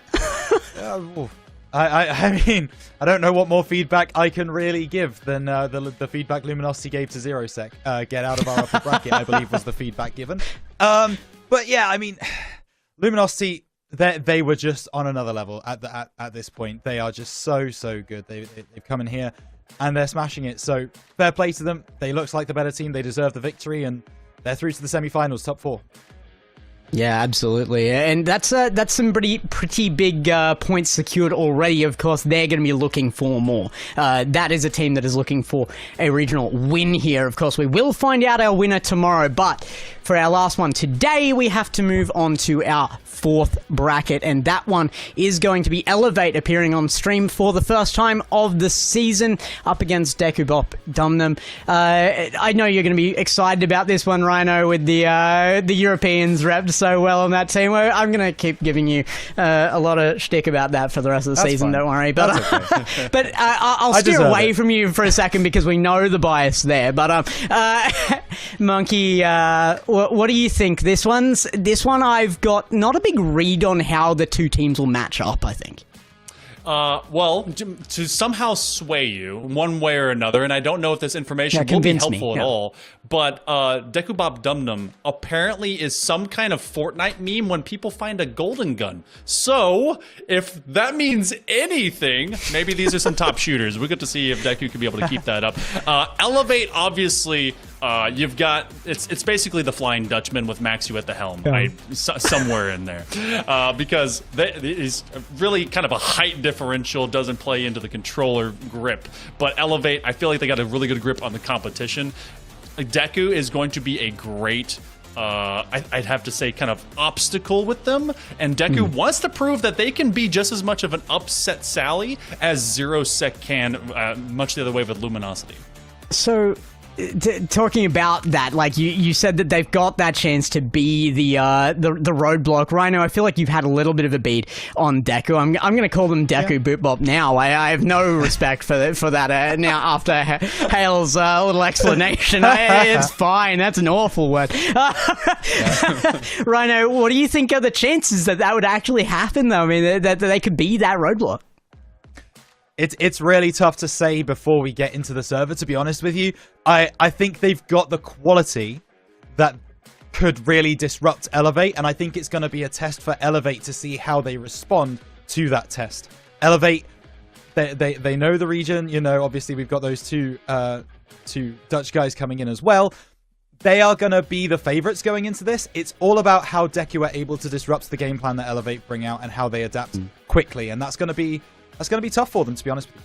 Well, you guys, you've started the day well. It's your first time on for the RLCS desk. I'm so happy to have you here, and I want to give you guys the privilege of the last cast of the day as well here. So I want you to take away, but I want you to tell me while you're on your two-caster screen there, exactly what kind of chances you think the loser of this match would have against Rounds as well, after a fairly convincing series from Rounds. Ooh, okay. All right. So with that in mind, I feel like there's a little bit of recency bias, but it came down to a competitive edge because Deku actually had a 3-1 win in the GSL over rounds. So even if they were to fall, maybe less of an obstacle and more of just kind of a stone, they definitely at least had the ability to adapt over rounds. Now, that's all down by the numbers. They definitely came to a 3-1, so it wasn't exactly a complete wipe. But, I mean, Elevate, I feel like them falling, they've shown that they can rise because they lost the SENZA, and then they got their senses back about them from that double elimination before the Swiss. Yeah, for sure. And, you know, need I remind you what rounds have done with a 3-1 deficit before? In that game against KINOTROPE, okay? You know, they were losing 3-1 and they came back to win 4-3. Maybe we've not seen the whole story between Rounds and Deku. Maybe they're happy to run that back with a Game 7.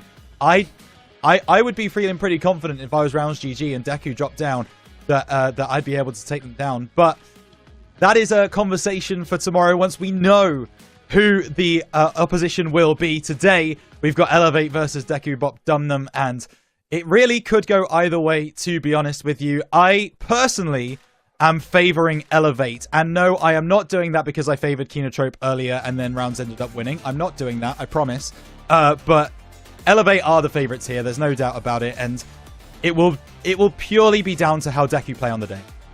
Yeah, Deku is going to have to really kind of disrupt. Tho is one of the, after he was added into the previous Gladiators roster, alongside Virtuoso and Maxiu, really added a fantastic weapon. You bring in Ocelon, and obviously, I mean, the two Netherlands players are going to be able to kind of sync up. Maxiu is probably flipping through a Dutch booklet, praying that he can be able to keep up with new comms. But Maxiu is also one of those guys that has been around for so long when it comes to APAC, really has been influential, has been able to flourish in their mechanics. They've now gotten LAN experience, and this is a team that is so great. The full finish team, though, I mean, there may be going to be a fight to the finish either way. But DEKUBOP versus Elevate. Let's hit game one. Here we go then. Final series of the day. Upper bracket. Neither of these teams will be out today. We will see both of them tomorrow, but which will we see first? That's the question. That's a dangerous touch, but Ocelon's going to be able to bring it away. Moving down the field, has Tho next to him, gets the bump! Good save coming through from Dansku to keep the scoreline level. First 30 seconds really dictates, you know, constant pace, and Elevate wants to pin in the Finns if they can. DEKUBOP fielding this one, and Elevate wants to just cycle through, keep this calm, keep looking for concerted efforts, but you see that over rotation. I believe that one was coming up by Tho, so he's going to have no boost, and that's going to be an easy flick and go. Regzer finds it on the counterplay, sits Tho down. Right then, Elevate. Now we see what you're made of. Now you know what you're up against. You are 1-0 down, 1 minute into game number 1. The comeback needs to be swift and sharp to make sure that your fans are happy after this one. And maybe it is. That one just going to go wide. Regzer up the right-hand side. Gets a second touch as well. Just that little bit quicker is the Finn. As now, this one over the top from Tho, but he's not got a second man raise help him until Dansku completely misses on the backboard. Maxiu gets on the docket, and oh dear, Dansku, that is one that you will not want to watch back. That's an awkward receive as well. They nearly had a fantastic recovery to come from that backboard, but let's talk about that clean cut that Tho got around Porsas whenever that was going to the ceiling. That nice extra parabola that got it over him. It was fantastic, and Maxiu just looking for any kind of opportunity. This is an Elevate squad that runs through opportunity, and they're going to try and do it here, but Porsas will clear up that from the near side post. Yeah, but now it's Tho with time and space on the left-hand side. Gets this one across. Doesn't get a reset. Doesn't need one. Oh, crossbar, post and away. Elevate so close to the lead. Tho starting to get those mechanics online. Now over to the left-hand side. Ocelon takes out Porzas in the middle. Cleared away. Big by Dansku, but Tho's going to be there to collect. Does get a second touch as well, you would think. Just gets it past his man. Gets a ground pinch too. That ball's popped up. Maxiu from deep will not be first there.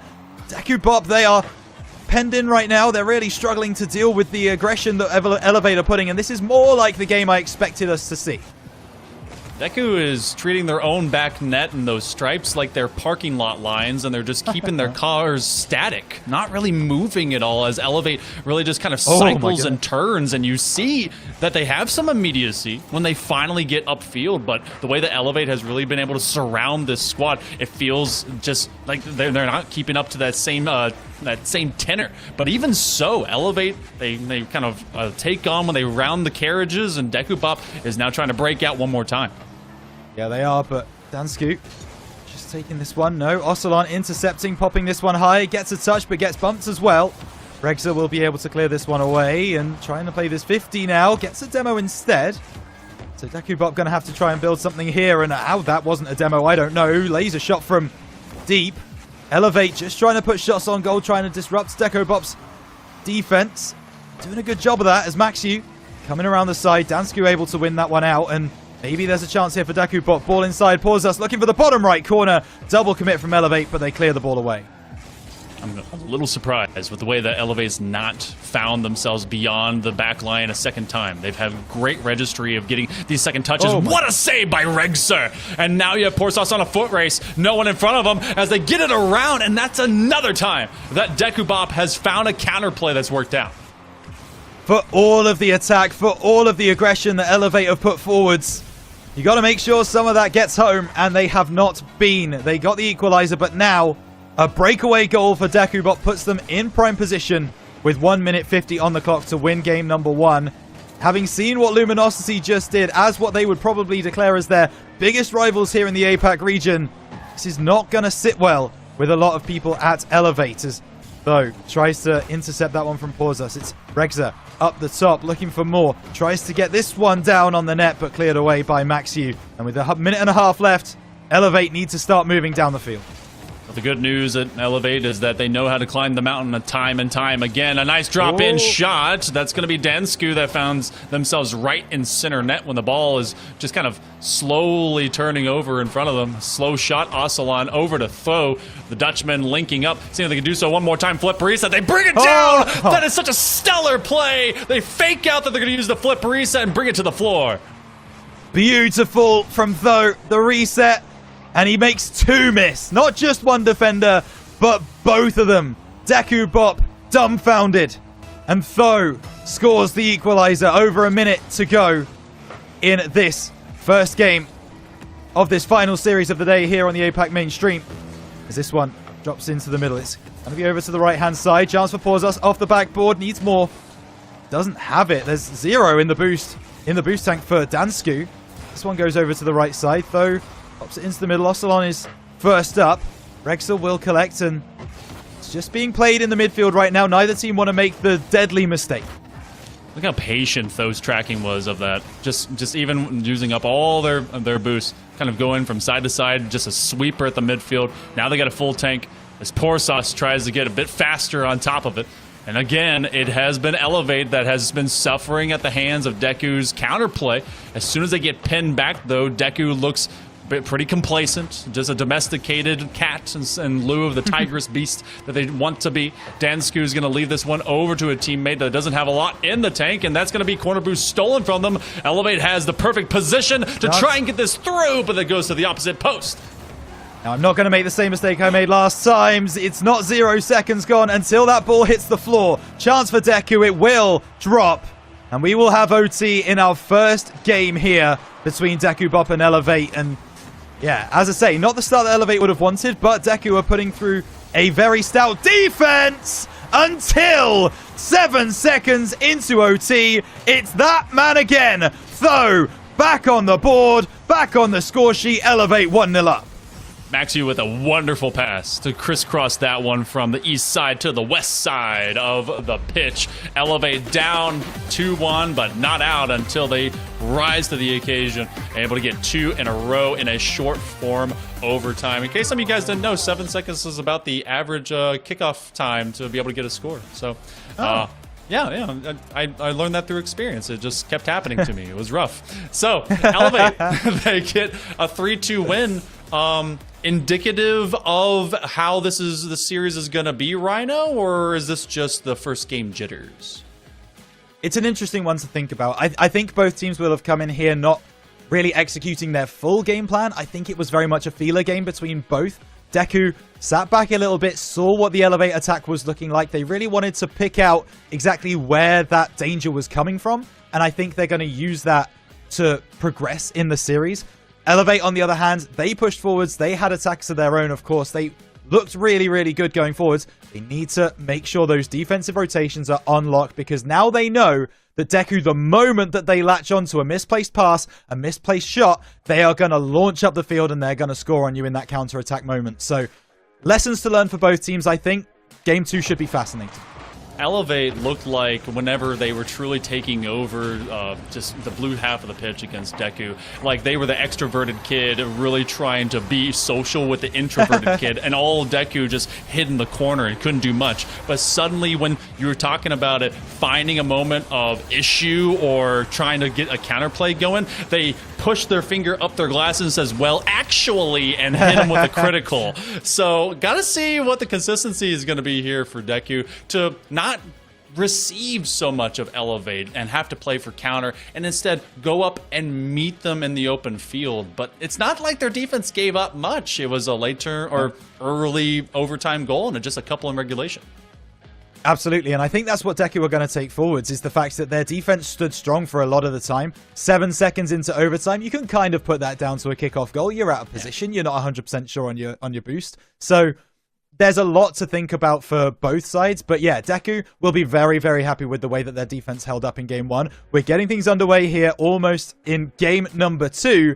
And I really think it's down to Elevate to try and press the gas pedal and try and almost get it out of reach of Deku. Yeah, we're going to see now as we go from that first game, that one's to set the tone, and now you set patterns, you set pace, you set up what you intend to do for later. And since we're in best of 7, game 2, not that prolific of a game, it does push itself into that leniency line. So will Elevate find themselves another? Will Deku be able to respond? Will we get an opening goal very, very quickly? Well, answer's all yes, maybe. 2 seconds in, and Elevate have their opener, and this is Though again, such a thorn in the side of Deku in the first game. And now, getting that goal early on in game number 2 means Deku have to come out of their shell. They can't rely on the defensive plays. Not sure they can rely on the counter-attacks really either, as Dansku going to try and bring this one forwards. Gets challenged by Tho in the midfield. Now Ocelon off this left-hand side. Some more, but it's going to be Maxiu trying to beat Pausus, and does do so, but there's no one really to support him. That's a mistouch in the back lines for Deku, but Rexa will be there to clear away. Elevate making camp in Deku's half. This is also the majority of Deku's offense starts from this wall right here, where Maxiu just, kind of pushed their face into. Elevate is owning the entirety of the pitch. Doesn't mean that Deku's not found Pater. Oh, Regzer running out of boost at the most inopportune time for them, as Ocelon is able to make a powerful flick, trying to set up a pass. That's going to be a great run, and the Dutch connection is just too strong. Yeah, absolutely beautiful. Ocelon flicks that one over Pausus, and immediately you see the problems. You see the rotations coming through from Deku, struggling to get back in time, struggling to make it back for that save, and Elevate, they double their lead. Ocelon to Tho, I get the feeling that's something that we're going to be seeing quite a lot this season here in APAC. Yeah, and you're going to see kind of a sleeper at times, because Maxiu will very swiftly and very fluidly get between them as they just kind of make mincemeat out of the pitch. So you don't ever want to leave kind of your eyes on just the main two. Maxiu actually keying up this backboard play. That's going to go off the front face of the crossbar, and it's going to be the main guy himself that finds a third for Elevate. Man, we were talking about. There he goes, off the backboard, second touch, and Maxiu is there to finish the job. Top shelf from Maxiu, and Elevate now starting to put themselves into cruise control. Just over a minute played in game number 2, and this looks significantly more like the Elevate that we know and love, and we're ready to see moving into this main event. I'm starting to believe in not just what you said, but kind of Twitch chat agreeing with you as well. That first game got the feel-out vibes. What is this team capable of? Maxiu gets one from distance, and Elevate now. They did some quick homework. We'll pop quiz 4-0 at you inside the first 2 minutes. We must beware hubris, though, Hale. We must be aware that Elevate could get up to this second game. They could even get up to 3 and start getting a little overconfident. We saw what happened to KINOTROPE when they dropped a game against some Finns earlier today. So there is Still an opportunity for Deku to move back into this one. I think now your mindset has to change for this game too. Getting 4 back against this Elevate roster is going to be so tough for you. So I think it might just be a matter of try and figure out exactly how you want to progress in this series. You've still got a long time left. Best of 7, of course. So being 2 down is not the end of the world. Just need to start considering exactly how Elevate are coming at you, exactly what they're presenting. Tho's presenting a dunk there off the backboard. It's a hat trick for him. And yeah, Deku, they just need to start sitting back, learning, and starting to figure out a way to beat it. I heard the bell. It's Professor Rhino saying it's time for class, and let's all watch Elevate and how they're able to just take over this pitch. And I agree with you. The key thing about getting a 5-0 lead this fast, you've got a 5-0 lead and you're beating the heck out of Deku. The bad thing, there's a lot of time left on the clock. Yeah. Now, the key thing, though, we're seeing out of Deku is that they've really been kind of shut down. They're not making the same level of level-headed defensive plays and touches to take away these tries by Elevate. And we're now about to crest over the midway mark of game number 2, and this has been a really breakout offensive in favor of Elevate. Oh, hold up, one back. Pause us, making us just take a breath. Just nothing too crazy, but just a small, intake of air. And now, maybe Dekubop have a little bit of something. Just just that little thought in the back of their mind. Hang on a minute. There's still over half of this game left. There's still 2.5 minutes. Maybe, just maybe, if we get another quick goal, we can unsettle Elevate, and I think that's what they're going to try and do. The Hopium users in the chat often say, if you can do this many goals in this much time, then I can do it as long as that time exists. And I often tell myself that. So I want to see if that does occur. Big demo there by Ocelon. Dansku gets deleted from the middle of the pitch, and Tho doesn't have much in the tank, but he's got a lot of support right behind him in the form of Ocelon and Maxu. Another big demo. That's going to find the opposite post. What a save by Max. Fantastic save. Scrambled across his goal line and just got there in order to make that save. Pause us over to the right side where Rex is waiting, but it's going to be Ocelon to take charge. No boost, no problem. Ball to the back post. Dealt with by Deku, but stopped in its tracks by Maxu. He won't be able to get a second touch because Rex is going to be there. Can he beat the man? Yes, he can. Wins the 50, but not cleanly.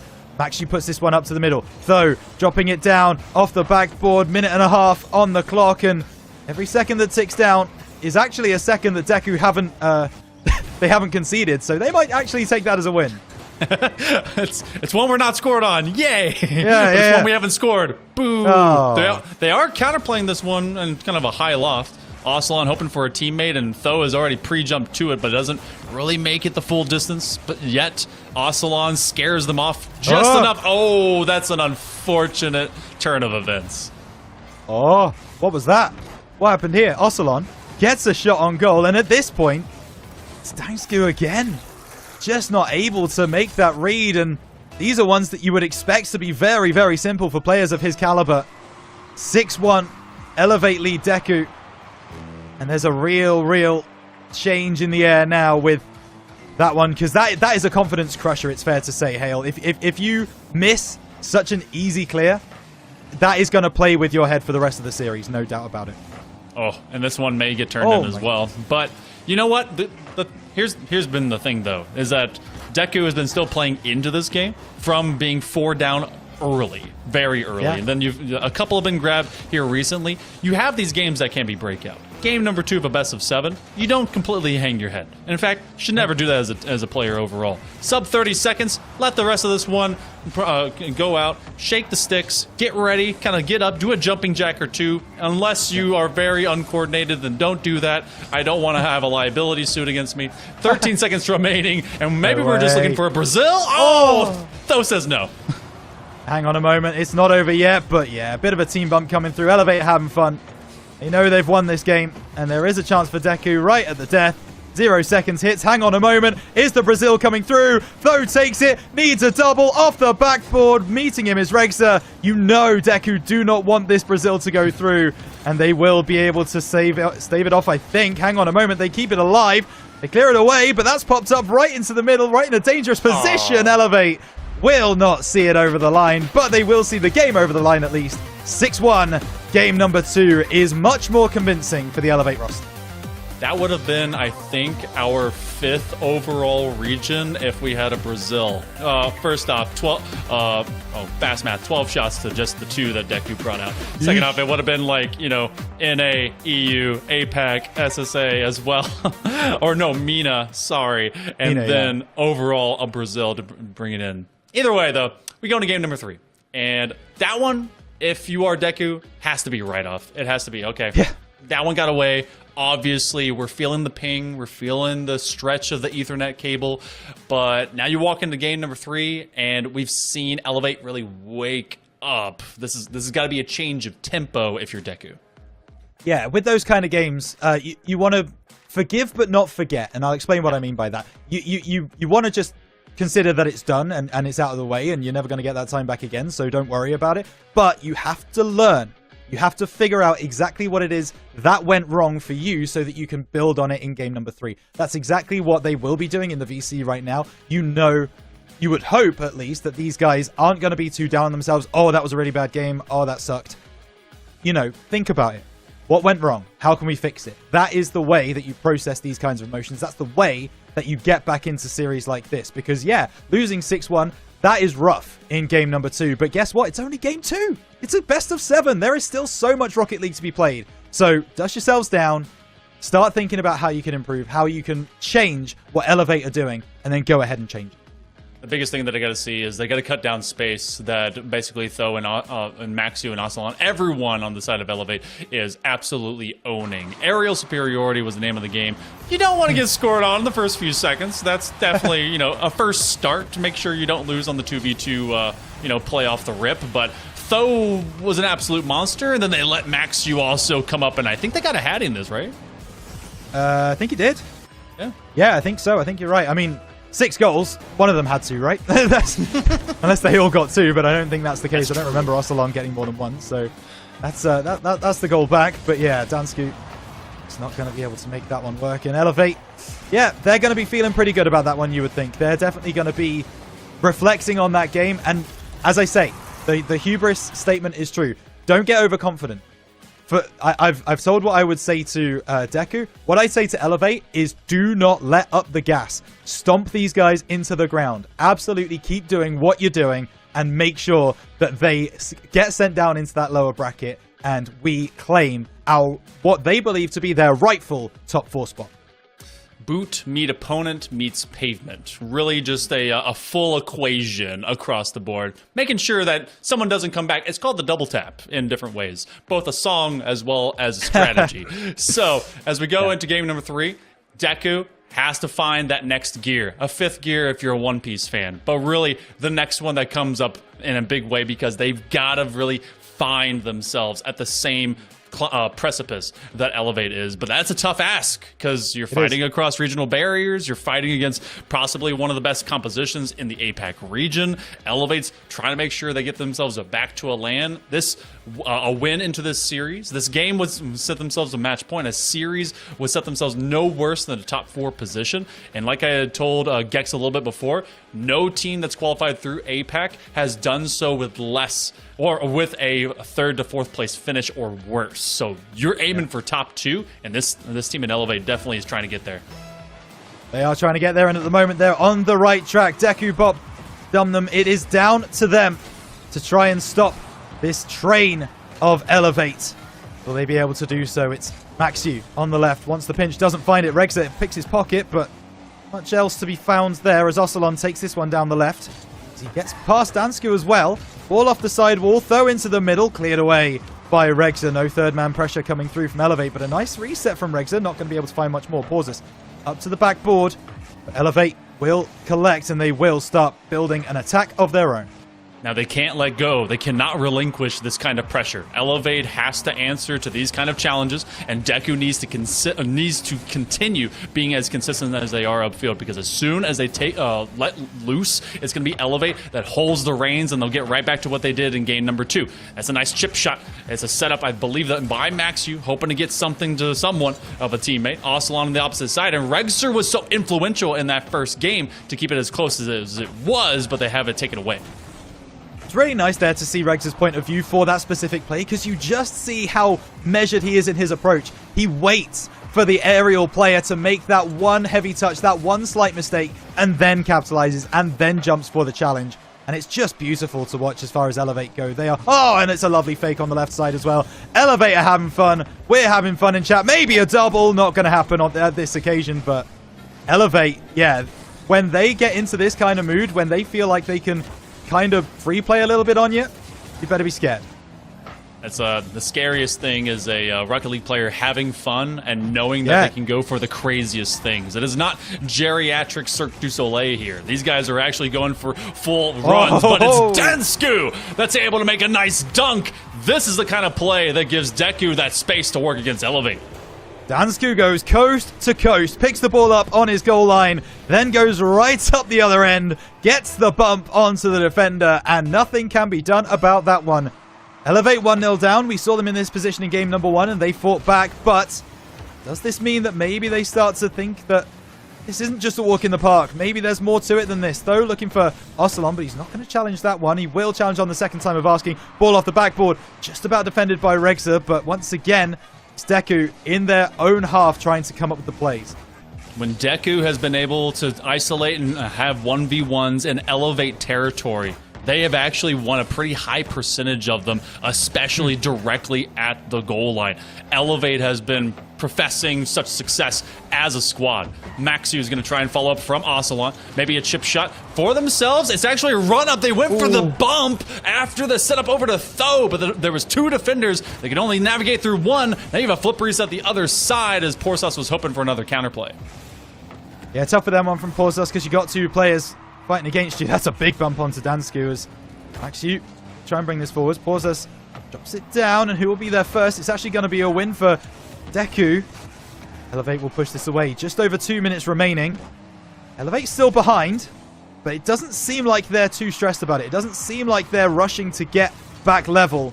They're just playing their game. They're playing their strategy, and they're confident that it will work in the end. This is the way they played in game number 1 when they were down 2-1.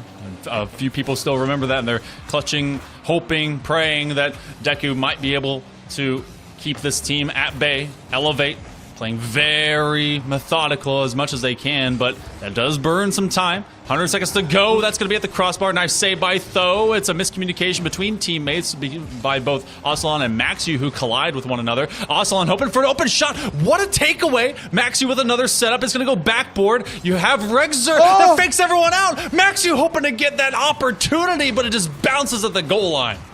No one reading that waterfall is absolutely insane. This ball chops up. It's Regzer. That's going to waterfall again. Cleared away by Ocelon. Needs a second touch and does. Not a lot of boost to work with. Ocelon's still going to fight. Ball off the backboard. Dansku nowhere near it. Maxu collecting. Pushing over to Tho on the left-hand side. About a minute remaining here in this game number 3. And it's Tho! And he's missed as far as Dansku goes. Oh! What a double save! Dansku keeps DEKUBOP ahead. And he denies a double shot. Dansku is the man right now, able to find their lone goal after a nice bump play that got it through, and then 2 big saves, a dropper, a triple commit, and Regzer comes up big. Sub 40 seconds. Elevate, wanting 1 goal to tie this up. Deku hanging on, skin of their teeth to make sure Elevate doesn't get over the line. And this mighty mountain of a squad trying their hardest now after just burning so much time, being a bit too methodical. Deku's going to bring the fight to him. This is the quality of defense we saw in game number 1 from Deku. And Elevate, they just don't have an answer to it right now. In fact, it might be an improved defense from Deku. That ball into the middle, no. Dansku denies. And we'll look for the reset as well. Gets over Ocelon, who doesn't have any boost to work with. 0 seconds. Got to find something here. Tho keeps it alive. From deep, it's Ocelon. Backboard needs more. Not going to happen. Can they keep it alive? No. And DEKUBOPDUMNEM take a game off of Elevate. My goodness, that is a step in the right direction here for Deku as they're finding their stride. Had to minimize the impact and output of this Elevate group. We went from an absolutely wide open style of play, 6-1 in the previous game, to a 1-0 tight shift. Dansku, they only got credit for 1 save. They had a couple, but everyone contributing into the defensive factor, and it was that breakout solo moment by Dansku that was the only difference maker on the scoreboard. It was, and Yeah, Elevate, just... That offense lacks teeth. I don't know if you agree, but it just lacked any cut to it. There was no kind of drive, and the defense just was so strong. It was like a wall that you just couldn't break down, and fair play to DEKUBOPDUMNEM. They have done a great job there of denying Elevate any opportunities really in front of their net, outside of that huge double save from Dansku that denied Tho. Goodness gracious, that was an incredible play to keep the scoreline at 1-0. And that's realistically probably what won Deku the game, because Elevate were building into that game. It looks like if they were able to get that equalizer, they would go ahead and win it. So credit to the defense from Deku. Honestly, just such an effort. But the problem is that those are often tough to repeat. You have some of the best players in the world that can do so, and it's as easy as just kind of getting up from bed. But for this squad, their defense has to be perfect. And sometimes that comes down to just individual players. Dansku obviously showcasing they can do that for the team, but I wonder how often that can be multiplied as we go into our next coming games. So, you know what? They got the first one. That's a huge lift for Deku, especially to let everyone know that this Elevate squad isn't perfect and they can be taken down in different ways. Absolutely, and I'm just making sure I don't make the same mistake. But no, we are into live gameplay. This is game number 4 as Ocelon going to hit this one into the corner. It will be Regza trying to bring this one away, but Ocelon intercepting, and now Elevate once again setting up shop, setting up camp inside the DEKUBOP half. This is where they have been playing so much of this series. These kind of counterattacks, these are the ones that are dangerous. Ocelon takes that one away from Pausus. There's a chance here. Wants the dunk! Going to hit the crossbar. Elevate close to the opener, but no cigar.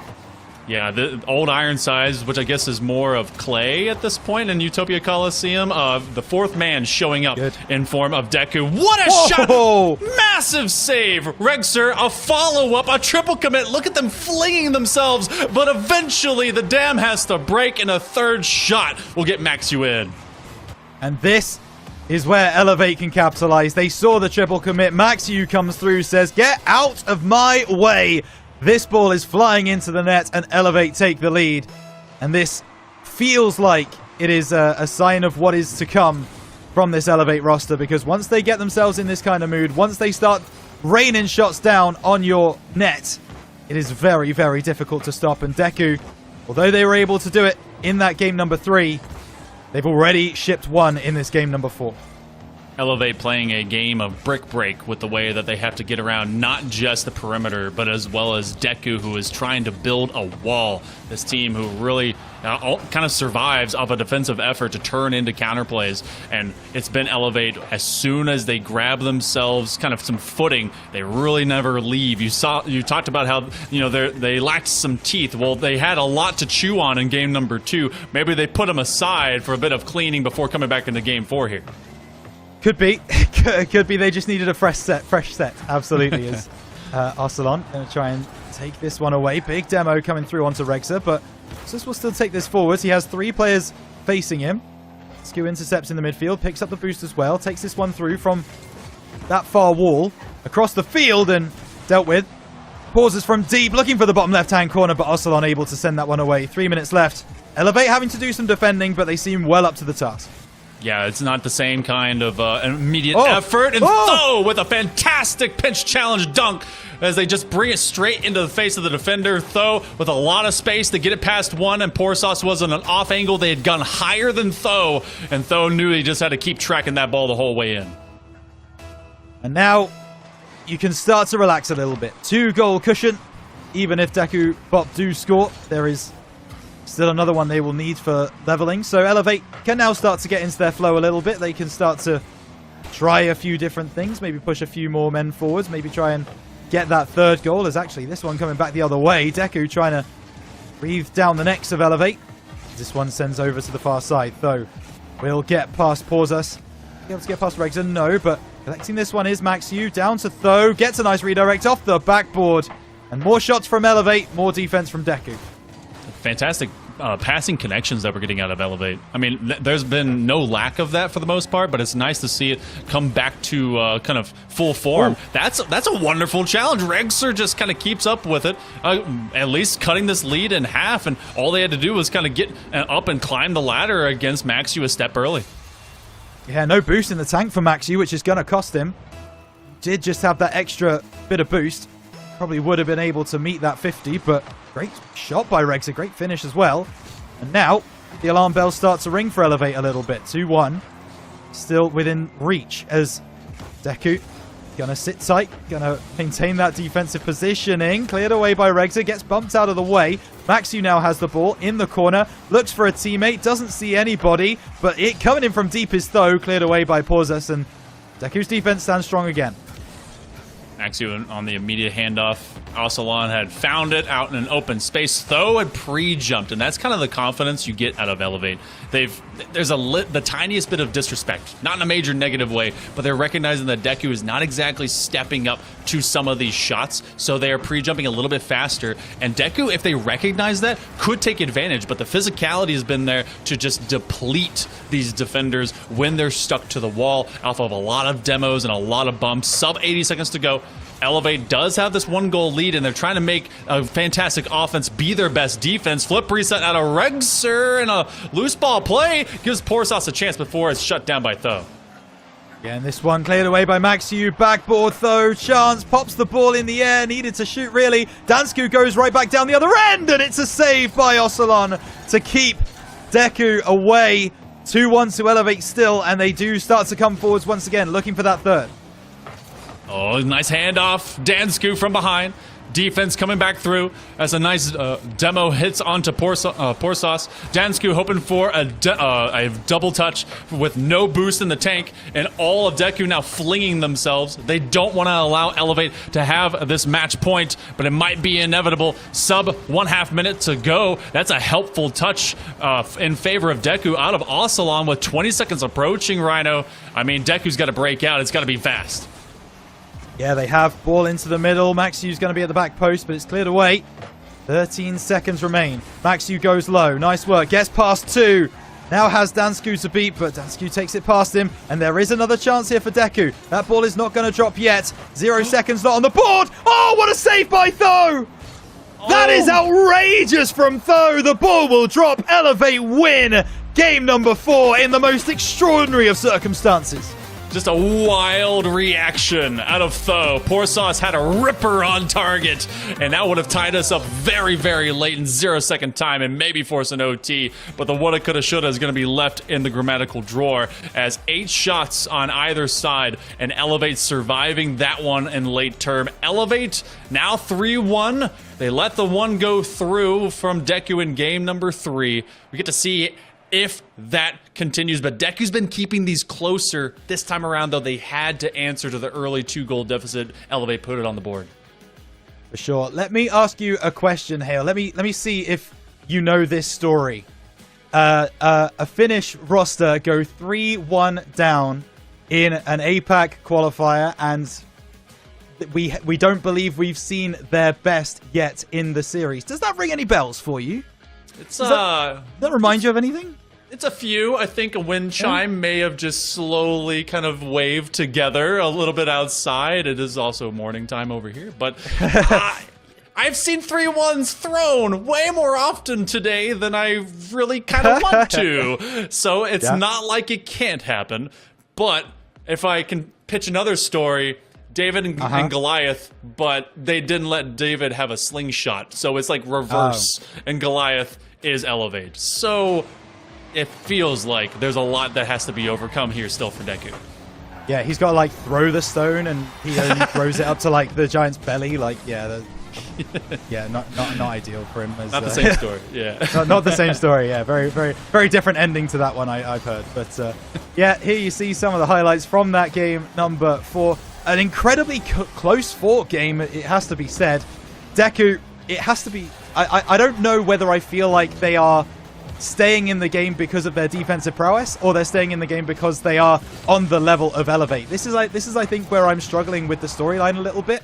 I'd love to say that Elevate are, you know, the far better team, but at the end of the day, Deku are sticking with them in more of these games than not, outside of game 2, of course. So, is there a chance that Deku can surprise them again? If they get this game number 5, maybe there's a storyline to be made that they're able to come back in this series. I mean, I'd like to see Neo Tokyo personally. I'd like to see Champions Field, but Elevate, I'm going to say the same thing I said when KINOTROPE were in this position. You cannot let Deku get back into this game, because we've seen what happens when you do. And you just gotta end it here, I think. The biggest thing that we have right now is that Elevate has allowed enough space to develop. They saw what happened earlier to KINOTROPE in an elimination game, and they know kind of what the stakes are, be it a guaranteed top 6 or guaranteed top 4, and having an easier run from this seeding match into the bracket.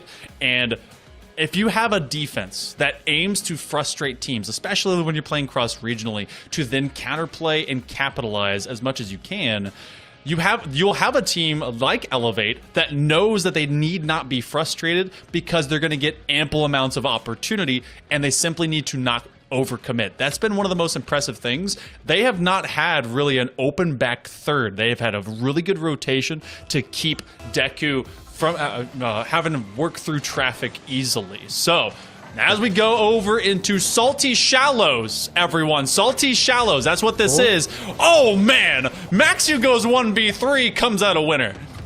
6 seconds. Wow, that's a quick start. Maxu, lovely flick towards goal and just follows that one through. Just wants to get the 50. It's all about desire, that goal. He desperately wants to make sure that that ball ends up in the back of the net. He follows it all the way. Make sure they don't have an easy clearance. In the end, goes in the back of the net. Maxu to take more, maybe, from Deku, but not going to happen on this occasion. Throw on the left-hand side, looking to go in from the angle. Good save by Regza. And they're still there. Ocelon, they tell Maxu to kind of back on up. He's going to take that midfield position, and then eventually they work their way into their back third. So everyone kind of structuring into this defense. Regzer has been such a pop-off player, able to give chances over to Porsas to get up into the sky and make some of these better shots. You do have Dansku all the way to the back line, has been a defensive mastermind at times. That one goes to the crossbar again. Deku having to answer every single touch as it just angles all the way around their net, really making me nervous. Yeah, very much so. I'm sure you're not the only one they're making nervous. There's going to be a few fans, at least, for Deku in the chat who aren't going to be convinced by this. However, Dansku off that top corner. Ocelon going to take this through. Tries to play the 50. Nice work. Though comes through. Looks for this one. Off the backboard. Needs a double. Well defended by Dansku. And how many times have we said that this series? So far, at least a plenty. At least 5 times or so. I mean, just now into this game, Regzer hoping to kind of bring this one out from mid-pitch. They go and find that midfield boost, and Dansku again will be there to answer. And they do weaponize Regzer, getting some level of territory. Porsas has been a little bit missing. He does come out. Oh, no, into the face of Dansku. Tough read as it hits crossbar and in. I mean, this pass from Though, can we just talk about that for a moment? Yeah, that was wonderful. Perfect. And then Ocelon just touches that one off the crossbar. Thought it was going to drop in for him, but ended up, bouncing off of a poor Deku defender. And now Elevate. They are in a very, very solid position. We saw them in this position in game number 4. They did give up a goal, but they still went on to win the game. Will they be able to capitalize on their position? Big bump onto Maxu as Ocelon down the right-hand side beats 2. Has he got an empty net? Is that just going to... Okay, all right. Well, Deku decided that they didn't want to defend today. I think... Oh, no, it was Maxu. Maxu got the bump. I thought for all of a moment that maybe Dansku and Maxu, by virtue of having similar sounding ends of their names, maybe we're in a rule 1 just for, all intents and purposes, but it was Maxu that hard rotated that corner. We talked about it with Gex, and you got to sweep those back lines. So, a tight level shot by Regzer, just couldn't get it around the post. Very close to that dunk as this ball moves across field. Maxu collecting, getting a reset. Big clear by Porzas. Is there anyone back in time? It will hit the backboard, and it will be Regzer who takes a shot. Squishy save coming through. Though able to go in and out. And Elevate still 3-0 up and maybe more, but Dansku makes a save. Though just so fluid. Just deep in the trenches right now. And Regzer hoping they can get at least a piece of this. That, in fact, it's found onto a teammate. So at the midway mark, game number 5, Deku hoping to get maybe a repeat, a chance, but they've allowed a lot of goals to accumulate in difference to the 1 game 3 that they were able to get in the first place. Elevate keeping this one pretty kosher and clean. Another big demo by Maxu. That's just a drop on target forcing Deku to have to answer defensively, and we've not seen a consistency of offense here, Rhino, for Deku that really tells me that they're going to be able to at least find their first goal, and another maybe accumulated here by Elevate. Ocelon goes to the top level. Yeah, and this one, double, maybe not going to find it either. 2 minutes remaining. Deku, they got to start moving out of their box. They got to start moving out of their half even to try and get this back to level. Otherwise, they will be heading down into the quarterfinals. It's this one now, Dansku, where, of course, they will meet rounds, which, by the way, is a fascinating prospect. As, of course, 3-1 game in the groups. Or in Swiss, sorry. What will happen next time they meet, which looks more and more inevitable as the seconds tick down here. To get maybe an early feature to that too. Obviously, both those teams showing some depth as rounds had shown us that they can come back from a 3-1. Elevate though, they're making sure that the one comes back as they hold a steady 3-0 shutout. Last minute, that might be in the entirety of this broadcast here, at least a day before Championship Sunday tomorrow, as Elevate. Well, they got right back into the driver's seat, and a little bit of learning happened in this series, but it's up to Deku to really showcase to us if they can do something here soon. Absolutely, and that's a big challenge there at the near post. Chance for one, but Maxu equal to it will be able to make the save. Now Rexa on the left side will get there first. Into the corner, gonna leave that one is Dansku. Bump comes through, but a nice fake coming through from Tho.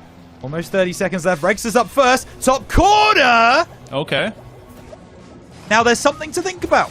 Now, I'm not saying that it's likely.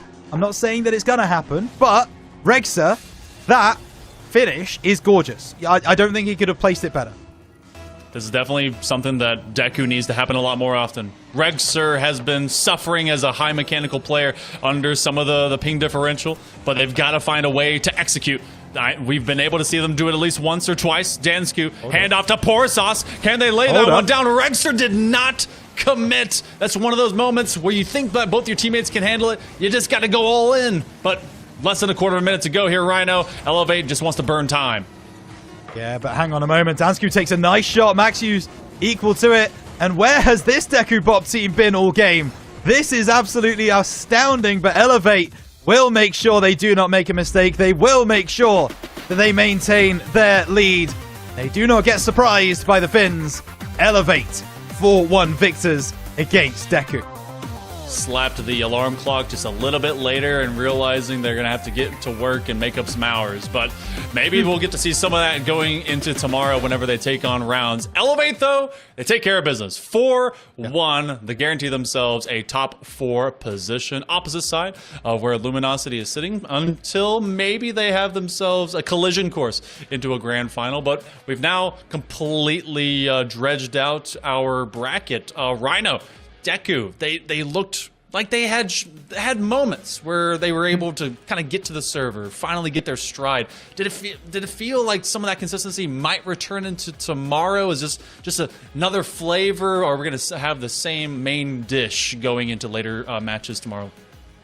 Again, it's really tough to say, but at the same time, yeah, it's tough. The ping is the biggest thing for me. Obviously, they're playing from Finland. Obviously, they're playing on that big ping. You even mentioned it there. Those mechanical players, they need the ping to be able to hit those mechanical plays.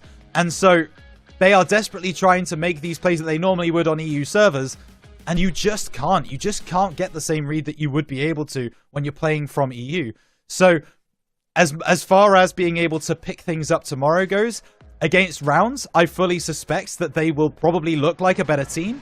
But whoever wins that game going against Luminosity, that's going to be a really tough draw. Oh yeah, there's going to be a massive collision of a lot of different players together. You have a limitation going into that particular matchup, and that inside of the bracket is kind of wild looking, to be honest. But Elevate came into to this series with something to prove and really to just kind of take care of business, get the job done. They do so in 5, one longer than what Luminosity had. But I also got another opinion that I want to be able to bring in, as we want to get Gex into it after this matchup concluded. I'm sure our fellow Aussie friend has a lot to be able to say, because we we just gotta know. Like he's gotta been know. sitting on the sideline so much. It's summertime down there. Let's bring in Gex. Gex, my man, what exactly do you got from that previous series?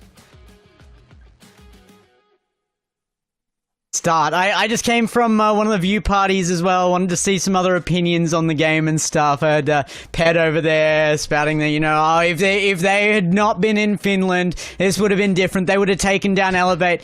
Buddy, we are sending them home. That's the real truth. It is Elevate standing up for APAC, and I don't know. It's hard to even hold a straight face while I say that opinion, because these are both the import teams. Maxu, great to see him in the roster, really fleshing out any roster he's in. Really, he's such a versatile player, and he does really fit in with whoever he's put with. Yeah, honestly, the way that I've seen, because like it was both Maxu and LCT that teamed together for so long, and then when they split, Maxu fitting into a bunch of different combinations, lest we forget that Vert, and realize they were able to be with them, and seeing what the entire region kind of is built out. Definitely a solid third, and then at times really shining as a first with some of those shots he was able to get. But Rhino, obviously, Elevate looks good, Luminosity looks good. This bracket now kind of fully fleshed out.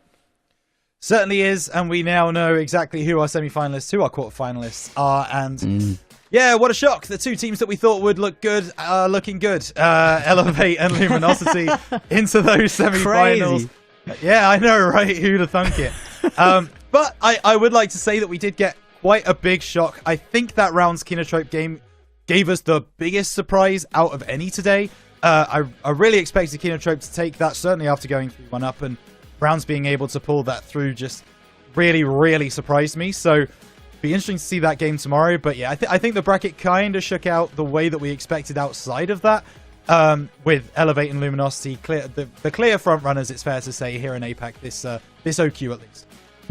Well, they are sitting up in the semi-finals tomorrow as well, and we will be back again tomorrow for that. We've got the lower bracket sitting there.